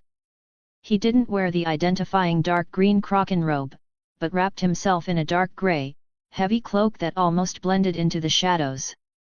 The hood was pulled low, hiding most of his young face. Only when he raised his eyelids did the mismatched pupils suddenly light up under the shadow, like inhuman cold flames ignited in the dark. Lysa, his silent shadow, stood half a step behind him, her emerald eyes obscure in the jumping torchlight, like unfathomable vortexes in the deep sea. Dagmar stood beside Euron, one hand on his sword hilt, the other roughly opening the cell door. The harsh metal screech made the merchant on the ground shudder violently. Dagmar's split jaw made the merchant tremble in terror. When Dagmar stepped aside, revealing a child standing at the door, the merchant's cloudy eyes filled instantly with absurdity and deeper confusion. A child? Deep in the dungeon? No, he was on the ship. It's him, the Iron King's second son? Euron didn't step into the filth. He stood at the door, his gaze under the hood like a precise scalpel, dissecting every line on the merchant's face, the bone-deep fear, the obliterated pride, the residual mercantile instinct, and the faint, almost instinctive craving for survival at the very bottom. This craving, like the last light in a drowning man's eyes, was fragile but exactly the fulcrum Euron needed. Pentoshi. Euron spoke. His child's voice was clear but carried the penetrating chill of the dungeon. It wasn't a question, but a cold statement. A vague whimper came from the merchant's throat. He nodded subconsciously, cracked lips moving but making no clear sound. Do you know why you're still alive? Euron's voice was flat, as if discussing an object unrelated to himself. Because your tongue is worth more than your bones. A complex light, a mix of shock, confusion, and a faint hope exploded in the merchant's cloudy eyes. Work for me. Euron was direct, no detours. Not as a slave, but as a tool. A tool that speaks and passes messages. He leaned forward slightly, the shadow under his hood deepening, only the mismatched eyes shining captivatingly. I will let you go back. Back to your silk, spices, and gold coins. You will still be the respectable Malio of the Pentoshi Merchants Guild, right? He named the man precisely. The detail made the merchant shake violently, as if pierced by an invisible ice needle. But freedom has a price. Euron's voice turned cold as the northern wind. He tilted his head slightly, glancing at Lysa behind him. Lysa stepped forward silently, taking a small, unassuming leather pouch from deep within her cloak. Her slender fingers moved with elegance and precision, as if performing a mysterious ritual. She poured a tiny amount of dark red powder, sticky as coagulated blood, onto her palm, then dripped a single drop of clear liquid from an even smaller crystal vial. The moment they touched, a faint but nauseatingly sweet, strange fragrance permeated the air. The powder dissolved rapidly in the liquid, turning into a deep purple, gel-like substance that seemed to writhe slightly with life. Lysa dipped a needle as fine as hair into it. The purple venom formed a tiny, eerily glistening dewdrop on the tip. Open your mouth. Lysa's voice was light as a feather, but carried an undeniable command. The merchant was terrified, scrambling backward, throat making guttural sounds of resistance. Dagmar stepped forward roughly, his iron pincer hand gripping the man's jaw, forcing his mouth open. The deep purple poison bead, glistening lethally in the torchlight, was flicked precisely deep into his throat by the silver needle. An indescribable agony, a mix of burning and freezing, spread instantly from his esophagus. The merchant coughed violently, retching, tears and snot flowing, as if trying to vomit up his insides. Don't waste your energy. Euron's voice was like a judgment. Siren's Kiss. Lisa's masterpiece. It has now made a home in your veins. 1 month. He held up a small finger. Before every full moon, you must appear at the designated place on time to receive that month's antidote. 1 day late. He paused, looking at the merchant's face twisted by pain and fear. You will watch your own skin turn dead fish grey inch by inch, then peel off like rotting seaweed. You will feel your blood boil in your veins like molten lead. Finally, your bones will become brittle from the inside out. A light touch, and they will shatter like weathered reef rock.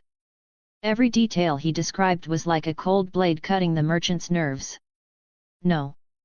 No. The merchant collapsed, boneless, supported only by the instinctual fear that kept him breathing. The antidote is a mercy. Euron continued, voice returning to cold calm. And your loyalty will be supervised by Pike's Ironborn. They will watch you like gulls watching dead fish on the shore. Your shop, your fleet, your mistress, everything you cherish is in their sight. Any disloyal move, his voice dropped to freezing point, not only will you die in agony, but everything you have in Pentos, everything you cherish, will turn to ash in wildfire. Trust me, the Iron Island's wrath is faster and more thorough than wildfire.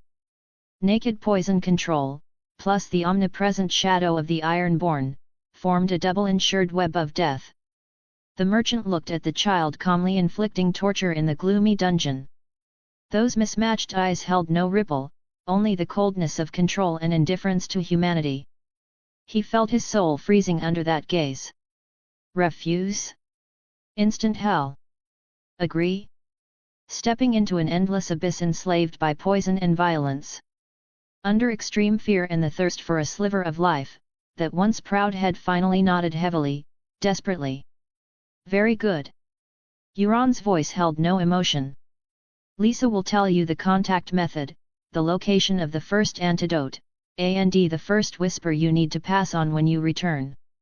He turned, his dark grey cloak drawing a decisive arc in the damp dungeon corridor, leaving the utterly hollowed merchant collapsing in filth, panting violently.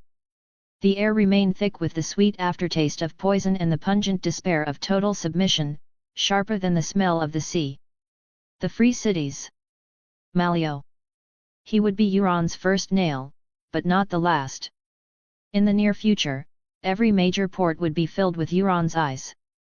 Chapter 24, Chapter 24, White Gold Sand. Malio, the sleeper agent Euron intended to plant in the free cities, was handed over entirely to Dagmar for the follow-up operations. Dagmar, appointed by Lord Quellin as Euron's guard, wasn't just there for protection. Quellin wanted to give Euron free rein, and Dagmar's skills and connections were the perfect tools. After 20 days of life and death aboard the Drinker, Euron understood Dagmar well. He looked rude, impulsive, and dull, but was actually shrewd, capable, and meticulous beneath the rough exterior. Euron's mind was full of schemes, but he had to prioritize based on importance and difficulty. The only project currently viable low investment cost, low trial and error cost, high probability of success, and massive returns was Salt. The deepest stone cellar beneath Pike was damp as the womb of the drowned god. Salt frost seeping from the rock walls shimmered with a ghostly pale light under the flickering torches. Every breath carried a cold, salty tang, every drop of water falling echoed hollowly in the dead silence. Here, isolated from the wails of salt thralls and the eternal roar of the surf, only the silence of stone and a brewing, subversive quiet remained. Euron Greyjoy stood in the center of the cellar, his dark grey cloak blending with the shadows. Under the hood, his mismatched pupils burned with a focus and control beyond his years in the dim light. He was no longer a bystander but the core of this secret ritual, the source and helmsman of a flood of knowledge. Dagmar had found this quiet spot and prepared everything Euron needed.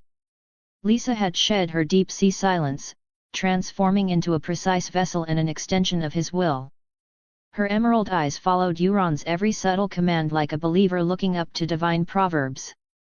His uncle, Euron Greyjoy, the future damp hair, currently a young priest, who had performed Euron's drowning ritual, had been invited from the drowned god's temple as a witness, silently observing every move. On the rough wooden table sat common, crude vessels of the Iron Islands, heavy clay vats, polished wooden buckets, a thick iron cauldron, fine rattan filter funnels, and smooth whalebone rods. Beside them lay a pile of raw salt fresh from the pans, a mix of grey, yellow, and brown, smelling of seaweed, rust, and bitterness. Step 1. Dissolution. Euron's clear child voice cut through the silence of the cellar with unquestionable command. He pointed a slender finger at a wooden bucket filled with clear rainwater, then at the pile of filthy raw salt. Take a measure, pour into the water. Let it settle, like a reef sinking into the abyss. Let the mud, gravel, shells, all the filth of the earth, sink to the bottom on its own. Lisa obeyed with mechanical precision. The raw salt granules hissed like dying things as they hit the water. She stood by, eyes locked on the surface like a hawk. The murkiness gradually stratified, the upper liquid taking on a sickly yellowish hue. Euron nodded slightly. Filter. Take only the clear liquid on top. The sediment at the bottom is useless, discard it like worn shoes. The rattan funnel swept over the surface, filtering the relatively clear brine into a clean clay vat. The filthy residue was abandoned in a waste bucket in the corner, symbolizing a discarded past. Step 2. Devouring. Euron's gaze turned to a sealed clay jar in the corner. He walked over and lifted the lid, revealing black, brittle chunks of charcoal-activated charcoal made from sea oak smoldered in a special kiln according to his instructions. Crush it to powder.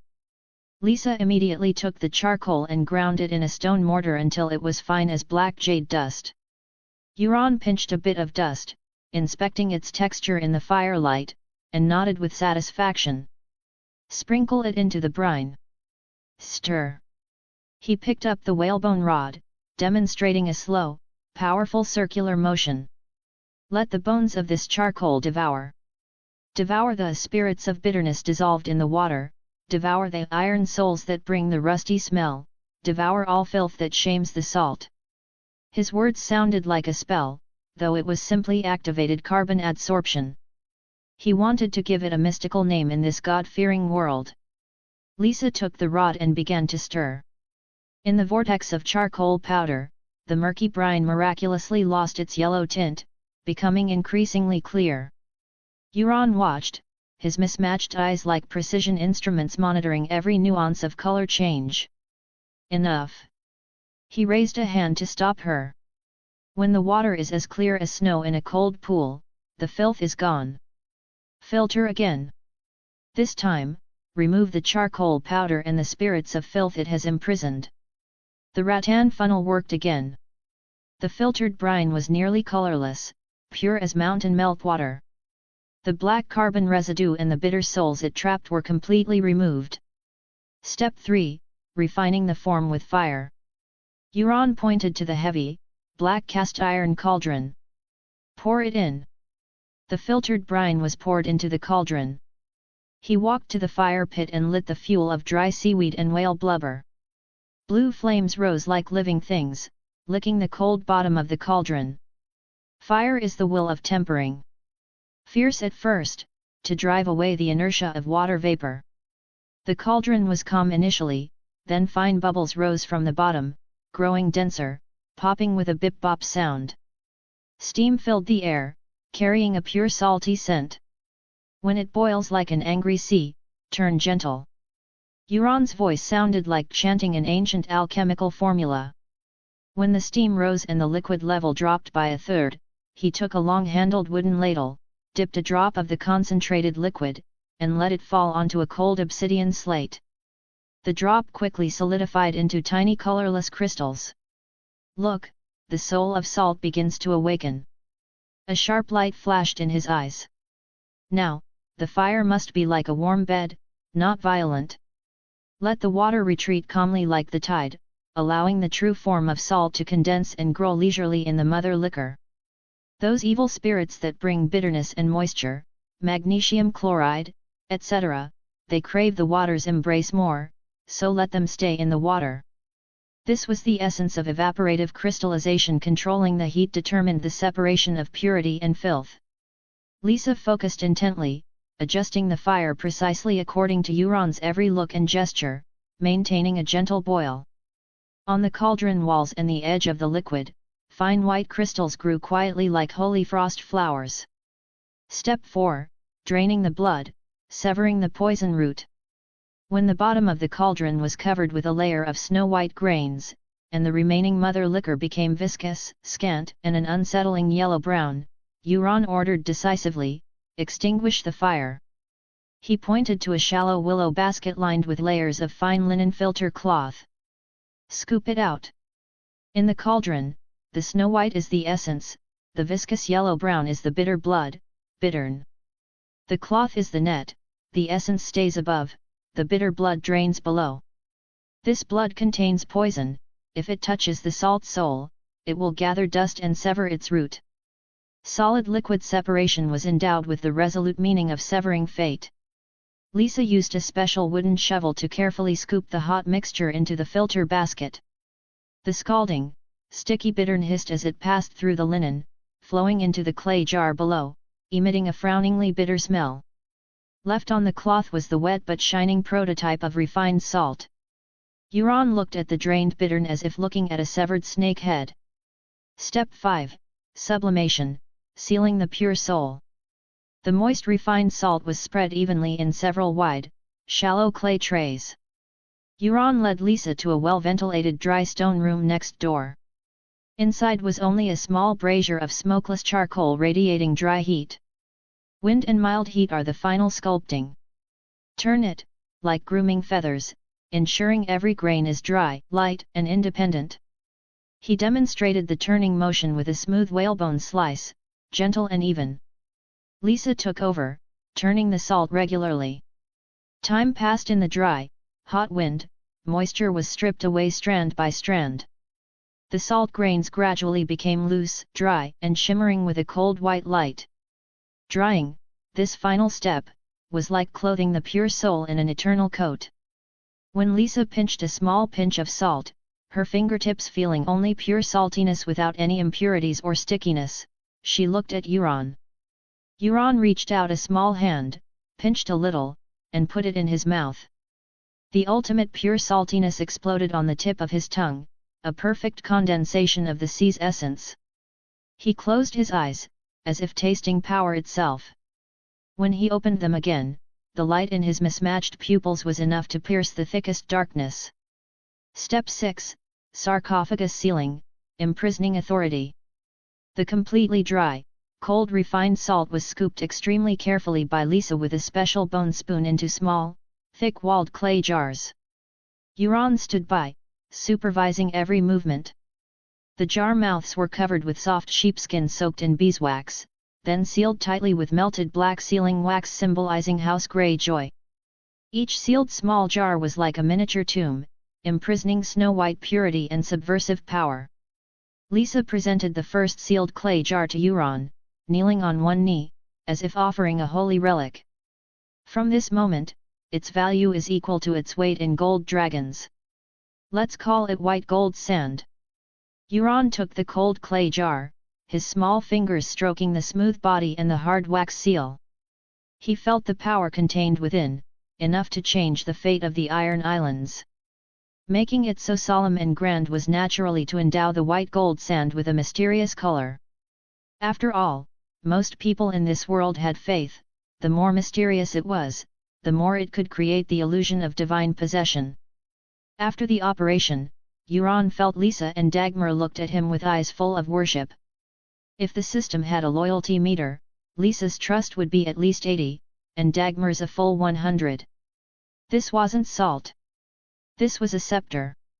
A chain. The cornerstone of House Greyjoy's rule. When the white gold sand was mass-produced, that would be the true beginning. Chapter 25, Chapter 25, Salt Power is Hegemony. The salt pans on the western shore of Pike stretched under the lead grey sky like a festering mound on the earth. Murky sea water was led into simple drying pools, exposed to the fierce sun and whipped by the sea wind, finally precipitating a layer of grey-white salt mixed with brown-yellow grit, rough as sand. The air was thick with a salty, bitter smell, the lingering mix of rust and seaweed unique to low-quality coarse salt. Salt workers, backs bent, trod barefoot in the scalding salt mud, their skin eroded by brine like cracked reef rock. Every stoop to shovel salt was accompanied by suppressed groans and the harsh drag of chains. This coarse salt, mixed with sea mud and bitter impurities, was cheaply packed into rough hemp sacks, piled in damp warehouses, waiting to be exchanged for meager iron ore or moldy grain. This was the humble, bitter cycle of the Iron Islands salt pans for thousands of years. But deep within the towering black stone keep of Pike, the air was cold and clean, smelling of parchment, whale oil, and power. Euron Greyjoy stood before his father King Quellen's massive chart table, his small body looking exceptionally calm in the flickering halo of the whale oil lamp. He didn't look out the window at the salt pans representing poverty and hard labor, his gaze rested on two rough clay bowls placed side by side on the table. One bowl was filled with the coarse salt sample just sent from the pans, grey-yellow, clumped, uneven grains, emitting a smell of sea and bitterness. The other bowl held a small pile of snow-white, crystalline powder, dry as fine sand, shimmering with a near-holy light under the lamp. King Quellen's rough fingers pinched a bit of coarse salt, tasting it on the tip of his tongue. His brow immediately furrowed at the familiar, unpleasant bitterness and grit. He then pinched a bit of the snow-white powder, his movement carrying a trace of imperceptible hesitation. When that ultimately pure saltiness melted on his tongue, without any impurity interference, only the pure, concentrated essence of the ocean, a sharp light of disbelief exploded in his eagle eyes that had seen all storms. He tasted it repeatedly, comparing, as if appraising a rare treasure. "This, what salt is this?" Quellen's voice was low, vibrating with suppressed shock. He had never tasted such pure salt, its quality even surpassed the Dornish sun salt known for its purity. "Salt." Euron's answer was simple to the point of plainness, but deep in his mismatched pupils, the fire of control burned. "Iron Islands sea salt, purified by the White Gold Sand Project." White Gold Sand Project. Quellen's gaze hooked onto his son. "Yes, father." Euron's voice was clear and calm. "The coarse salt from the pans is cheap as roadside stones. But through a specific method of washing, dissolving, and crystallizing, a method held by Lisa, its secret formula existing only here," he tapped his temple with a slender finger, then pointed to Lisa standing in the shadows like a deep-sea ghost, and in Lisa's brain removing all bitterness, impurities, and moisture, "we get this white gold sand, white as snow, pure as ice." He picked up the clay bowl of refined salt, holding it up to the light, letting the crystalline grains flow in the light and shadow. "Dornish sun salt is famous across the Seven Kingdoms for its purity, worth thousands of gold pieces. Our white gold sand is even purer." He paused, every word hitting the table like a cold gold coin. "Its value is at least 10 times that of coarse salt, maybe even higher. Nobles, wealthy merchants, maesters of the Seven Kingdoms, and even the Red Keep's royal chefs pursuing ultimate flavor will pay high prices for it." Quellen's breathing became heavy. He stared fixedly at the bowl of refined salt flowing with silver light, then looked up abruptly at the gloomy, bitter salt pans outside. The massive contrast crashed against his inherent cognition like a tsunami. 10 times. 10 times the value of coarse salt. What did this mean? It meant Pike's barren salt pans would instantly turn into veins flowing with gold dust.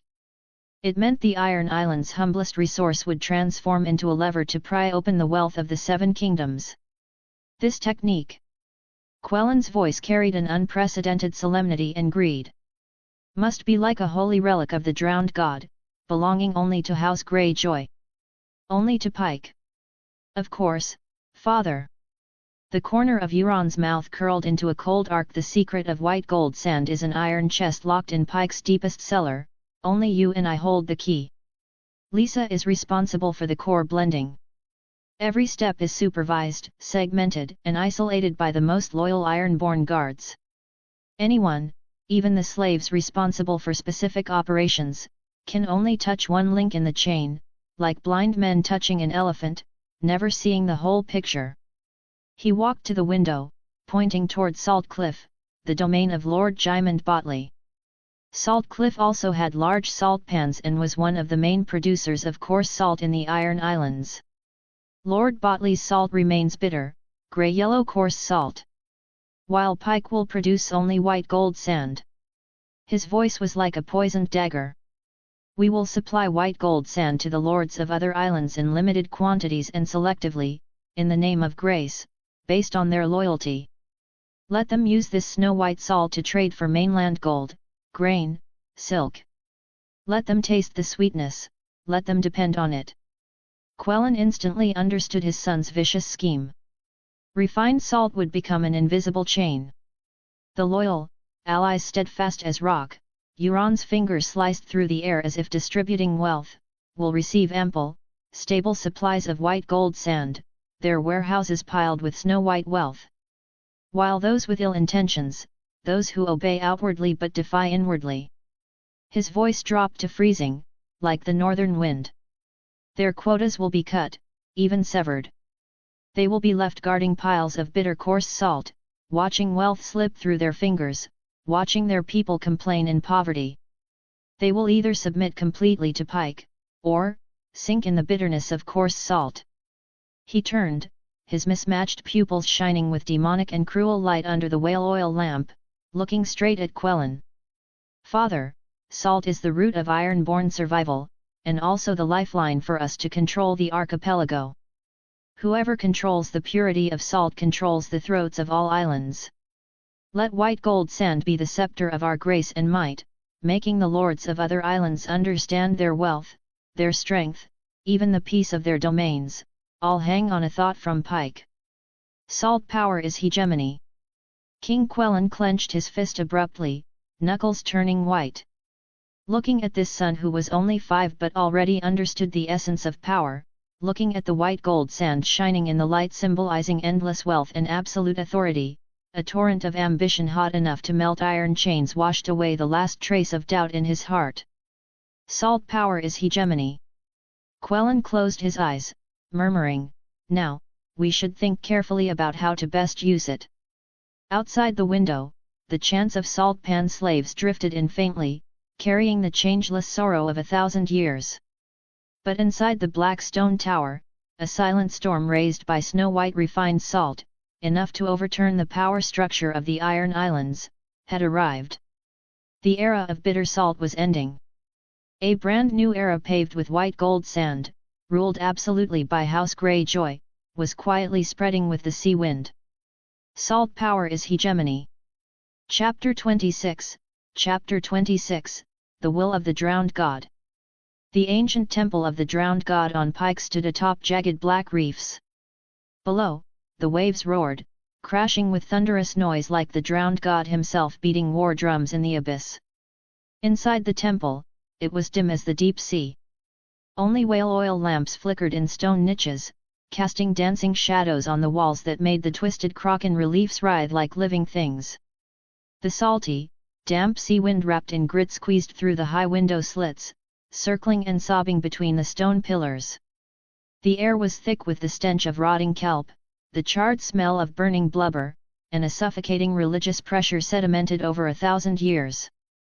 In the deepest part of the temple, High Priest Viken Greyjoy King Quellen's own brother stood like an ancient totem growing out of the seabed reef. His withered body was wrapped in layers of salt-soaked, dark brown seaweed robes. His exposed skin looked like leather soaked in seawater for a millennium, covered in grey-white salt stains and dark brown sunspots. A whalebone staff topped with a massive mother-of-pearl shell was tightly gripped in his branch-like hand. Shark teeth and drowned men's finger bones hanging from the staff clattered hollowly in the gloom. From his deep-set sockets, a pair of cloudy but anchor-hook sharp eyes pierced the dim light, landing on 2 stone basins placed side by side before him. In one basin lay the coarse salt tribute from Salt Cliff, the pride of Jymond Botley, grey-yellow, clumped, emitting a lingering bitterness and rusty stench.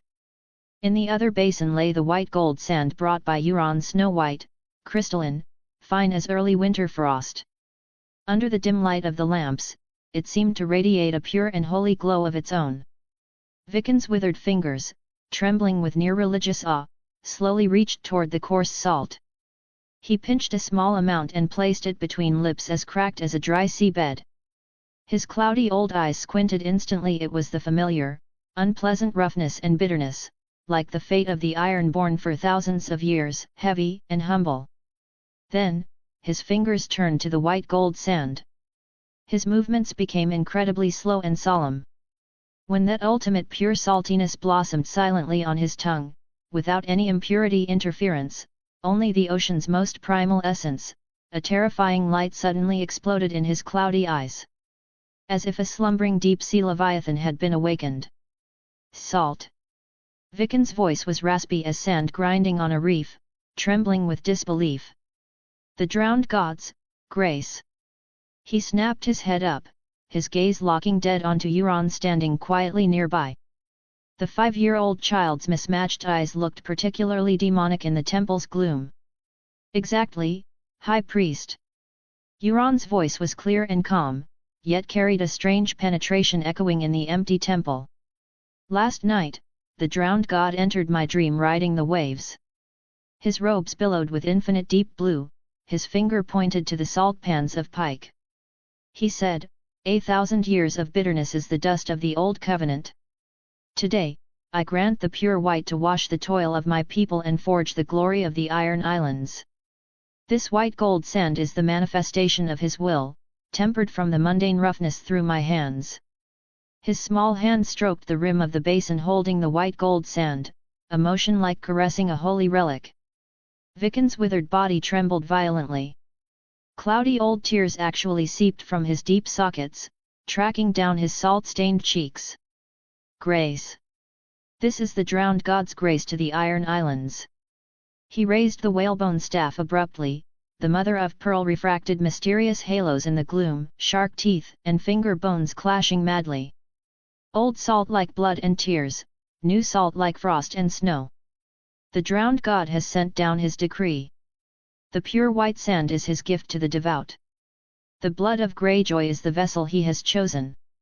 His voice was shrill with excitement, like a seabird's cry, yet carried irrefutable oracular power. Dash. The news swept through every corner of the Iron Islands overnight like the salty sea wind. The snow-white, pure white gold sand, personally certified by the High Priest as the drowned god's grace, became the holy object every lord dreamed of. The volcano on Great Wick seemed to erupt early. Lord Dunstandrum, like a mad walrus reeking of ale and sweat, sailed his fastest longship to pike. His fan-like hand slammed onto the black stone table in King Quellen's council chamber, making goblets jump. Quellen! My brother! The drowned god's grace must be shared. Give me the secret of white gold sand. House Drum's salt pans must offer the purest tribute to the drowned god. Jymond Botley of Salt Cliff followed closely behind. In his eyes, sinister as a moray eel in a reef crevice, naked greed burned. He rubbed the sparse stubble on his chin, his voice sliding like a viper over wet sand. Lord Quellen, House Botley has served the drowned god for generations. Naturally, we are qualified to bathe in the light of this graced white gold sand. The secret formula should be guarded by all devout islands together. Baylor Blacktide of Blacktide was shaking all over with excitement. He clutched the driftwood carving of the drowned god to his chest, his voice carrying a weeping fanaticism. It's a miracle. King Quellen. High Priest Viken's declaration is the voice of the drowned god. White gold sand is a blessing granted by the drowned god to the entire Iron Islands through the hand of your young son Euron. It shouldn't belong only to Pike, it should bathe the salt pans of every island, letting all Ironborn feel the drowned god's glory. This is his will. You cannot block the spread of divine will. He almost prostrated himself on the ground, as if begging for divine grace. Facing the surging wave of demands and near coercion, Quellen Greyjoy sat on his reef throne symbolizing power, immobile as a black reef that had weathered 10,000 years of storms. His face held no expression, only a profound calmness like the abyss. "My lords," Quellen's low voice sounded, easily suppressing the noise in the hall like an anchor sinking into a clamorous sea. "I understand your thirst for the drowned god's grace. But you seem to have forgotten, in the oracle transmitted by High Priest Viken, what did the drowned god say?" His sharp gaze swept every eager face. "Through my hands," Quellen repeated slowly and clearly, his gaze finally landing on Euron standing quietly aside. "It was the drowned god who chose Euron, who chose the second son of Greyjoy, as the sole vessel of manifestation for this white gold sand in the mortal world. He did not carve the secret on a reef, nor did he dream to every priest, but chose Pike, chose a 5-year-old child. Do you not yet understand the profound meaning in this?"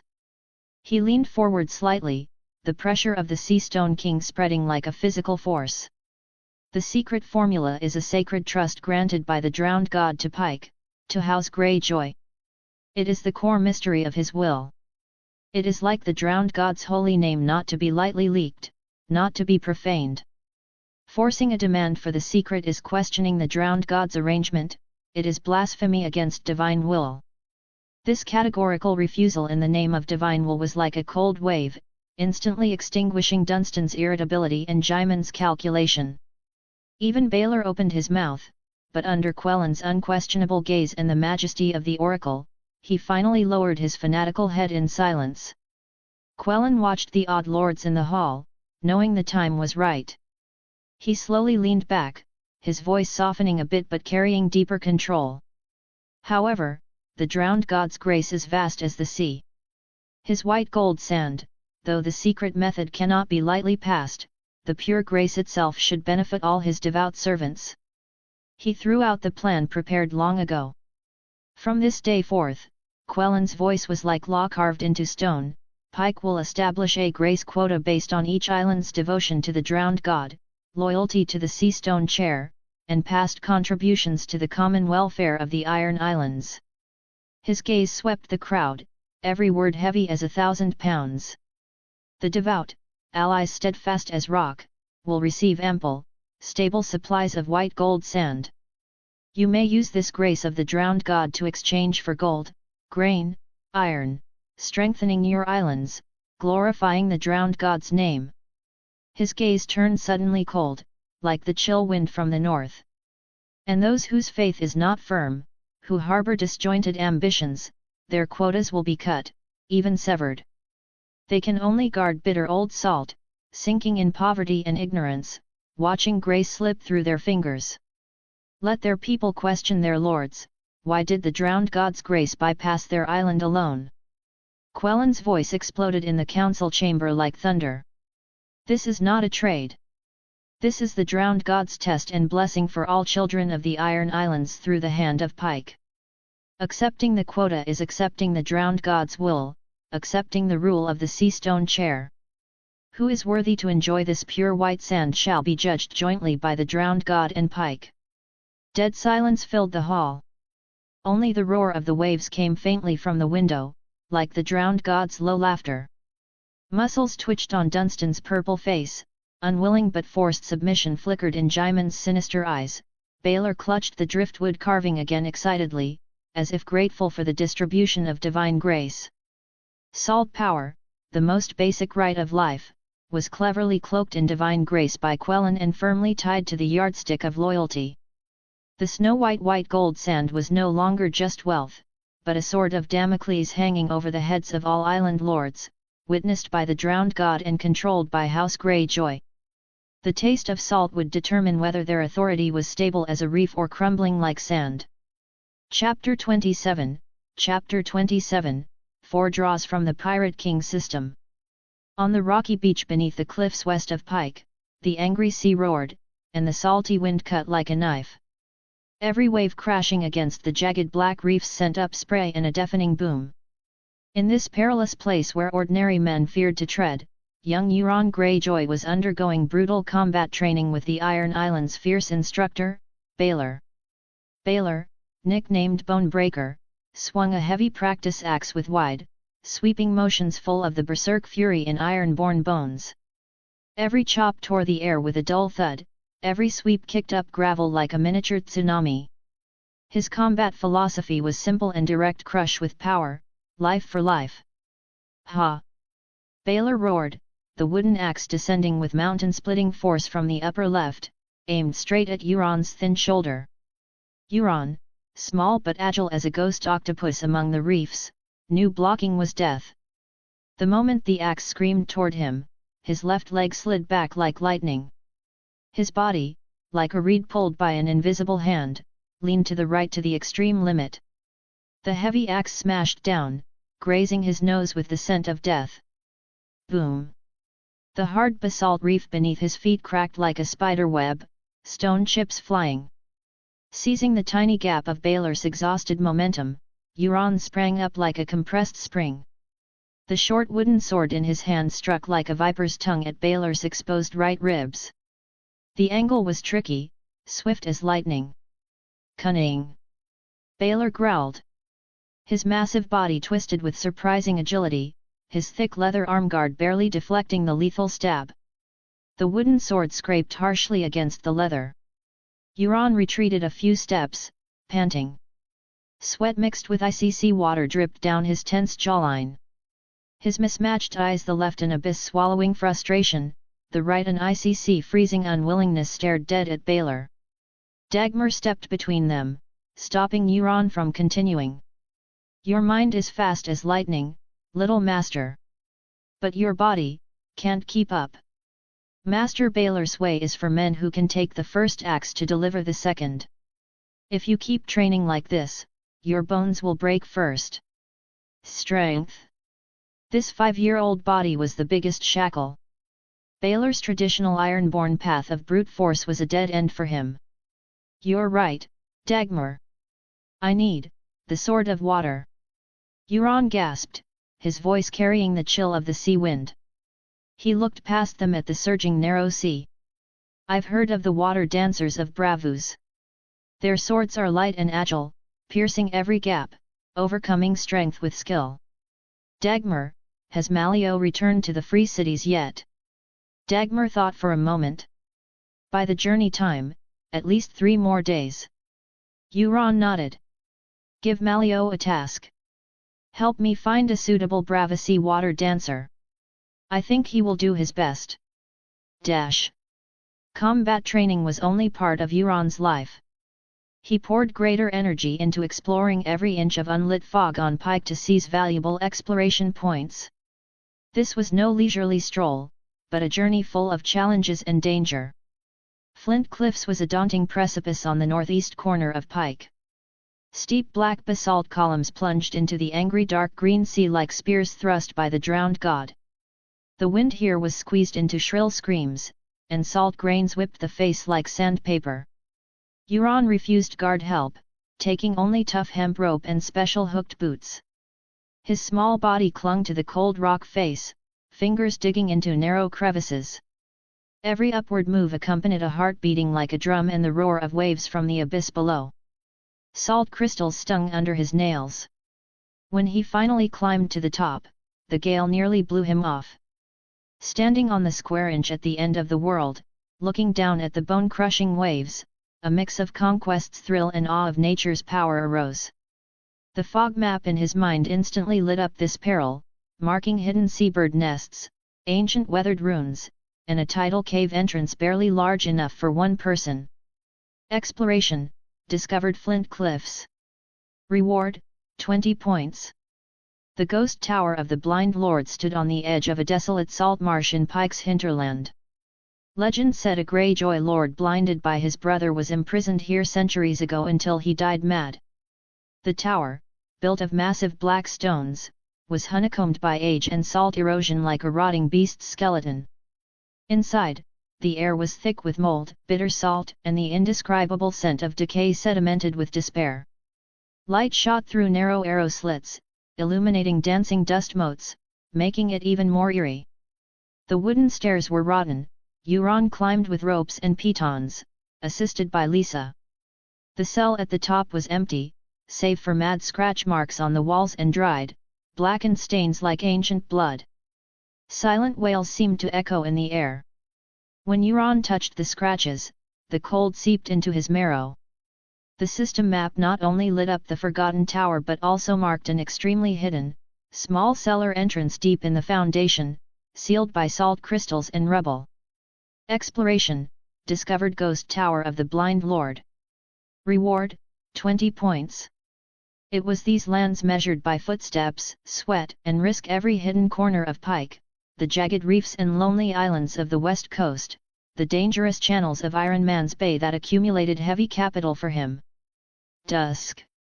Atop the highest Eagle's Nest Tower of Pike, Euron dismissed his attendants and stood alone. His consciousness sank into the infinite void deep in his mind. A massive screen of light woven from stars and deep blue sea water unfolded the Pirate King system. On the central map, Pike was revealed in minute detail, from the perilous silhouette of flint cliffs to the hidden cellar of the Ghost Tower, from the distribution of every drying pool in the salt pans to the most hidden berth in the shipyard, even the moldy underground tunnel beneath the old keep leading to the unknown. The fog over Iron Man's Bay and the west coast was largely dispelled, marking channels, reefs, and caves. Exploration points, 420/100. This number flickered blue at the top of the screen, wealth exchanged for footsteps, courage, and wisdom. His gaze focused on the spinning, starlit lottery wheel in the center. Countless small sectors were shrouded in mist, with only a few glows indicating possibilities: skills, deep blue, items, emerald green, mounts, ethereal purple, unknown, chaotic gray. Draw. His mental command was calm and firm. The wheel exploded with brilliant starlight, the pointer spinning like a stream of light. The misty areas seemed to come alive, blurred runes, phantom creatures, and weapon outlines flashed by. Tension filled the void. The pointer slowed, carrying the weight of destiny, clicking past the lights. Ding! A crisp chime sounded. The pointer stopped in a deep blue ocean sector. Congratulations! Obtained, skill, basic navigation. A stream of cool information like a fresh sea breeze flooded his mind. Celestial navigation, needs calibration with Westeros star charts, reading land from seabirds, sensing subtle currents, predicting storms from clouds, efficient sailing with wind and tide. Knowledge branded like instinct. He felt an invisible umbilical cord connect him to the roaring sea beneath his feet, the whispers of tides echoing in his soul. Continue. The wheel spun again, starlight flowing. Ding! The pointer stopped in a deep blue sector with abstract waves and a fist. Congratulations! Obtained, skill, Fishman Karate, LV1. A scorching current rose from his dantian, instantly flowing through his limbs. Muscle fibers were invisibly stretched and tempered, becoming tough and explosive. Strange force exertion techniques emerged, condensing force like compressed waves to explode at a point, 1-inch punch, deflecting force like flowing water, treading waves like flat ground. This was a technique tailored for him to overcome strength with softness. He subconsciously punched the air, the trajectory was smooth and strange, actually stirring a faint air vortex. Again. The wheel spun a third time, light slightly dimmer. Ding! The pointer stopped in an emerald green sector radiating life. Congratulations! Obtained, item, Viva card, subcard X1. Light flashed, and a black card the size of a palm, feeling like tough biological membrane, appeared in his hand. Runes glowing with faint green light bordered it. Information flowed in, drip blood into the central groove. Displays the life sign of the master card holder, bright/fading/extinguished, subcard always points to master card. Euron didn't hesitate to bite his fingertip, dripping blood. It soaked in instantly, the card glowing, and a tiny but clear Greyjoy Kraken totem made of green stardust floated up, vibrant with life. Good stuff, but not usable yet. Can't just give this mysterious thing to anyone, explaining it would be a hassle. Euron treasured it, tucking it into a hidden pocket. One last draw. The wheel spun, light restrained. Ding! The pointer stopped in an ethereal purple sector with an abstract galloping horse outline. Congratulations! Obtained, Mount, Ferrule, Juvenile. The light dispersed, accompanied by a neigh that was childishly confused yet clear as a silver bell whinny. Euron looked down. A small foal was nuzzling his calf with a warm nose. Smaller than a Westerosi pony, but extraordinarily handsome. Snow-white coat flowing with velvet luster, limbs long and powerful. Most captivating were its large eyes, deep pupils burning with two clusters of agile golden flames, full of wisdom and wildness. Its mane and tail swayed gently like flowing night. Though young, the latent nobility, speed, and power were already sharp. System info, Ferrule. Ancient Eastern bloodline, divine steed variant. Extraordinary in youth, unmatched speed and endurance in adulthood, highly spiritual, capable of telepathic bond. Growth requires special care, to be explored. Mount of the One Piece character White Horse Cavendish. Elegant yet berserk, loyal protector, fearless in battle. Ferrule nuzzled Euron affectionately, golden flame eyes full of trust and curiosity. Euron stroked Ferrule's smooth, warm neck, feeling its vigorous vitality. It was a pony suitable for him now, and would grow as he did. No devil fruit, which he wanted most, but the 4 rewards were extremely practical. Euron was satisfied and looked forward to perfection next time. Looking at Ferrule, he felt a headache. Suddenly having an extra pony, how to explain this? Sigh, whatever. Just say I saw it in the stables, born of some unknown mare. Now, he had to think carefully about how to make beautiful packaging for the white gold sand, how to brag and advertise everywhere, how to use salt to open trade routes, revitalize the port, and control those disobedient lords. Chapter 28, Chapter 28, Salt, Gold, and Power. 276 AC. The salty, cold wind of Iron Man's Bay was now thick with the scorching scent of gold coins and power. The docks of Pike had never been so clamorous. Masts of merchant ships from the 7 kingdoms and across the narrow sea stood like a forest, their sails blotting out the sun. The thud of planks hitting stone piers, the chantas of sailors, the bargaining of merchants, and the crisp clinking of gold and silver wove a symphony of wealth unprecedented for House Greyjoy. The air smelled of spices, whale oil, rust, and a new, heart-racing scent, the smell of gold. In just 1 year, the once empty port had changed completely. Inside the massive study of Pike's central keep, overlooking the busy harbour and the deep-sea stone hall, a silent storm had settled. Quellan Greyjoy, the Sea Stone King, like an ancient reef receding from the eye of the storm, placed 2 heavy seals symbolizing core power, one depicting a roaring kraken encircling salt crystals, the other a blood-stained axe wrapped in chains onto the wide black stone desk with his own hands. Take them. Quellan's voice was low, carrying a complex tone of unburdening and entrusting the future. His gaze, deep as the sea, fell on his youngest son across the desk. The grace of salt, the old way of the sea. You steer the future course of the Iron Islands. Across the desk, Euron Greyjoy, only 6 years old, stood straight as a young cedar in his well-fitted dark green kraken robe. He didn't immediately reach for the seals that would drive any lord mad. He simply nodded slightly, his mismatched eyes calm as still water, as if accepting 2 ordinary pebbles. That calmness beyond his years made Maester Callan in the corner nervously twist his chain again, and a glint of imperceptible light flashed in Lisa's silent emerald eyes. A year ago, when this 5-year-old boy proposed the white gold sand strategy amidst a storm of doubt, no one believed him. Give me a year to try.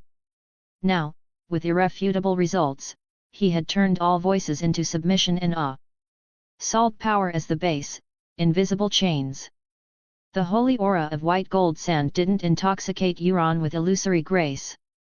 Clear-headed as a blade on a reef, he forged divine grace into the coldest scepter of commerce and chain of rule. The first iron rule, the anchor of bundling. Any lord or merchant guild wishing to purchase white gold sand must first purchase several times its quota in ordinary pike sea salt. This ordinary salt, though processed and far superior to the bitter coarse salt of other islands, was still grey-white and cheap. Bundling, like a heavy anchor, locked white gold sand buyers tightly to pike's most basic, bulk salt production. Lord Jymond Botley of Salt Cliff had tried to resist, possessing the largest salt pans. How could he tolerate pike's dumping? He hoarded his own coarse salt and refused pike's. The result? He lost not only the qualification to buy white gold sand but also the channel to exchange it for mainland gold and grain. He watched his warehouses fill with unwanted bitter salt while wealth slipped through his fingers like sand. The resentment of his salt workers and the poverty of his domain finally forced him to lower his proud head. Bundling ensured pike's salt pans never stagnated and tied the economic lifeline of all islands to pike glory together, loss together. The second iron rule, the price barrier. Coarse grey salt flowed cheaply to the pots and pickling barrels of iron-born commoners, sustaining basic livelihoods. White gold sand was crafted into a luxury item solely for princes, wealthy merchants, and seps. Snow-white crystals were packed into exquisite crystal vials or carved wooden boxes branded with the drowned god's holy emblem and the Greyjoy kraken. Euron intended to make it a luxury, something one looked at and knew they couldn't afford, only those of high status and wealth could taste it. Price? 10 times that of coarse salt was just the starting point. In King's Landing, Old Town, and Bravos, a small vial of white gold sand was worth its weight in silver. This was naked wealth harvesting, leveraging the halo of faith and absolute quality monopoly to extract staggering profits from noble tables across the Seven Kingdoms, Prince Duran's vaults, and the Iron Bank's ledgers. Gold flowed like tamed tides into Pike's treasury. The third iron rule, the blade of monopoly. Euron established the Ice and Fire Trading Company, its tentacles quietly extending to major ports on both sides of the narrow sea, declaring to all potential buyers, "Want Iron Island's white gold sand? Fine. But you must buy salt produced in the Iron Islands simultaneously.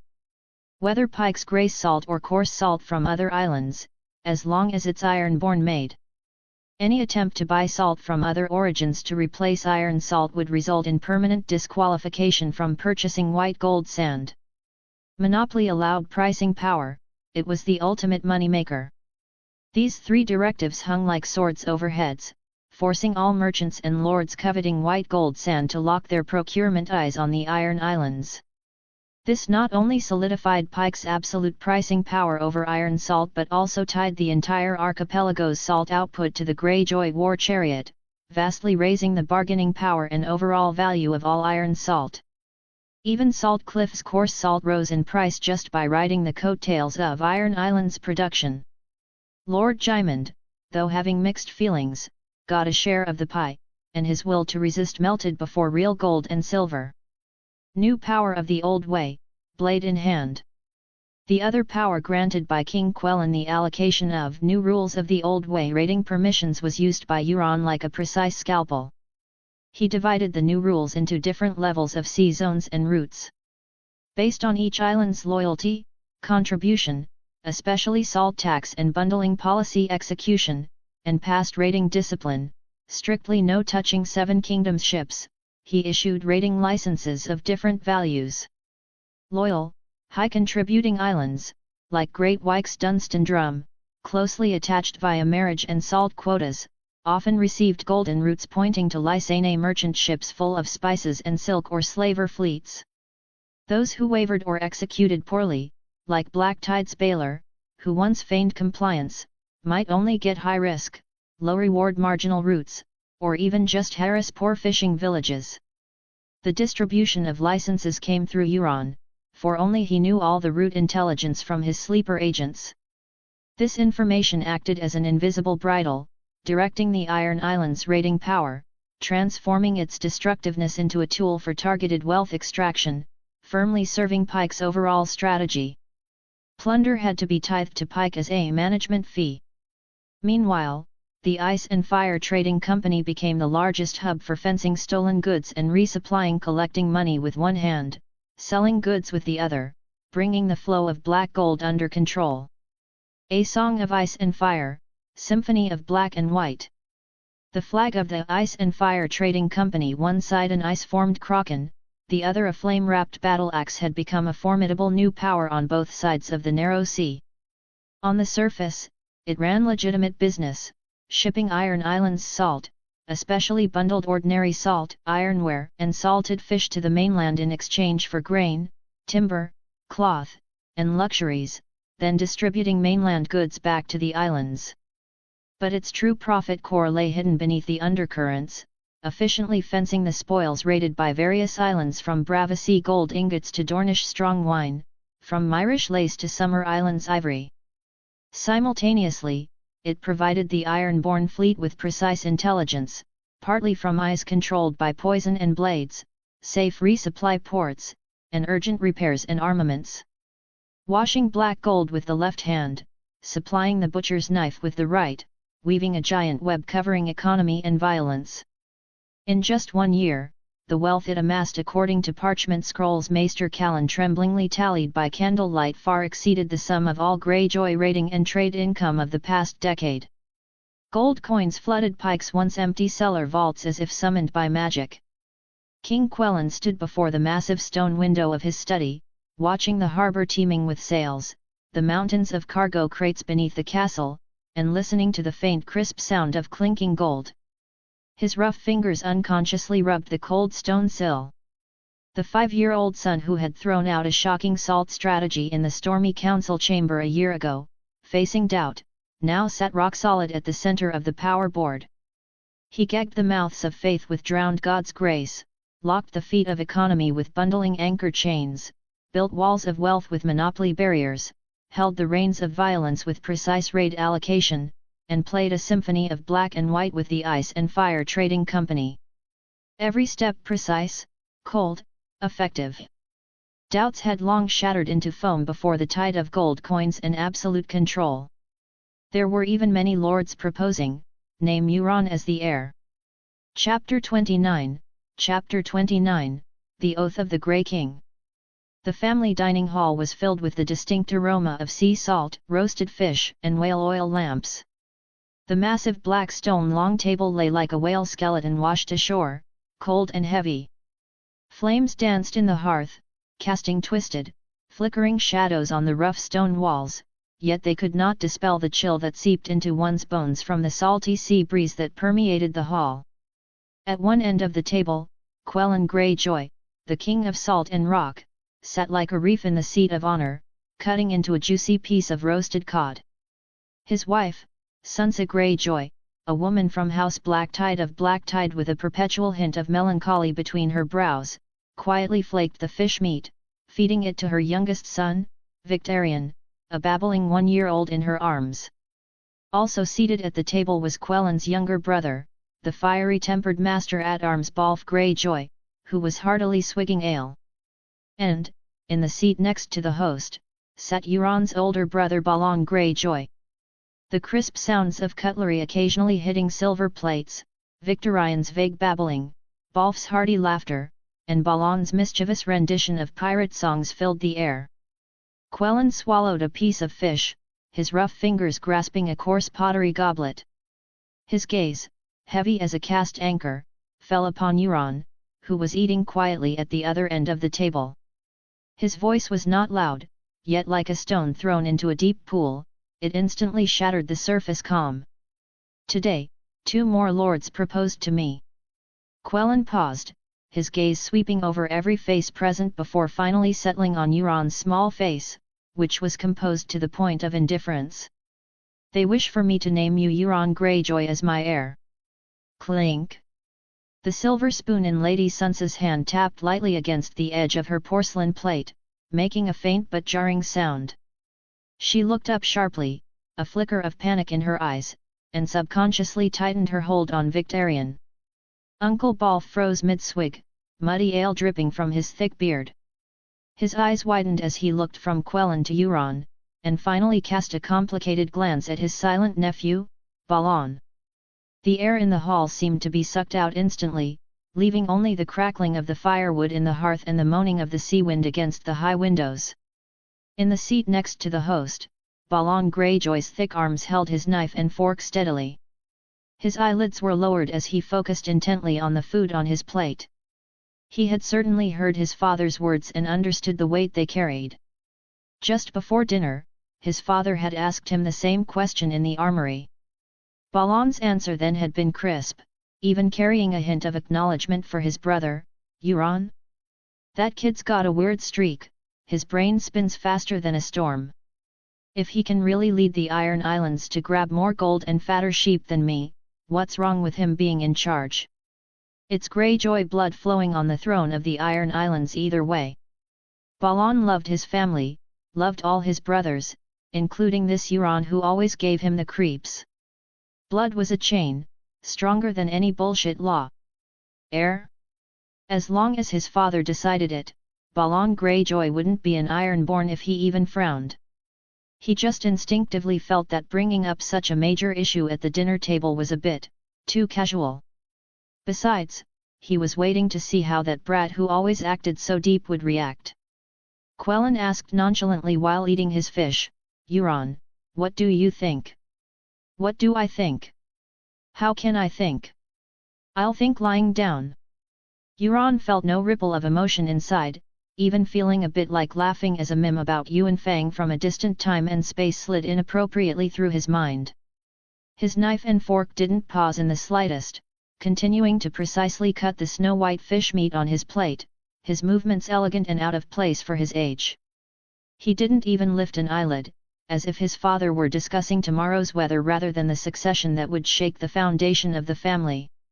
In the suffocating silence, Euron finally put a small piece of deboned, tender meat into his mouth, chewed it carefully, and swallowed.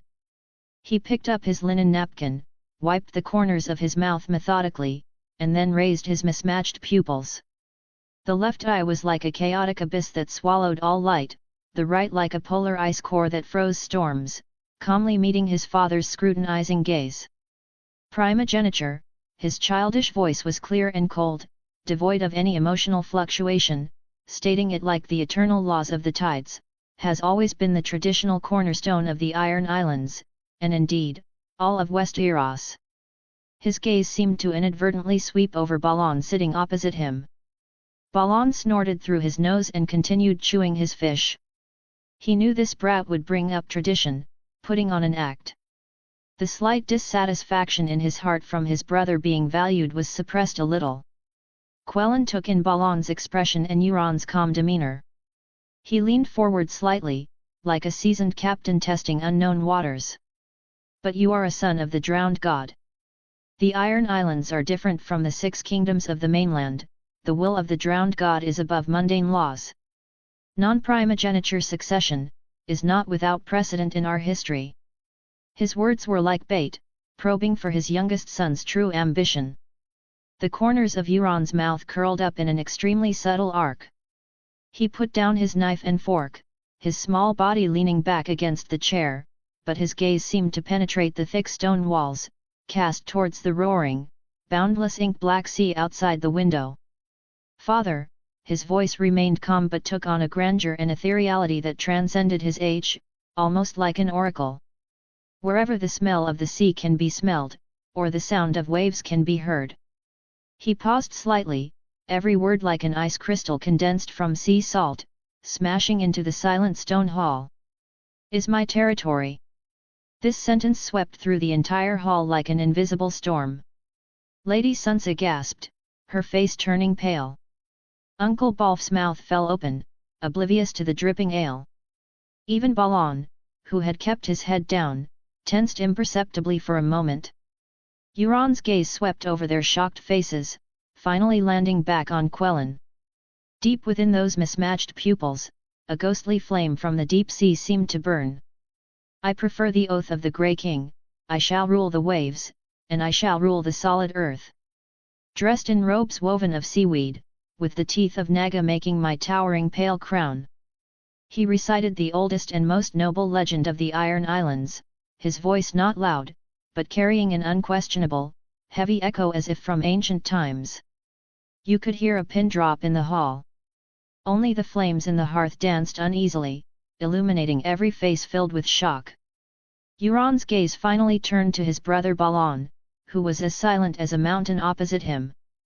His tone became unusually gentle, even carrying a trace of childish innocence and mischievous teasing, as if poking fun at a hot-tempered but close companion. "So, father," he spread his small palms in a gesture of take it and play, a glint of a successful prank shining in those mismatched eyes. "Let's leave these tiny iron islands to Big Brother Balon." He even deliberately adopted the tone of an adult coaxing a child, dragging out the ending as he added, "With his ability, he should be able to watch the house just fine." That tone, that demeanor, was practically saying, "Big bro, you play with this toy for now, just don't lose it, I'm going to play with something bigger." Bang screech! A tooth-aching sound of metal twisting suddenly exploded. Balon Greyjoy's face turned the color of pig liver instantly. He understood. He completely understood the airy, treat him like a watchdog tone in this little bastard's words. What watch the house? He, Balon Greyjoy, was the Wolf of Pike, the Iron Captain who could tear enemy ships apart. How old was this cub? Daring to talk to him in that tone used for coaxing Victarion and charity with the Iron Islands. That fury of being toyed with and belittled by his younger brother shot straight to his forehead. To hell with being a son of the drowned god, beat him up first and let him know who the big brother is. Violent strength instantly poured into the knife and fork in his hands. The thick, heavy table knife forged from refined steel was forcibly squeezed by him until it twisted and deformed like soft clay. The tines of the fork also sank deep into the flesh of his palm, oozing crimson beads of blood. He jerked his head up, those eyes wide with rage staring dead at Euron, like a grumpy sea lion teased by a seal, his roar shaking the dust from the roof. "You little brat! I want to beat you to death!" In this roar, the monstrous anger was real, but deeper down, it was a brotherly rage mixed with embarrassment, defiance, and a spare the rod and spoil the child mentality after being so disrespectfully teased by his closest, albeit weird, brother. The bond of blood remained, but right now, he just wanted to grab this brat and spank his butt hard. A scene of brotherly love appeared in the dining hall. Euron ran around the dining table dodging his furious brother until his mother smilingly pulled him into her arms. Only then did Balon stop resentfully and return to his seat. After things quieted down a bit, King Quellan looked at Balf and held out his hand. "You lost, 100 gold dragons." Balf rolled his eyes. He originally thought it was a joke between brothers, who knew his brother Quellan would actually flip the table directly. Accepting the loss, Balf tossed over a jingling bag of gold dragons, shaking his head and sighing. Sigh, logically speaking, shouldn't the younger brother plot to overthrow the older one gear up to eliminate the monster, and then the two of them fight to the death? How come the title of King of the Iron Islands is so worthless now? A bet? Betting on whether the two brothers would turn against each other because of this? Balon was shocked and roared, "Bastard! You can bet on this kind of thing? You can joke about this?" King Quellan and Balf laughed heartily, not caring in the least. Euron, however, sensitively sniffed out something strange and frowned. Maybe there really are a lot of people who hope to see the scene Uncle Balf described. Quellan sighed and smiled faintly. "Balon, I have to say, your brother's IQ is really much higher than yours." Balon was stunned for a moment, then realized and said, "Father, you mean someone is deliberately spreading these rumors, wanting to see discord between us brothers and disharmony in the family? And then? What and then? The people doing this kind of thing definitely have bad intentions. Catch them and kill them. But right now, there are quite a few lords with this idea. Some have conspiracies, some are following the trend, and some are sincere. Are we going to catch and kill them all? Then catch them first, and there are plenty of ways to make them understand. Those are all Ironborn of the Iron Islands, nobles, lords. They aren't salt wives you can kill casually, nor are they your captives. If it's not catching then it's killing. Do you want chaos in the Iron Islands? Ugh, then. Quellan ignored his single-minded eldest son and instead looked at Euron, asking, Euron, what do you think? What do I think again? How can I think? A very effective, and very vicious conspiracy. I mean. Euron smiled. We should just wait calmly.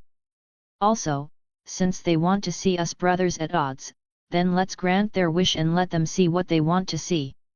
When the time comes, there will definitely be some people appearing around me, and around Balon, offering advice under various guises of being for our own good.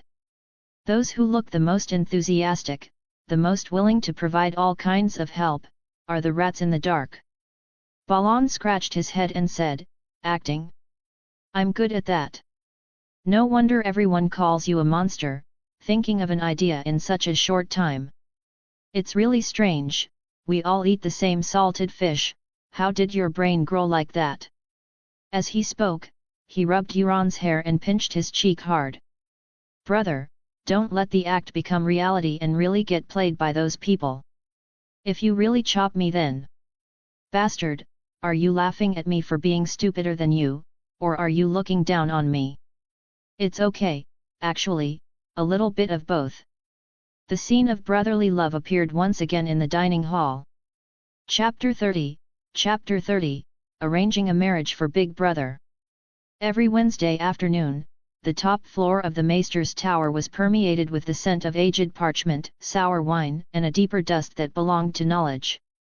Sunlight, cut into murky pillars by the thick glass windows, illuminated slow-floating particles in the air. Euron Greyjoy, a child barely taller than the high-backed chair, was curled up in the massive seat made of whalebone and ironwood, almost swallowed by the monstrosity. Opposite him sat King Quellan Greyjoy, immovable as a mountain, his rough fingers stroking a letter just delivered by Raven, bearing the bronze link seal of the citadel. The news in the letter was heavy as lead. The long summer, which had lasted a full 10 years, was ending. Following it would be at least 3 years of bitter winter, 277 AC, 279 AC. Euron, what do you think? Quellan's voice was low, like distant thunder. This wasn't asking a child's opinion, but testing an heir's mind. What do I think? How can I think? I'll watch. Lying down, an irrelevant meme from a distant space-time slid through Euron's mind, bringing a touch of absurd detachment. But his mismatched pupils calmly scanned every rigorous and cold character on the letter. He looked up, his child voice clear and unhesitating. The Maesters of the Citadel have observed the stars, recorded tides, and dissected clouds for thousands of years. Their prophecies might have slight deviations, but they have never completely failed. This 10-year-long summer itself is a defiance of the law, so the coming winter must correct it with doubled severity. His small finger tapped the prediction of the winter's duration. 3 years might just be a conservative estimate. The Iron Islands must reserve grain to support us for at least 3 years. My advice is the more the better. In a long winter, surplus grain is more powerful than surplus gold. Quellan nodded slowly, his jawline like a reef eroded by storms. We have 1 year. The roses of Highgarden are busy with themselves, their grain will only flow to the golden dragons of King's Landing. The North and the Vale, their vast lands will only produce more hunger in winter. His gaze turned to the grey-green sea under the gloomy sky outside. It seems only the free cities of the East and Pentos remain. Grain, timber, and furs and oil to keep our people warm in the icy sea, Euron continued, his tone reciting the most common trade list, have always been our most important and frequent trade with the outside. Since the news of winter is coming spread like a plague through the 7 kingdoms, the masts in Lordsport grew denser by the day. Under Euron's behind-the-scenes coordination, longship fleets belonging to the Ice and Fire Company and various lords shuttled through the narrow sea with unprecedented efficiency, like busy worker ants hoarding food for the nest. However, before the breath of winter truly touched Pike's towering spires, there was a major event concerning the bloodline and power of House Greyjoy that needed urgent resolution: the marriage of the eldest son, Balon. In these islands where iron and blood were law, marriage was never personal pleasure, but a family chess move. Especially for the heir to the sea stone chair, his bride must be a chip of sufficient weight. Winter would last 3 years. Balon's marriage had to be completed before it arrived, or they would wait another 3 years. According to Westerosi custom, the 3 years of winter were the best time to make babies. Euron didn't want to delay the birth of his nephews and nieces. The next day, Euron stood alone deep in the crypts of House Greyjoy. Cold, salty air wrapped around the whale oil lamps burning eternally on the stone walls, casting flickering shadows. His fingertips traced stone sarcophagi eroded by time and sea wind, feeling the ancient glory and death recorded in the inscriptions. The 5-year-old's body was as small as a speck of dust under the massive, imposing statues of ancestors, but the cold calculation flowing in his eyes was harder than the ice deep in the tomb. "Master!" A soft but clear voice broke the silence. Lisa had appeared behind him at some point, like a ghost condensing from the shadows. She offered a yellowed parchment scroll with both hands. "The information on House Harlaw you asked for." Euron took it, the scroll unrolling slowly in his hands. Dense text and diagrams outlined the lineage, power distribution, and recent undercurrents of another great Iron Islands house. His gaze finally settled on a name: Alanis Harlaw, the 16-year-old niece of the Lord of Harlaw, her mother from House Black Tide, her father an Iron Fleet captain who died in the Stepstones 10 years ago. "Tell me about her." Euron's voice was soft, almost swallowed by the roar of waves hitting the tomb's foundation. Lisa lowered her eyes, firelight dancing on her long lashes. Eyes are a rare shallow sea green, hair color a deep brown uncommon in the Iron Islands, like oak sunk in deep water. She can mix potions to cure high fever before a still, and play tunes on a 7-stringed harp that make sailors homesick. But last month, someone saw her use a small skinning knife to accurately pierce the neck of a seagull stealing fish from 10 paces away. Last year, she threw back the tokens of 2 sons from House Stonehouse who proposed. A faint, almost invisible smile surfaced on Euron's lips. "Perfect." A close branch of House Harlaw, connected to Black Tide through her mother, possessing both a heterogeneous cultural refinement and the fierceness in iron-born bones. More importantly, House Harlaw held the vastest treasure trove of knowledge in the Iron Islands, and their fleet was more keen on trade routes than reaving the old way. This marriage could cleverly stitch Greyjoy toughness with Harlaw wisdom and wealth. Besides, in the preordained trajectory, this Alanis was meant to be Balon's rock wife, bearing him descendants who inherited the Greyjoy name and wildness.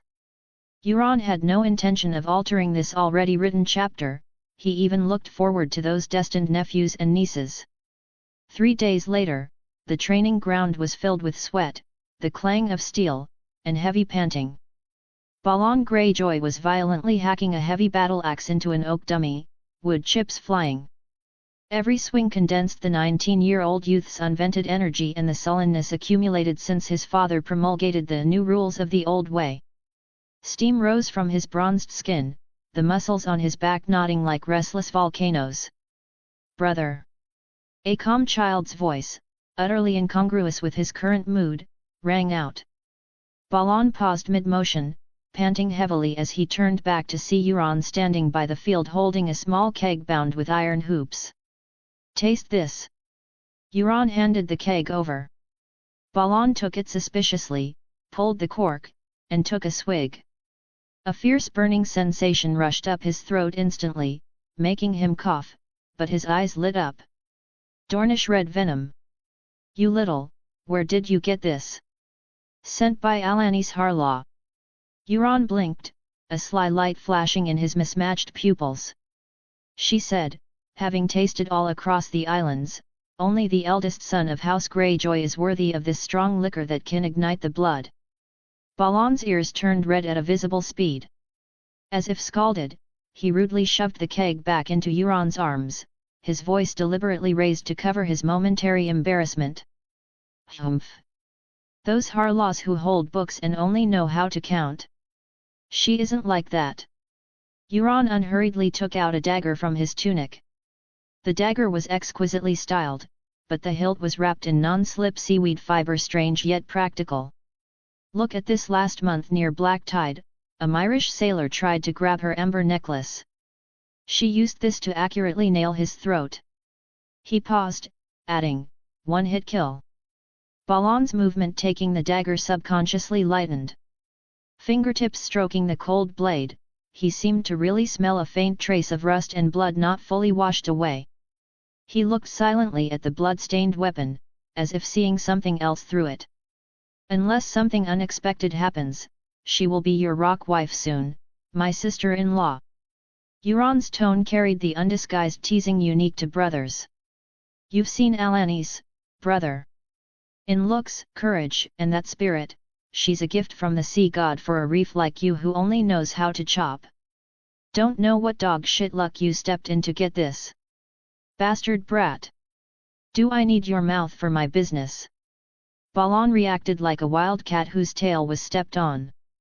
The budding, unfamiliar emotion was instantly replaced by familiar irritability. "Looks like we haven't been intimate for a long time, skin itching, eh? Come. Let your dear brother see if your tongue is sharper than your moves." Before his voice fell, he kicked a heavy wooden practice axe on the ground toward Euron, drew another backhanded, and chopped down with a vicious wind.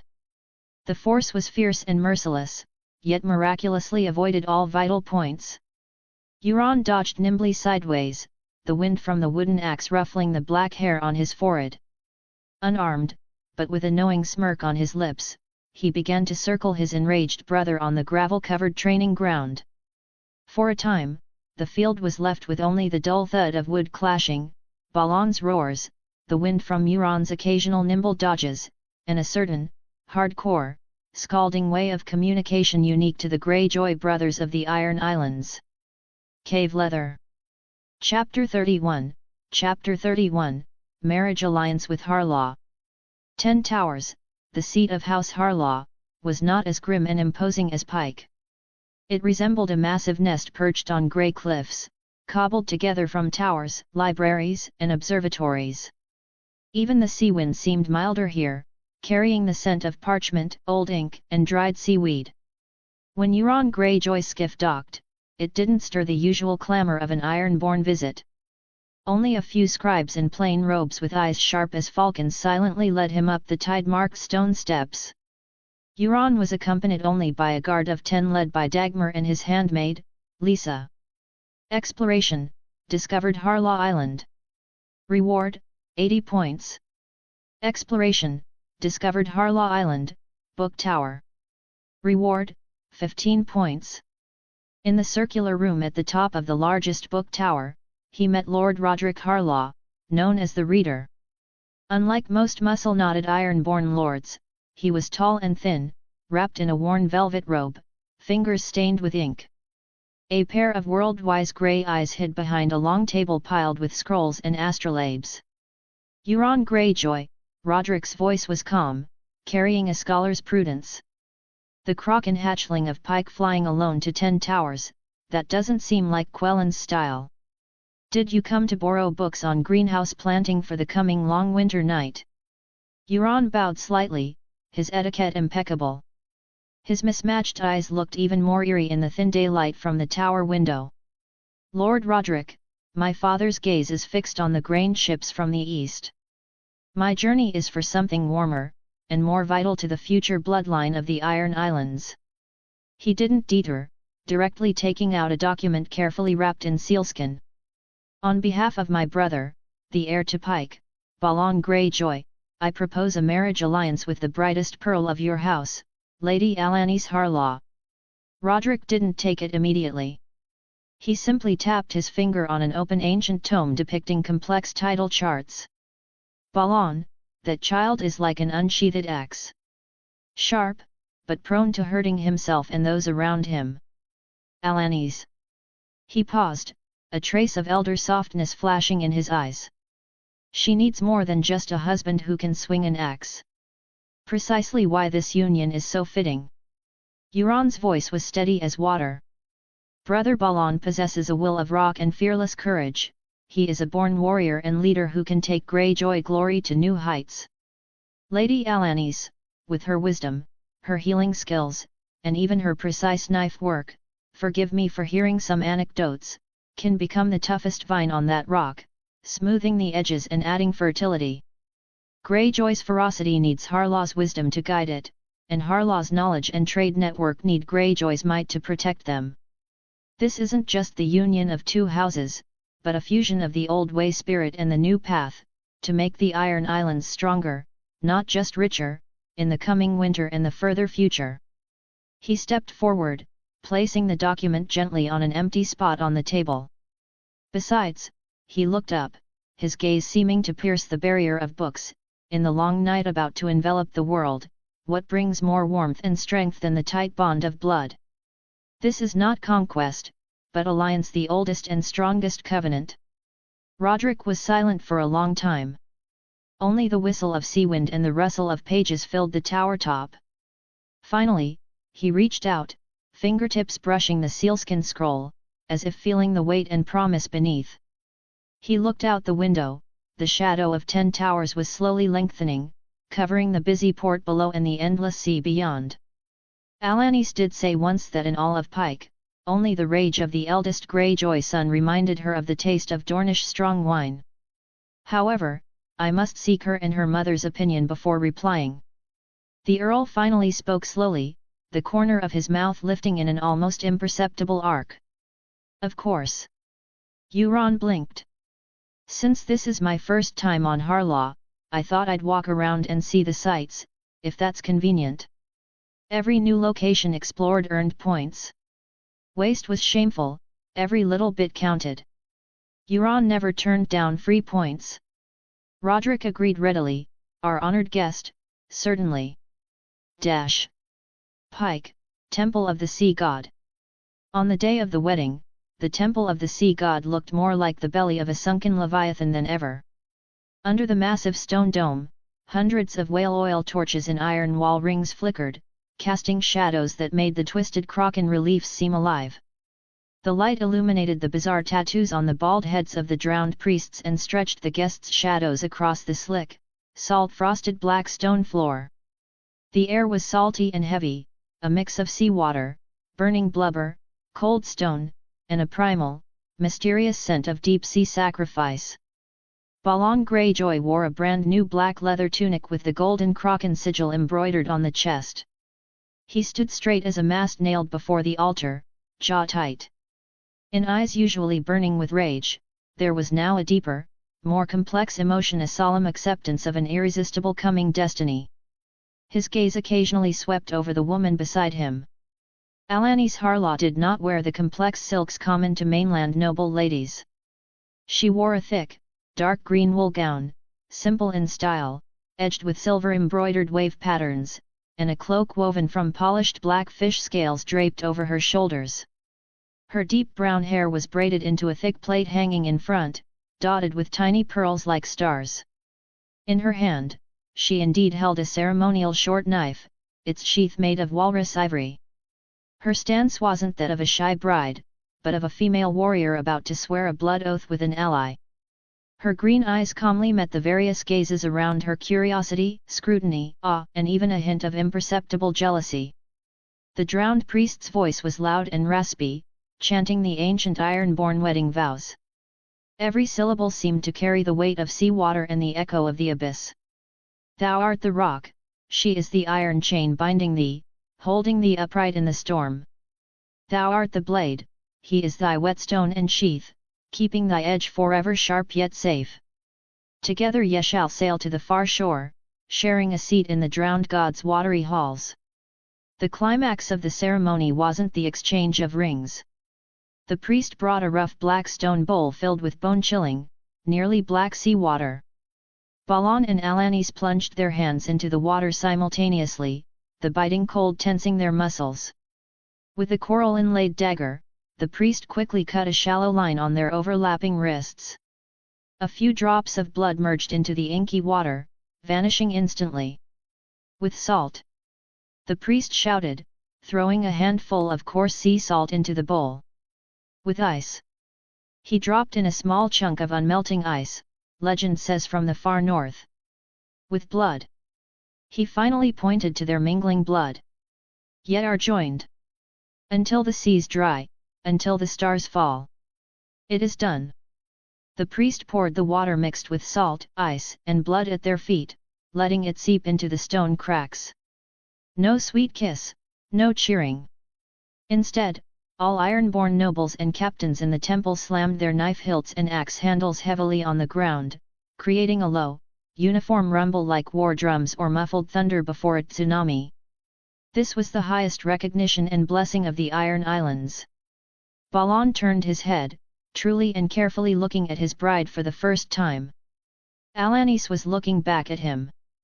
No shy blush on her face, only a calm assessment and firm acceptance.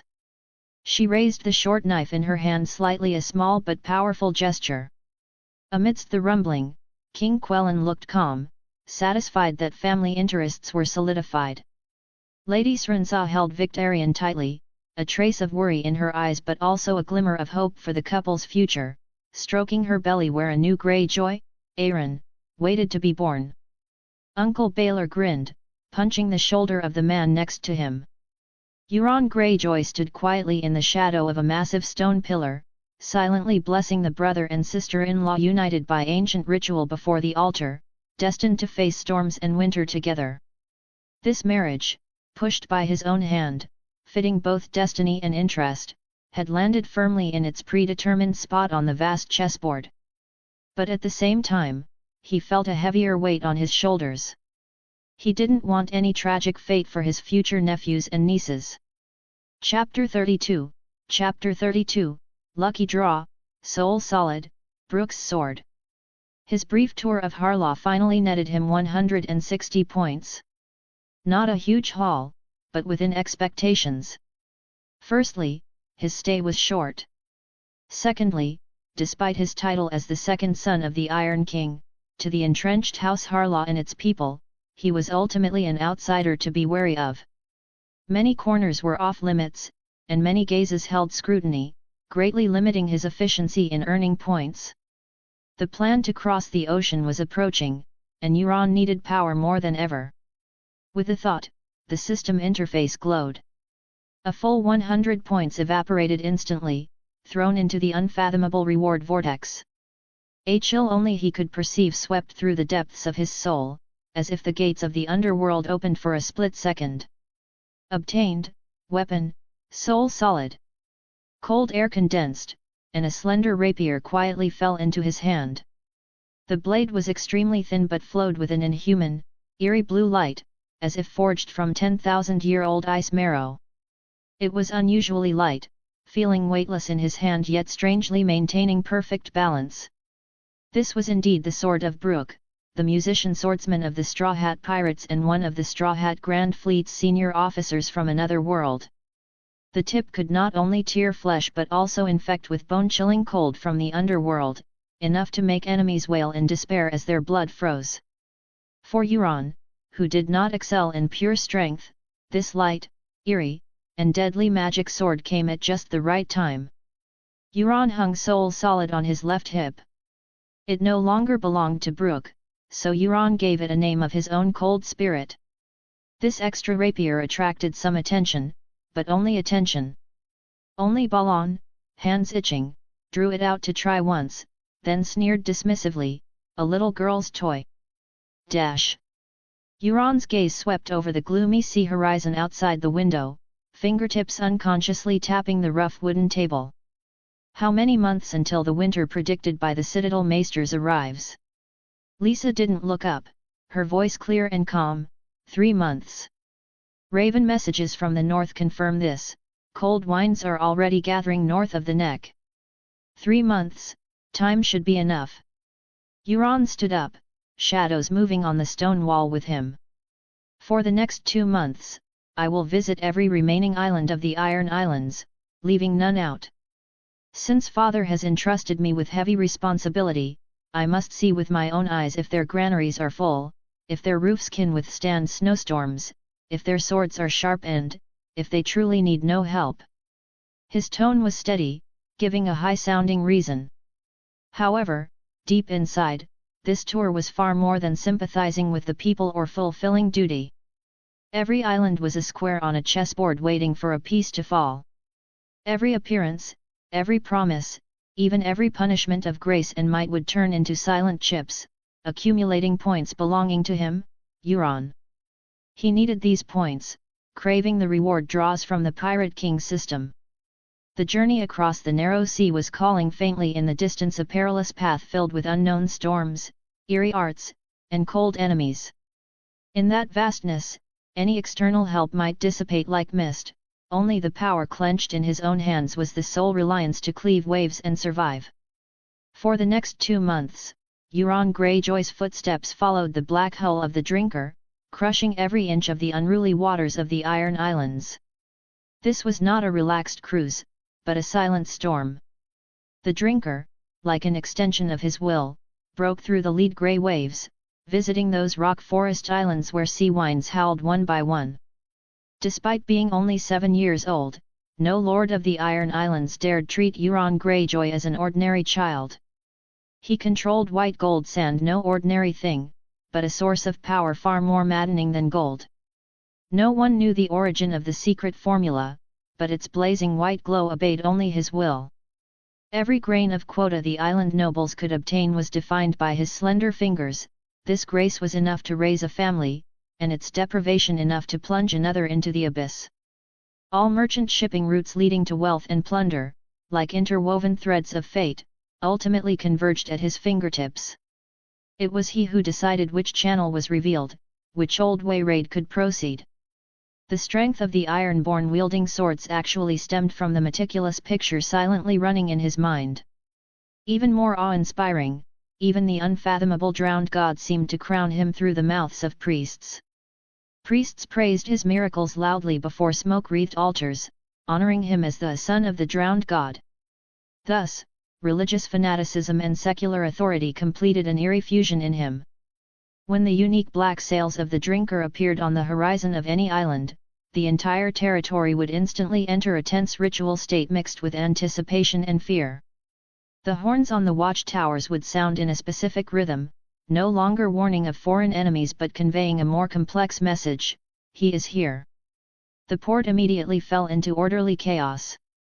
Lords would never wait for the ship to dock before rushing to prepare. They would immediately don their most decent furs or chain mail, order servants to sweep the courtyards at top speed, bring out the most precious sour ale and salted meat from the cellars, and force those fish-stinking, loud, rude crewmen to restrain themselves temporarily, arranging a guard of honor that at least looked respectful. No lord would view this visit as a simple courtesy call. In their eyes, the clearer warship carried not a child, but a moving treasury and an invisible scepter. The welcome ceremony at the dock was always overly grand, even revealing a clumsy ingratiation. The lord himself would surely attend, followed by all important family members and nervous maesters. They piled on smiles as sincere as possible, but deep in their eyes, calculations flew fast. Why is he here this time? To check tribute? Allocate white gold sand shares? Reveal routes for the next season? Or, did he hear some unfavorable rumors?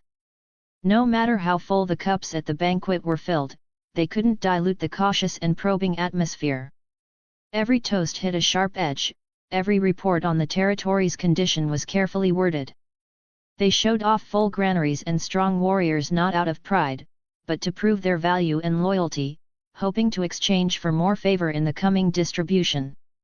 They feared not his age of 7, but the absolute power he represented, intelligence on routes that could ignite greed and war, white gold sand quotas that could determine a family's rise or fall, and the terrifying legitimacy backed by drowned priests bordering on theocracy. Every visit by Euron was a mini-king's moot for them, a destiny evaluation. The object of their bow was a 7-year-old body, but even more, the undisputed incarnation of power controlling the Iron Islands' lifeline. He seemed to be fulfilling the duty of a second son patrolling for his father, caringly asking about grain stores, ships, and winter preparations, but those hawk-sharp eyes measured deeper things: the direction of hearts, the price of loyalty, and the depth fear could reach. Of course, for Euron at this moment, the most important thing was obtaining points that would make him stronger. Chapter 33, Pirate King System, 10 consecutive draws. The Iron Islands, this territory forged from icy water and hard rock, had 7 major islands at its core: Pike, ruled by House Greyjoy; Great Wick, rich in minerals; Old Wick, ancient and sacred; Harlaw, vast and powerful; Salt Cliff, lined with cliffs; Black Tide, surging with dark currents; and Orkmont, dense with forests. This time, Euron piloted the drinker like a tireless sea eagle, sweeping over every land he had not yet trodden. He delved deep into the smoky mines of Great Wick, stepped on the ancient reefs of Old Wick where king's moots were held, inspected the towering white cliffs of Salt Cliff, probed the treacherous whirlpools of Black Tide, and walked through the gloomy forests of Orkmont. He didn't even spare the 20-plus desolate micro-islets scattered around the main islands, meticulously engraving every corner of the Iron Islands into his mind. This nearly paranoid comprehensive tour brought him a rich return of full 1,030 points. When the drinker's prow broke the familiar waves of Pike again, before the ship was even fully docked, Euron couldn't wait to immerse himself deep in his consciousness, activating the mystic drawing ritual.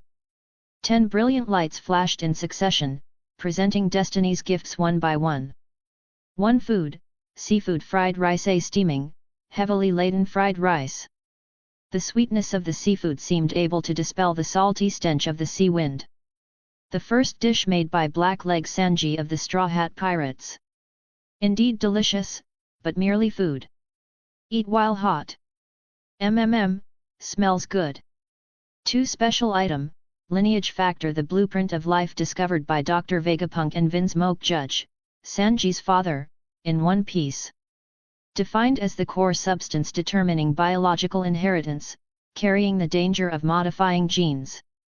In anime, it's implanted in embryos to grant superhuman strength, poison abilities, exoskeletons, etc. Since Euron can't return to the womb, the world will adjust it. Consuming it may activate dormant bloodlines within the body. 3 talent, archaeologist, a sudden awakening of intuition, granting extraordinary insight into ancient stone carvings and historical fragments in shipwrecks. Also grants talent far beyond ordinary people in language learning. 4 skill, basic shipbuilding, a flood of knowledge about keel selection, hull design, and storm-resistant structures poured into his mind, far surpassing current iron-born techniques.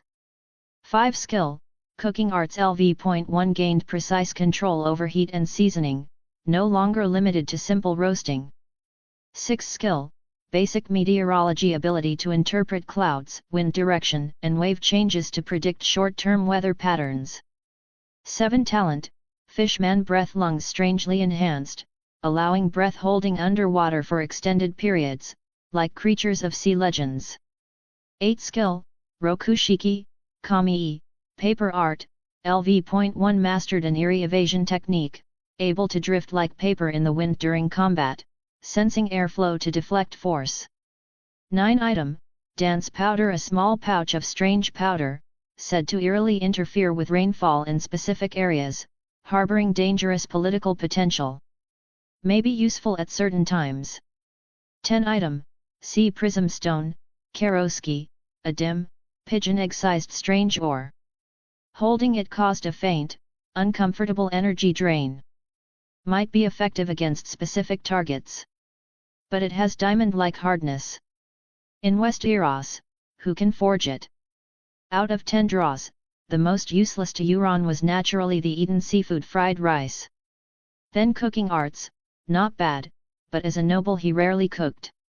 Shipbuilding and meteorology were long-term investments. Dance powder and sea prism stone were stored for unknown future use. The most useful were kami, archaeologist, and fishman breath. Months ago, a Bravasi water dancer stepped onto the hard soil of Pike.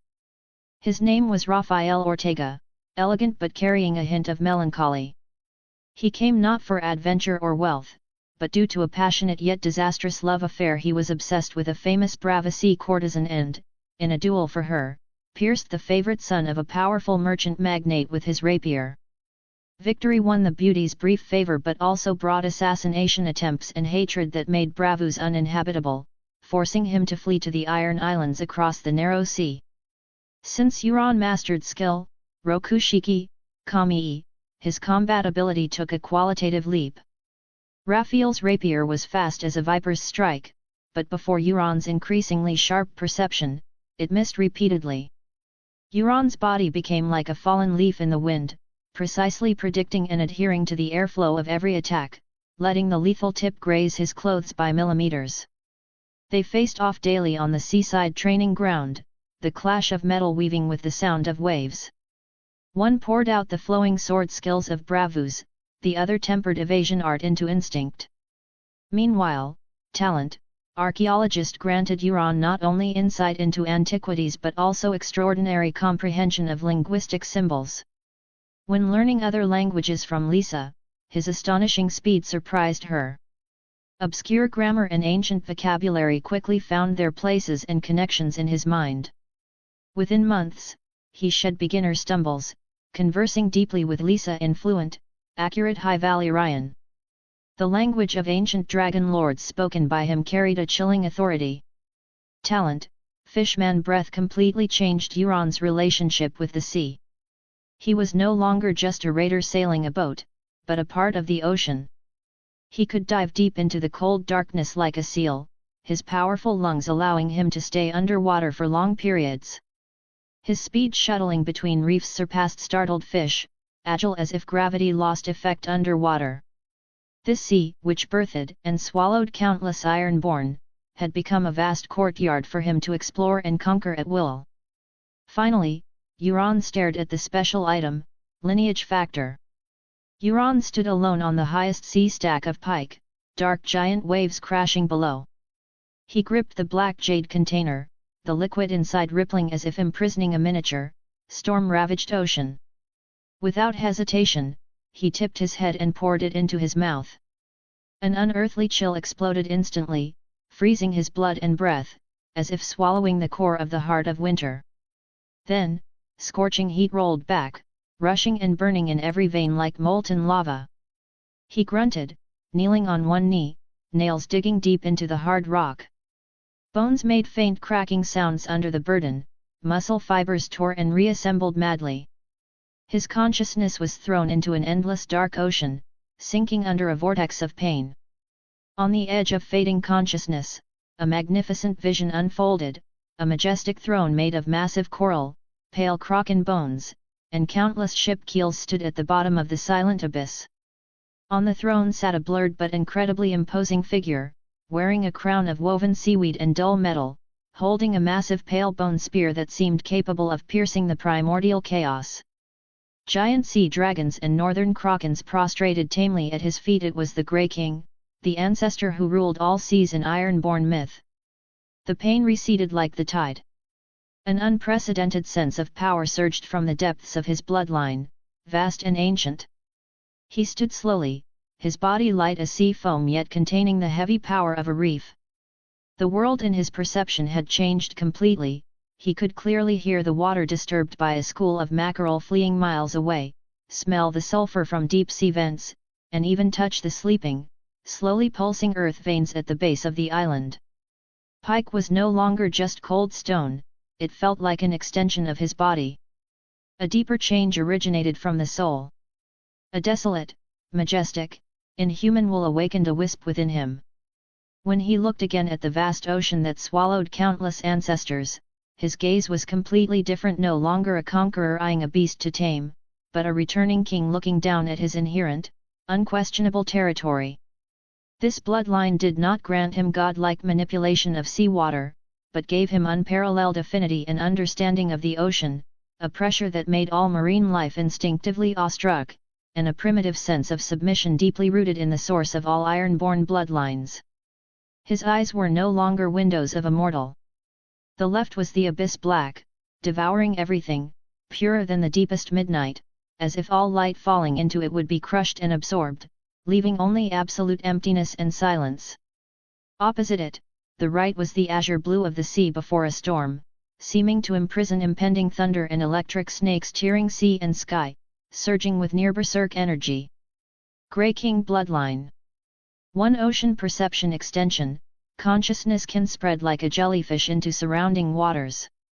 Without sight, perceive subtle current changes, fish movements, and approaching large creatures, seals, sharks, miles away.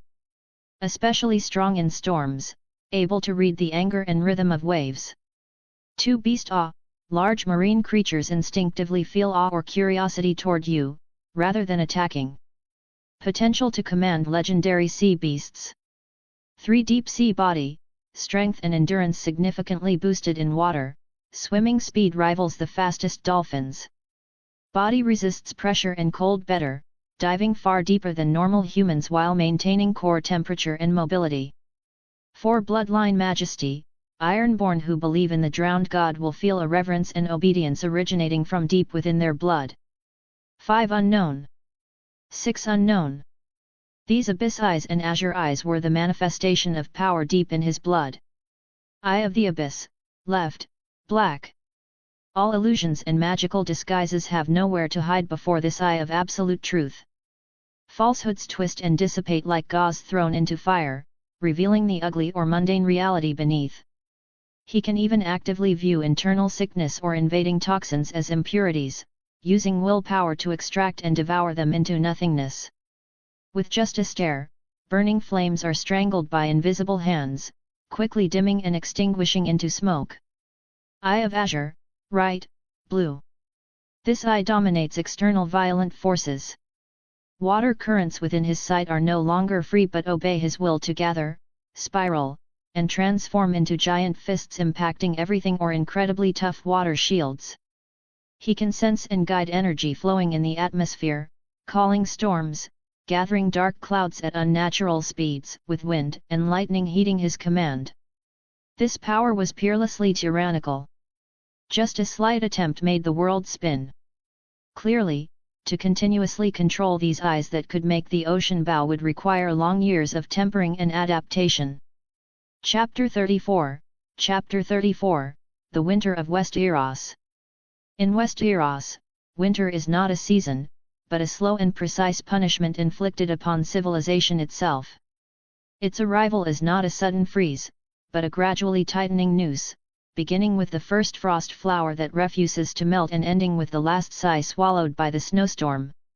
For the vast majority, winter means life reduced to its most primitive, ugly form. They curl up like burrowing creatures in low huts, sleeping with pigs, sheep, chickens, and dogs, relying on the body heat of livestock and the faint warmth of fermenting manure to fight the cold that cracks stones. Activity is compressed to the short path from bed to cellar. Daily rations become a cruel ritual, a bowl of thin oatmeal where you can see the shadow of the bowl's bottom, or a piece of black bread requiring half a day of softening with saliva to bite. Salt, here, is no longer a seasoning but a holy relic sustaining life, sealing the only meat and fish, the sole saltiness for months. Under such desperate rationing, humanity is forced to make the darkest choices. The elderly, once pillars of families and treasure troves of wisdom, silently, almost tacitly, voluntarily reduce their rations, leaving the crumbs of life to their grandchildren. In the north, this tradition is given a poignant and terrifying name: Northern Mercy or the Last Hunt. When firewood runs low and the grain jar bottoms out, the family elder dons the most tattered furs, claiming to go out to find prey, then resolutely walks into the boundless white, never to return. They trade self-exile and death for a few more hours of warmth by the hearth and a few more days of rations for the family. In the deepest despair, whispers spread like plague through frozen villages. Legends of the Rat Cook resurface, no longer just bedtime horror stories, but an unspeakable, real, cold shiver when glancing at neighbors or family with hunger-gnawing bellies. Even stone castles are merely slightly larger shelters before winter. The portcullis drops heavily, isolating the world outside. Good lords, like the Starks of Winterfell, understand their contract with the land and people. They open porridge sheds, but the porridge is thinner than in commoners' homes, meant only to sustain life, not to fill bellies. Banquets inside the castle don't stop, but the platters shift from roasted whole pigs to stewed salt pork and root vegetables.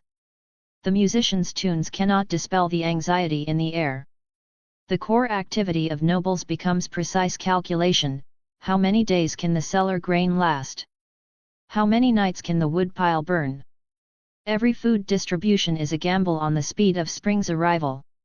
Winter is also a season of population increase in castles, not out of joy, but cold pragmatism. In the long, idle dark nights, baby-making becomes necessary work to continue the family and labor force, hoping for new hands when the ice melts to fill the void of lives inevitably taken by winter.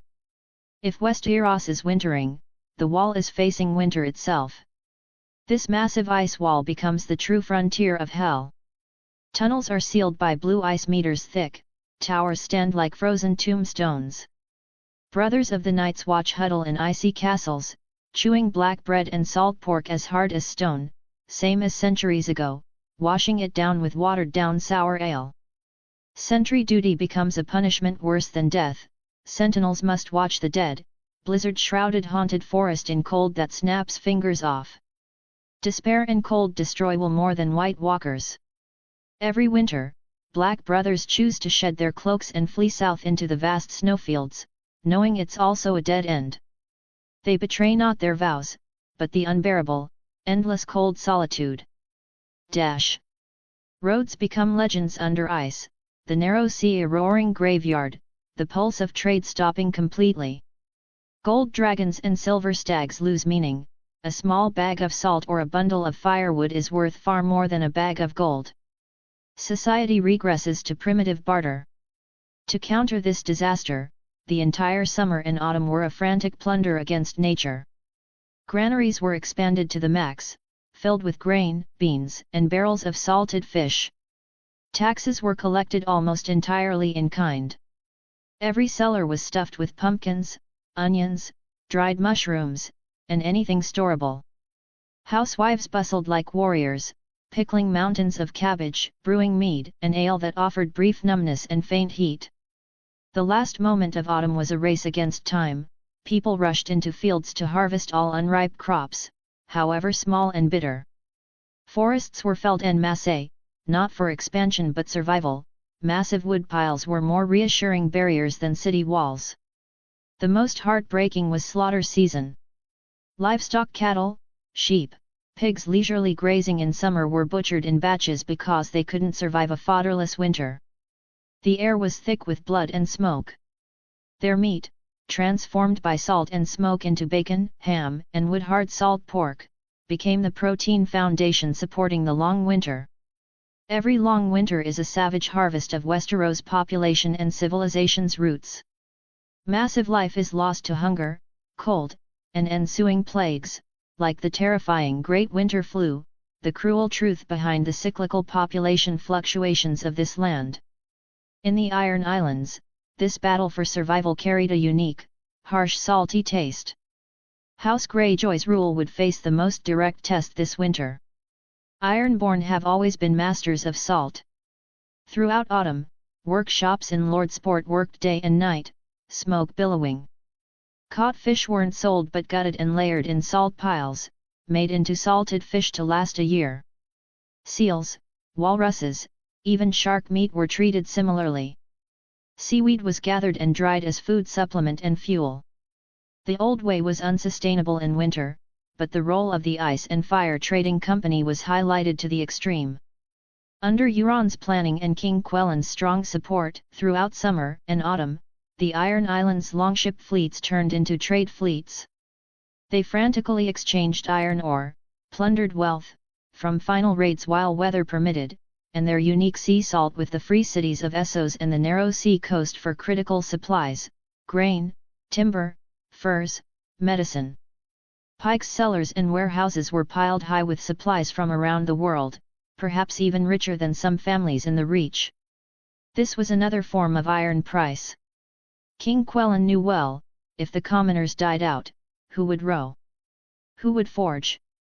Who would fight? He might not be full of warmth like a Stark, but he was absolutely pragmatic. He ordered island lords to ensure fishermen's survival, distribute grain rationally, and concentrate iron-born craftsmen indoors to rush-produce weapons and repair ships, preparing for potential actions in spring or the next summer. Idle iron-born are dangerous, they must be tethered by work. Priests of the sea god temple would be busier, chanting ancient prayers with raspy voices, soothing fear of the drowned god, preaching sacrifice and endurance as paths to the watery hall's favor. Stories of Northern Mercy would have another version in the Iron Islands, perhaps about old sailors steering a lone skiff into the winter storm to find legendary warm fishing grounds for their kin. Winter was equally cruel to the Iron Islands, damp cold drilled into bone marrow, storms severed island connections. But relying on the sea's bounty, harsh discipline, trade accumulation, and a bone-deep tolerance for suffering, they struggled to survive this slow slicing of civilization, waiting for the moment to break the ice and redefine world rules with iron and fire once more. Fortunately, this time, before winter arrived, there was Euron. The white gold sand he created a year ago accumulated massive amounts of gold and silver for the Iron Islands, which now exchanged for the survival of countless people. Cave Leather. Chapter 35, Chapter 35, The World is So Big. The prophecy of winter invaded the bone marrow of the Iron Islands like an invisible chill, earlier than the salty cold wind from the narrow sea. Under the dome of the Maester's Tower, Euron Greyjoy's gaze did not linger on the map marking the granaries and forests of Westeros before him. Instead, he stared for a long time at a massive, ancient map on the wall, its edges blurred by bookworms and dampness, the full map of Essos. Another choice facing winter: go to another continent. On the parchment, from the frozen shivering sea to the smog-shrouded Volantis, from the giant snake-like Rhoyne to the mysterious and gloomy Assai, that vast eastern land was depicted as a puzzle of countless city-states, deserts, oases, and grass seas. King Quellen's low voice analyzed the grain reserves of the Vale, the plight of the north, and the narrow sea routes about to become furious and unpredictable. But Euron's thoughts had already set sail on the canvas of imagination, flying over that storm-ravaged sea. Euron knew the winter of Westeros was unusual. The Citadel Maesters explained it with star trajectories and climate cycles, but buried deep in their hearts was an older, more disturbing recognition: the seasons of this land were twisted by some vast, primitive, incomprehensible magic. The long summer was a gift, but also a curse, foretelling a long winter closely following, severe enough to freeze souls and civilization. This was a chronic illness rooted in the laws of the world itself, tormenting only Westeros. What about Essos across the narrow sea?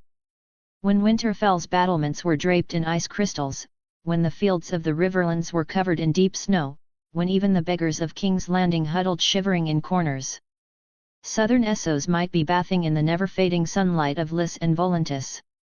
The Spice Islands still drifted with warm breezes, the hills of Gisker remained dotted with olive trees and vineyards. Their winter was merely a mild footnote on the trade calendar, requiring an extra velvet coat. Their troubles were trade route tariffs, mercenary contracts, slave prices, not whether they could dig the last grain from deep snow.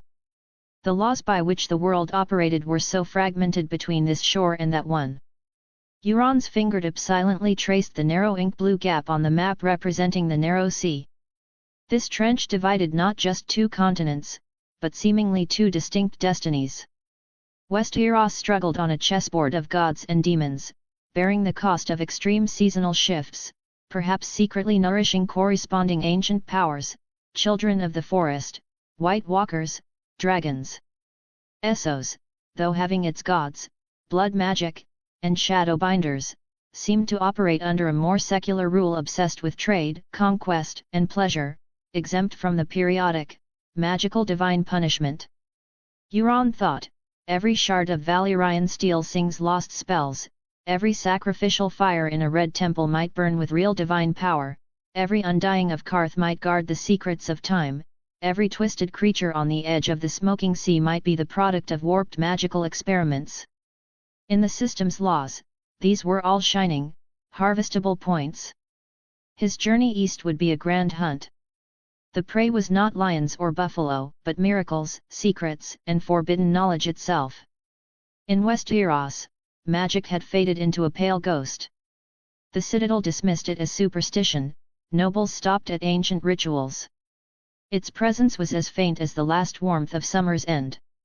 Dragons were extinct, children of the forest retreated into legend, White Walkers became bedtime stories to scare children. The world's colors became monotonous here, imprisoned in a dull cycle of steel, honor, and power. But in Essos, magic never truly died. It just changed form, lurking in the shadows, waiting to be awakened. Euron's fingertip paused on the ruins of Valyria. He could imagine the furious energy of blood magic and dragon fire still lingering in the sulphurous mists. He thought of the Shadowlands of Asai, where wizards reportedly traded with things not of this world. He thought of the undying of Karth, perhaps soaking in chalcedony pools peeking at the torrent of time. He thought of the Red Temples, where priests of the Lord of Light might truly revive the dead through faith. This omnipresent, living power, possibly touchable or even controllable, emitted a scent more alluring to Euron than any gold or crown. The system needed anomalies, needed exploration. And his soul, perhaps in a deeper place, yearned to understand and even master this wild, dangerous primal force that constituted the underlying logic of the world. The Seven Kingdoms played the Game of Thrones. But certain corners of Essos played a chess game of gods and demons. He wanted to go there, not just to watch, but to learn, to eventually join the game. Finally, it was an insurance policy. If, just if, Westeros couldn't withstand the White Walkers, the land across the narrow sea would be the last sanctuary for the Ironborn. Historically, House Targaryen's exile before the Mad King proved the East's value. When Westeros' severe winter or war became unbearable, the East was a natural refuge and supply line. Dragonstone was an outpost, Essos was the vast rear base. The whale oil lamp's light flickered in Euron Greyjoy's mismatched eyes, reflecting the massive, incredibly detailed map of Essos on the table. His fingertip slid slowly across the rough parchment, from the stepped pyramids of Pentos to the black forests of Qohor, finally resting beside the shadow-shrouded Asai. It was not just a geographical tour, but a search for the magnetic pole of destiny. The narrow sea becomes a roaring beast in autumn and winter, Quellen's voice pulled Euron back to reality. He pointed at the strait on the map, brows furrowed. Storms can tear apart the strongest longships, mist hides reefs and worse things. Every crossing is a gamble with the drowned god. All ships can only stay on shore, all trade must stop. Risk. Yes, the risk was enormous. But this risk itself was a natural barrier, protecting Essos from being immediately affected by Westeros' cold wave, and filtering for the brave and desperate capable of shuttling through it. A thought, like a kraken surfacing quietly in the dark, became clear in Euron's mind: the world is so big, I want to go see it. Not just see. He wanted to touch, taste, and understand that land cursed not by magical winter. The system needed points, and the continent of Essos was full of anomalies and stories, an excellent hunting ground for points. More practically, there was the grain and timber Westeros desperately needed. The trade network of the Ice and Fire Trading Company required him to personally integrate, strengthen, and expand it. This trade network was complex and precise, involving too many free cities, cultural differences, greed, and betrayal. It needed a brain with absolute authority, transcendent calculation, and cold determination to integrate, intimidate, and make instant decisions personally.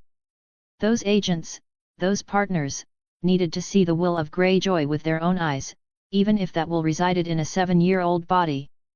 This was not an inspection, it was an activation, turning potential trade lines into the Iron Islands' lifeline. His father and everyone would worry about safety, but they didn't know that the Ice and Fire Trading Company, relying on advanced business acumen and some luck, from Euron's tips, over the past 2 years, had already quietly laid out layouts in Pentos, Bravus, and even distant Lys. Nearly 100 Ironborn elites, not just merchants, but craftsmen, spies, even warriors disguised as mercenaries had driven into several major free cities like wedges. His trip was not barging into unknown danger, but inspecting and tightening the fishing net already quietly cast. The lords of Westeros were still bleeding for the Iron Throne, fiefdoms, and inheritance rights. But had they ever looked up at the world? True power might not come only from cold blades and long bloodlines, but also from rivers of gold, information networks, and a deeper understanding of the world's operating rules. Essos was the best classroom to understand all this. Euron craved a winter camp, located across the narrow sea. This was not escape, but another form of progress. While Westeros curled up in winter, licking wounds and gathering strength, he, Euron Greyjoy, would accumulate another form of power on a different stage, power enough to overturn everything in the future for House Greyjoy and himself. His gaze fell back on the strange place names on the Essos map, as if seeing the chimney-lined workshops, the noisy slave markets, the fragrant spice bazaars, and the undercurrents of gold and power surging beneath it all. It was a fiery, vivid world unfrozen by Westeros' long winter, waiting for him to explore and conquer, in a way different from the iron-born old way. Chapter 36, Chapter 36, I Want to Go See. In the end, Euron chose to lay his cards on the table. Inside the king's study at Pike, the atmosphere was heavier than the sea brewing a storm outside. Whale oil lamps cast swaying halos on Quelyn Greyjoy's massive black stone desk, illuminating the spread-out sea chart, half-rolled trade manifests, and the silent clash of wills between a family of three. No, nearly the entire core of House Greyjoy. Euron Greyjoy, only 7 years old, stood steady as a reef. His clear voice cut through the rapid breathing of his mother, Srensa Black Tide.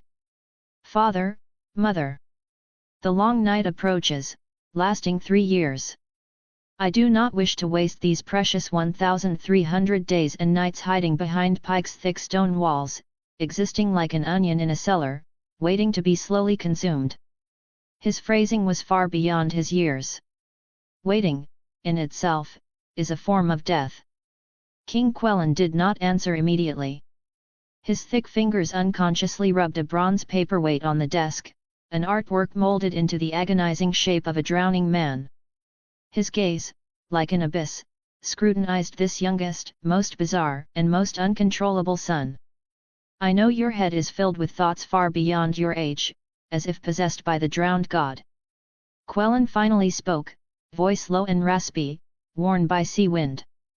But your body, Euron, is only 7. A 7-year-old child on the narrow sea in winter, one wave, one chill, could turn all your difference into nothing.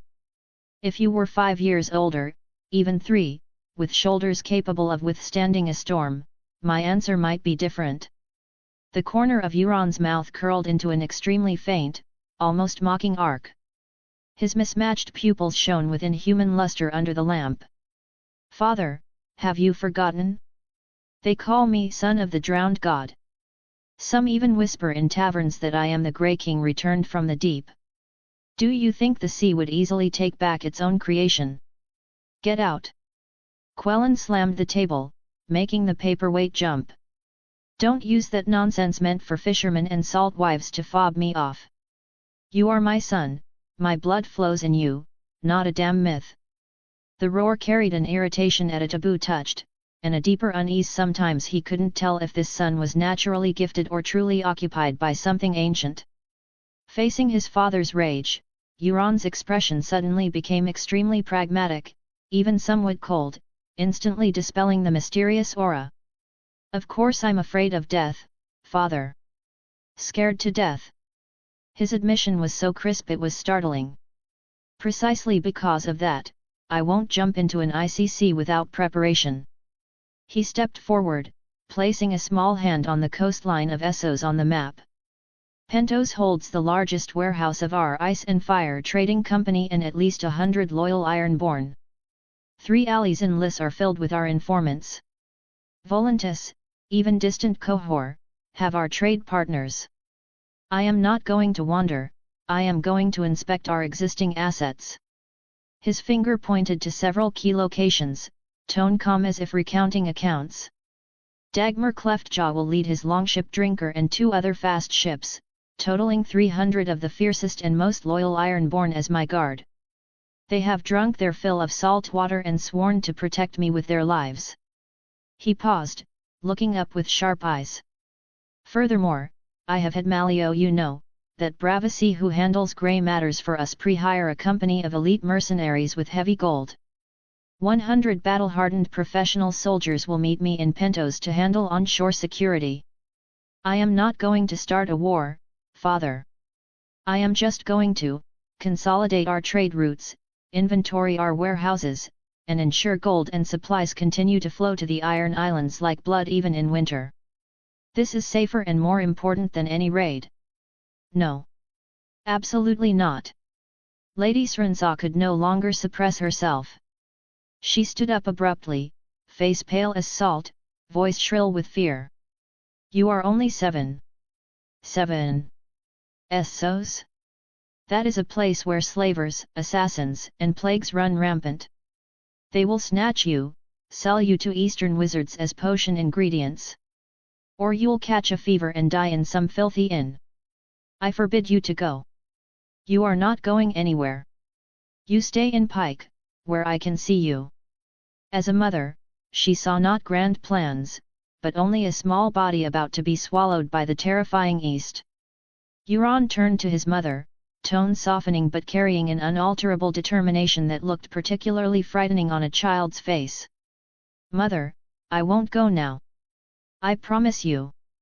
I will wait until the first real snowflake falls on Pike's towers, until thin ice begins to form on the sea, confirming Westeros has officially entered dormancy. Then, I will depart. His promise sounded more like a countdown. Silence fell in the study, leaving only the crackle of the fire and the sobbing of the wind hitting the high windows. King Quellen's gaze moved from his wife, trembling with agitation, to his youngest son's calm, almost indifferent face. He saw what lay deep in those eyes, not childish willfulness, nor boyish recklessness, but a cold, precisely calculated ambition and a hunger for a bigger stage. He realized this was not a consultation, but a notification. After a long time, the Sea Stone King exhaled heavily, a sound seemingly from the seabed. It seems, he said slowly, every word weighed down by 1,000 pounds, you have made up your mind. Not asking permission as a son to a father, but announcing your action as a Greyjoy. Euron nodded slightly, not denying it. Yes, father. Quellen leaned back into the massive stone chair, shadows covering half his face, leaving only his eyes sharp as knives. Then, his voice returned to its usual unquestionable authority. Before the first snowflake falls, make perfect preparations. I want to see the maintenance record of every ship, the list and background of every guard, every detail of the agreement with the mercenary company, the exact location and contact method of every supply point. Your plan must be as airtight as Naga's scales. Otherwise, even if I have to chain you under the drowned god's altar, I will not let you take a step out of Pike. This was not a blessing, it was an order, a test. An ultimatum from a father to a son, and from the Sea Stone King to the existence that might lead the family into unknown waters. Euron nodded and smiled. Absolutely. As I said, I am very afraid of death. Read my story, Cave Leather. Game of Thrones Pirateking. Game of Thrones, Black Dragon's Second Chance. Game of Thrones, King Bastard. Game of Thrones, I have a Stardew Valley panel. Marvel Inventor. Game of Thrones, True King. Game of Thrones, the otherworldly challenger to the Iron Throne. Game of Thrones, True Dragon. Chapter 37, Chapter 37, Before Departure, Personal Attributes. Pirate King system bound to host, Euron Greyjoy. Synchronizing world laws. Adapting to low magic plane. Loading complete. Consuming a certain amount of points grants free attribute points 100/200/400/800/1600/3000. Remaining free attribute points, 4. 1400/1600 points consumed. Remaining points, 30. Basic rewards, digitized character panel, standard Westerosi adult male value in parentheses. Strength, 6, 10. Agility, 9, 10. Stamina, 10, 10. Spirit, 16, 10. Command, 13, 10. Charm, 14, 10. Luck, C, AF, F is extremely poor, A is excellent special attribute, highly variable. Bloodline, Grey King Bloodline. 1 Ocean Perception Extension, consciousness spreads like a jellyfish, sensing subtle currents, fish movements, and large creatures within miles without sight. Especially strong in storms, reading the anger and rhythm of waves. 2 Beast Awe, large marine creatures instinctively feel awe or curiosity, not aggression. Potential to command legendary sea beasts. 3 Deep Sea Body, strength and endurance significantly boosted underwater, swimming speed rivals the fastest dolphins. High resistance to pressure and cold, diving deep while maintaining core temperature and mobility. 4 Bloodline Majesty, inspires awe and obedience in iron-born believers of the drowned god. 5 Unknown. 6 Unknown. Talents. Archaeologist. Fishman Breath. System Activation Reward. Conqueror's Haki LV.1, Passive, Uncontrollable. Unconsciously releases mental intimidation / clears weaklings during intense emotional fluctuations, rage, fear, life crisis. Upgrade to LV.2, 1000 points. Skills.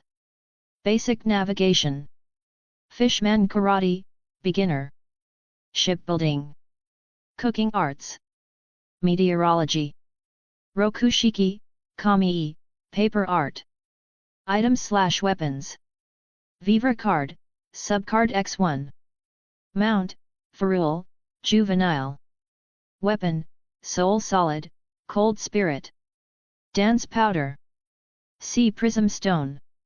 Over 2 years, through relentless effort and exercise, his strength rose from 4 to 6, limited by age. Agility rose from 6 to 9, nearing adult levels. Stamina rose from 4 to 7, then gained +3 from awakening the Grey King bloodline.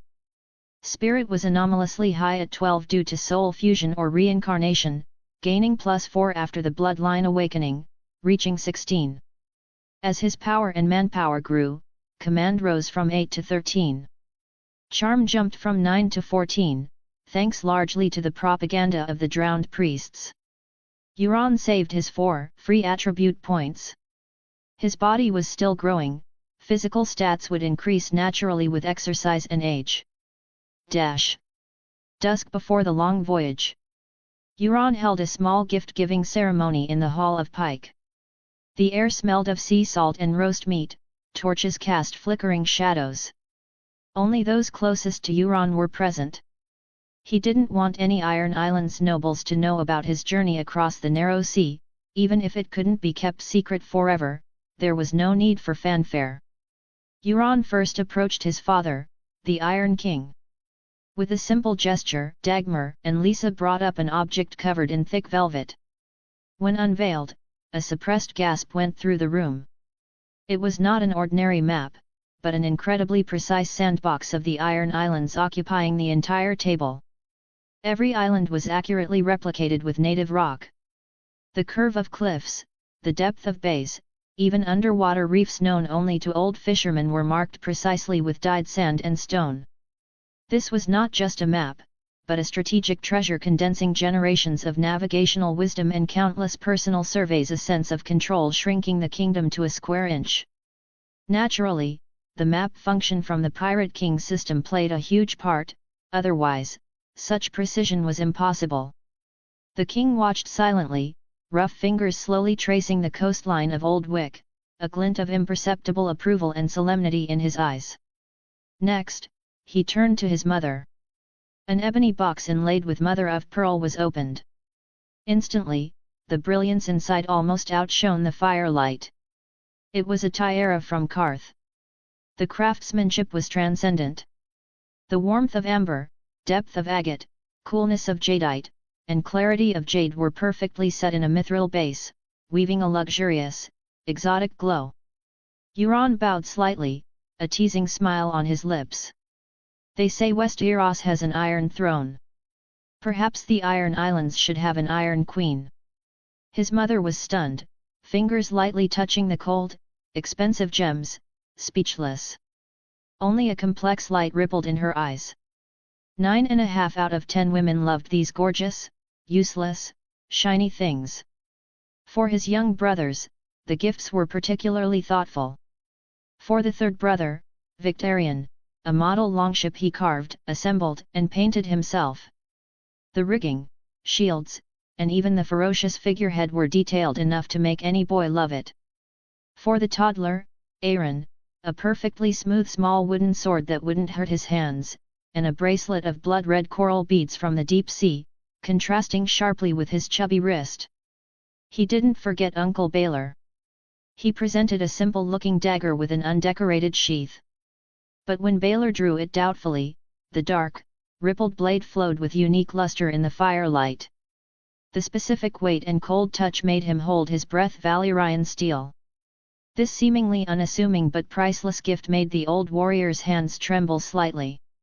Finally, he paced to his brother Balon, wearing a feigned look of distress that made Balon's teeth itch, spreading his empty hands. "Sigh, my dear brother, future Iron King," Euron sighed, voice full of fake regret. "I really racked my brains for your gift. The best spoils from the drinker aren't worthy of your martial prowess, the sharpest swords aren't half as sharp as your temper. I thought and thought." He paused deliberately, enjoying Balon's deepening frown and flaring nostrils. "And finally found this unique treasure." Euron suddenly pulled something from behind his back and solemnly stuffed it into Balon's hand. It wasn't a divine weapon or gold and jewels, but a palm-sized little wooden boat, crookedly carved from rough wood. It wasn't even sanded smooth, had splinters, a crooked mast, and looked like a clumsy handicraft made by a child. Balon froze, looking down at the incredibly shabby thing in his hand. His cheek muscles began to twitch from extreme humiliation and anger. The air around them almost solidified, everyone held their breath. You bastard!" Balon's face turned purple. He was about to smash the wooden boat on the ground. "Key." Just a second before Balon exploded, Euron quickly added the second half of the sentence, simultaneously throwing a heavy, rusty iron key onto the pathetic little wooden boat with a clang. "A model with a key, symbolizing you will control a real giant ship." Balon held his hand up, neither smashing nor not smashing, confused. Euron laughed loudly, patting his shoulder, pointing to the moonlit, glittering bay outside the window. "See that newly launched, biggest, fully equipped warship in the Keel Bay? Yes, that big guy you've peeked at several times. From today, it's yours. After all, when I go to sea, there needs to be a decent fellow watching the waters at home. In case thieves come, I don't want you chasing them rowing this little wooden boat. Like the joke, brother? Ha ha ha." Balon's expression went from rage to shock, then to massive ecstasy. The violent change made his face look comical. He grabbed the rusty key, almost crushing it, voice out of tune with excitement. "That, the Kraken's Fury. You mean it. Terrible name, but whatever you like." Euron curled his lip in disdain. "It's yours. You better change its name to something that makes enemies cry, not laugh to death." Balon's ecstasy was instantly replaced by naming ambition. Wild light burned in his eyes. He pondered for less than a heartbeat, then roared with all his might, "The Great Kraken! I will make every coward who hears this name wet their pants before the battle."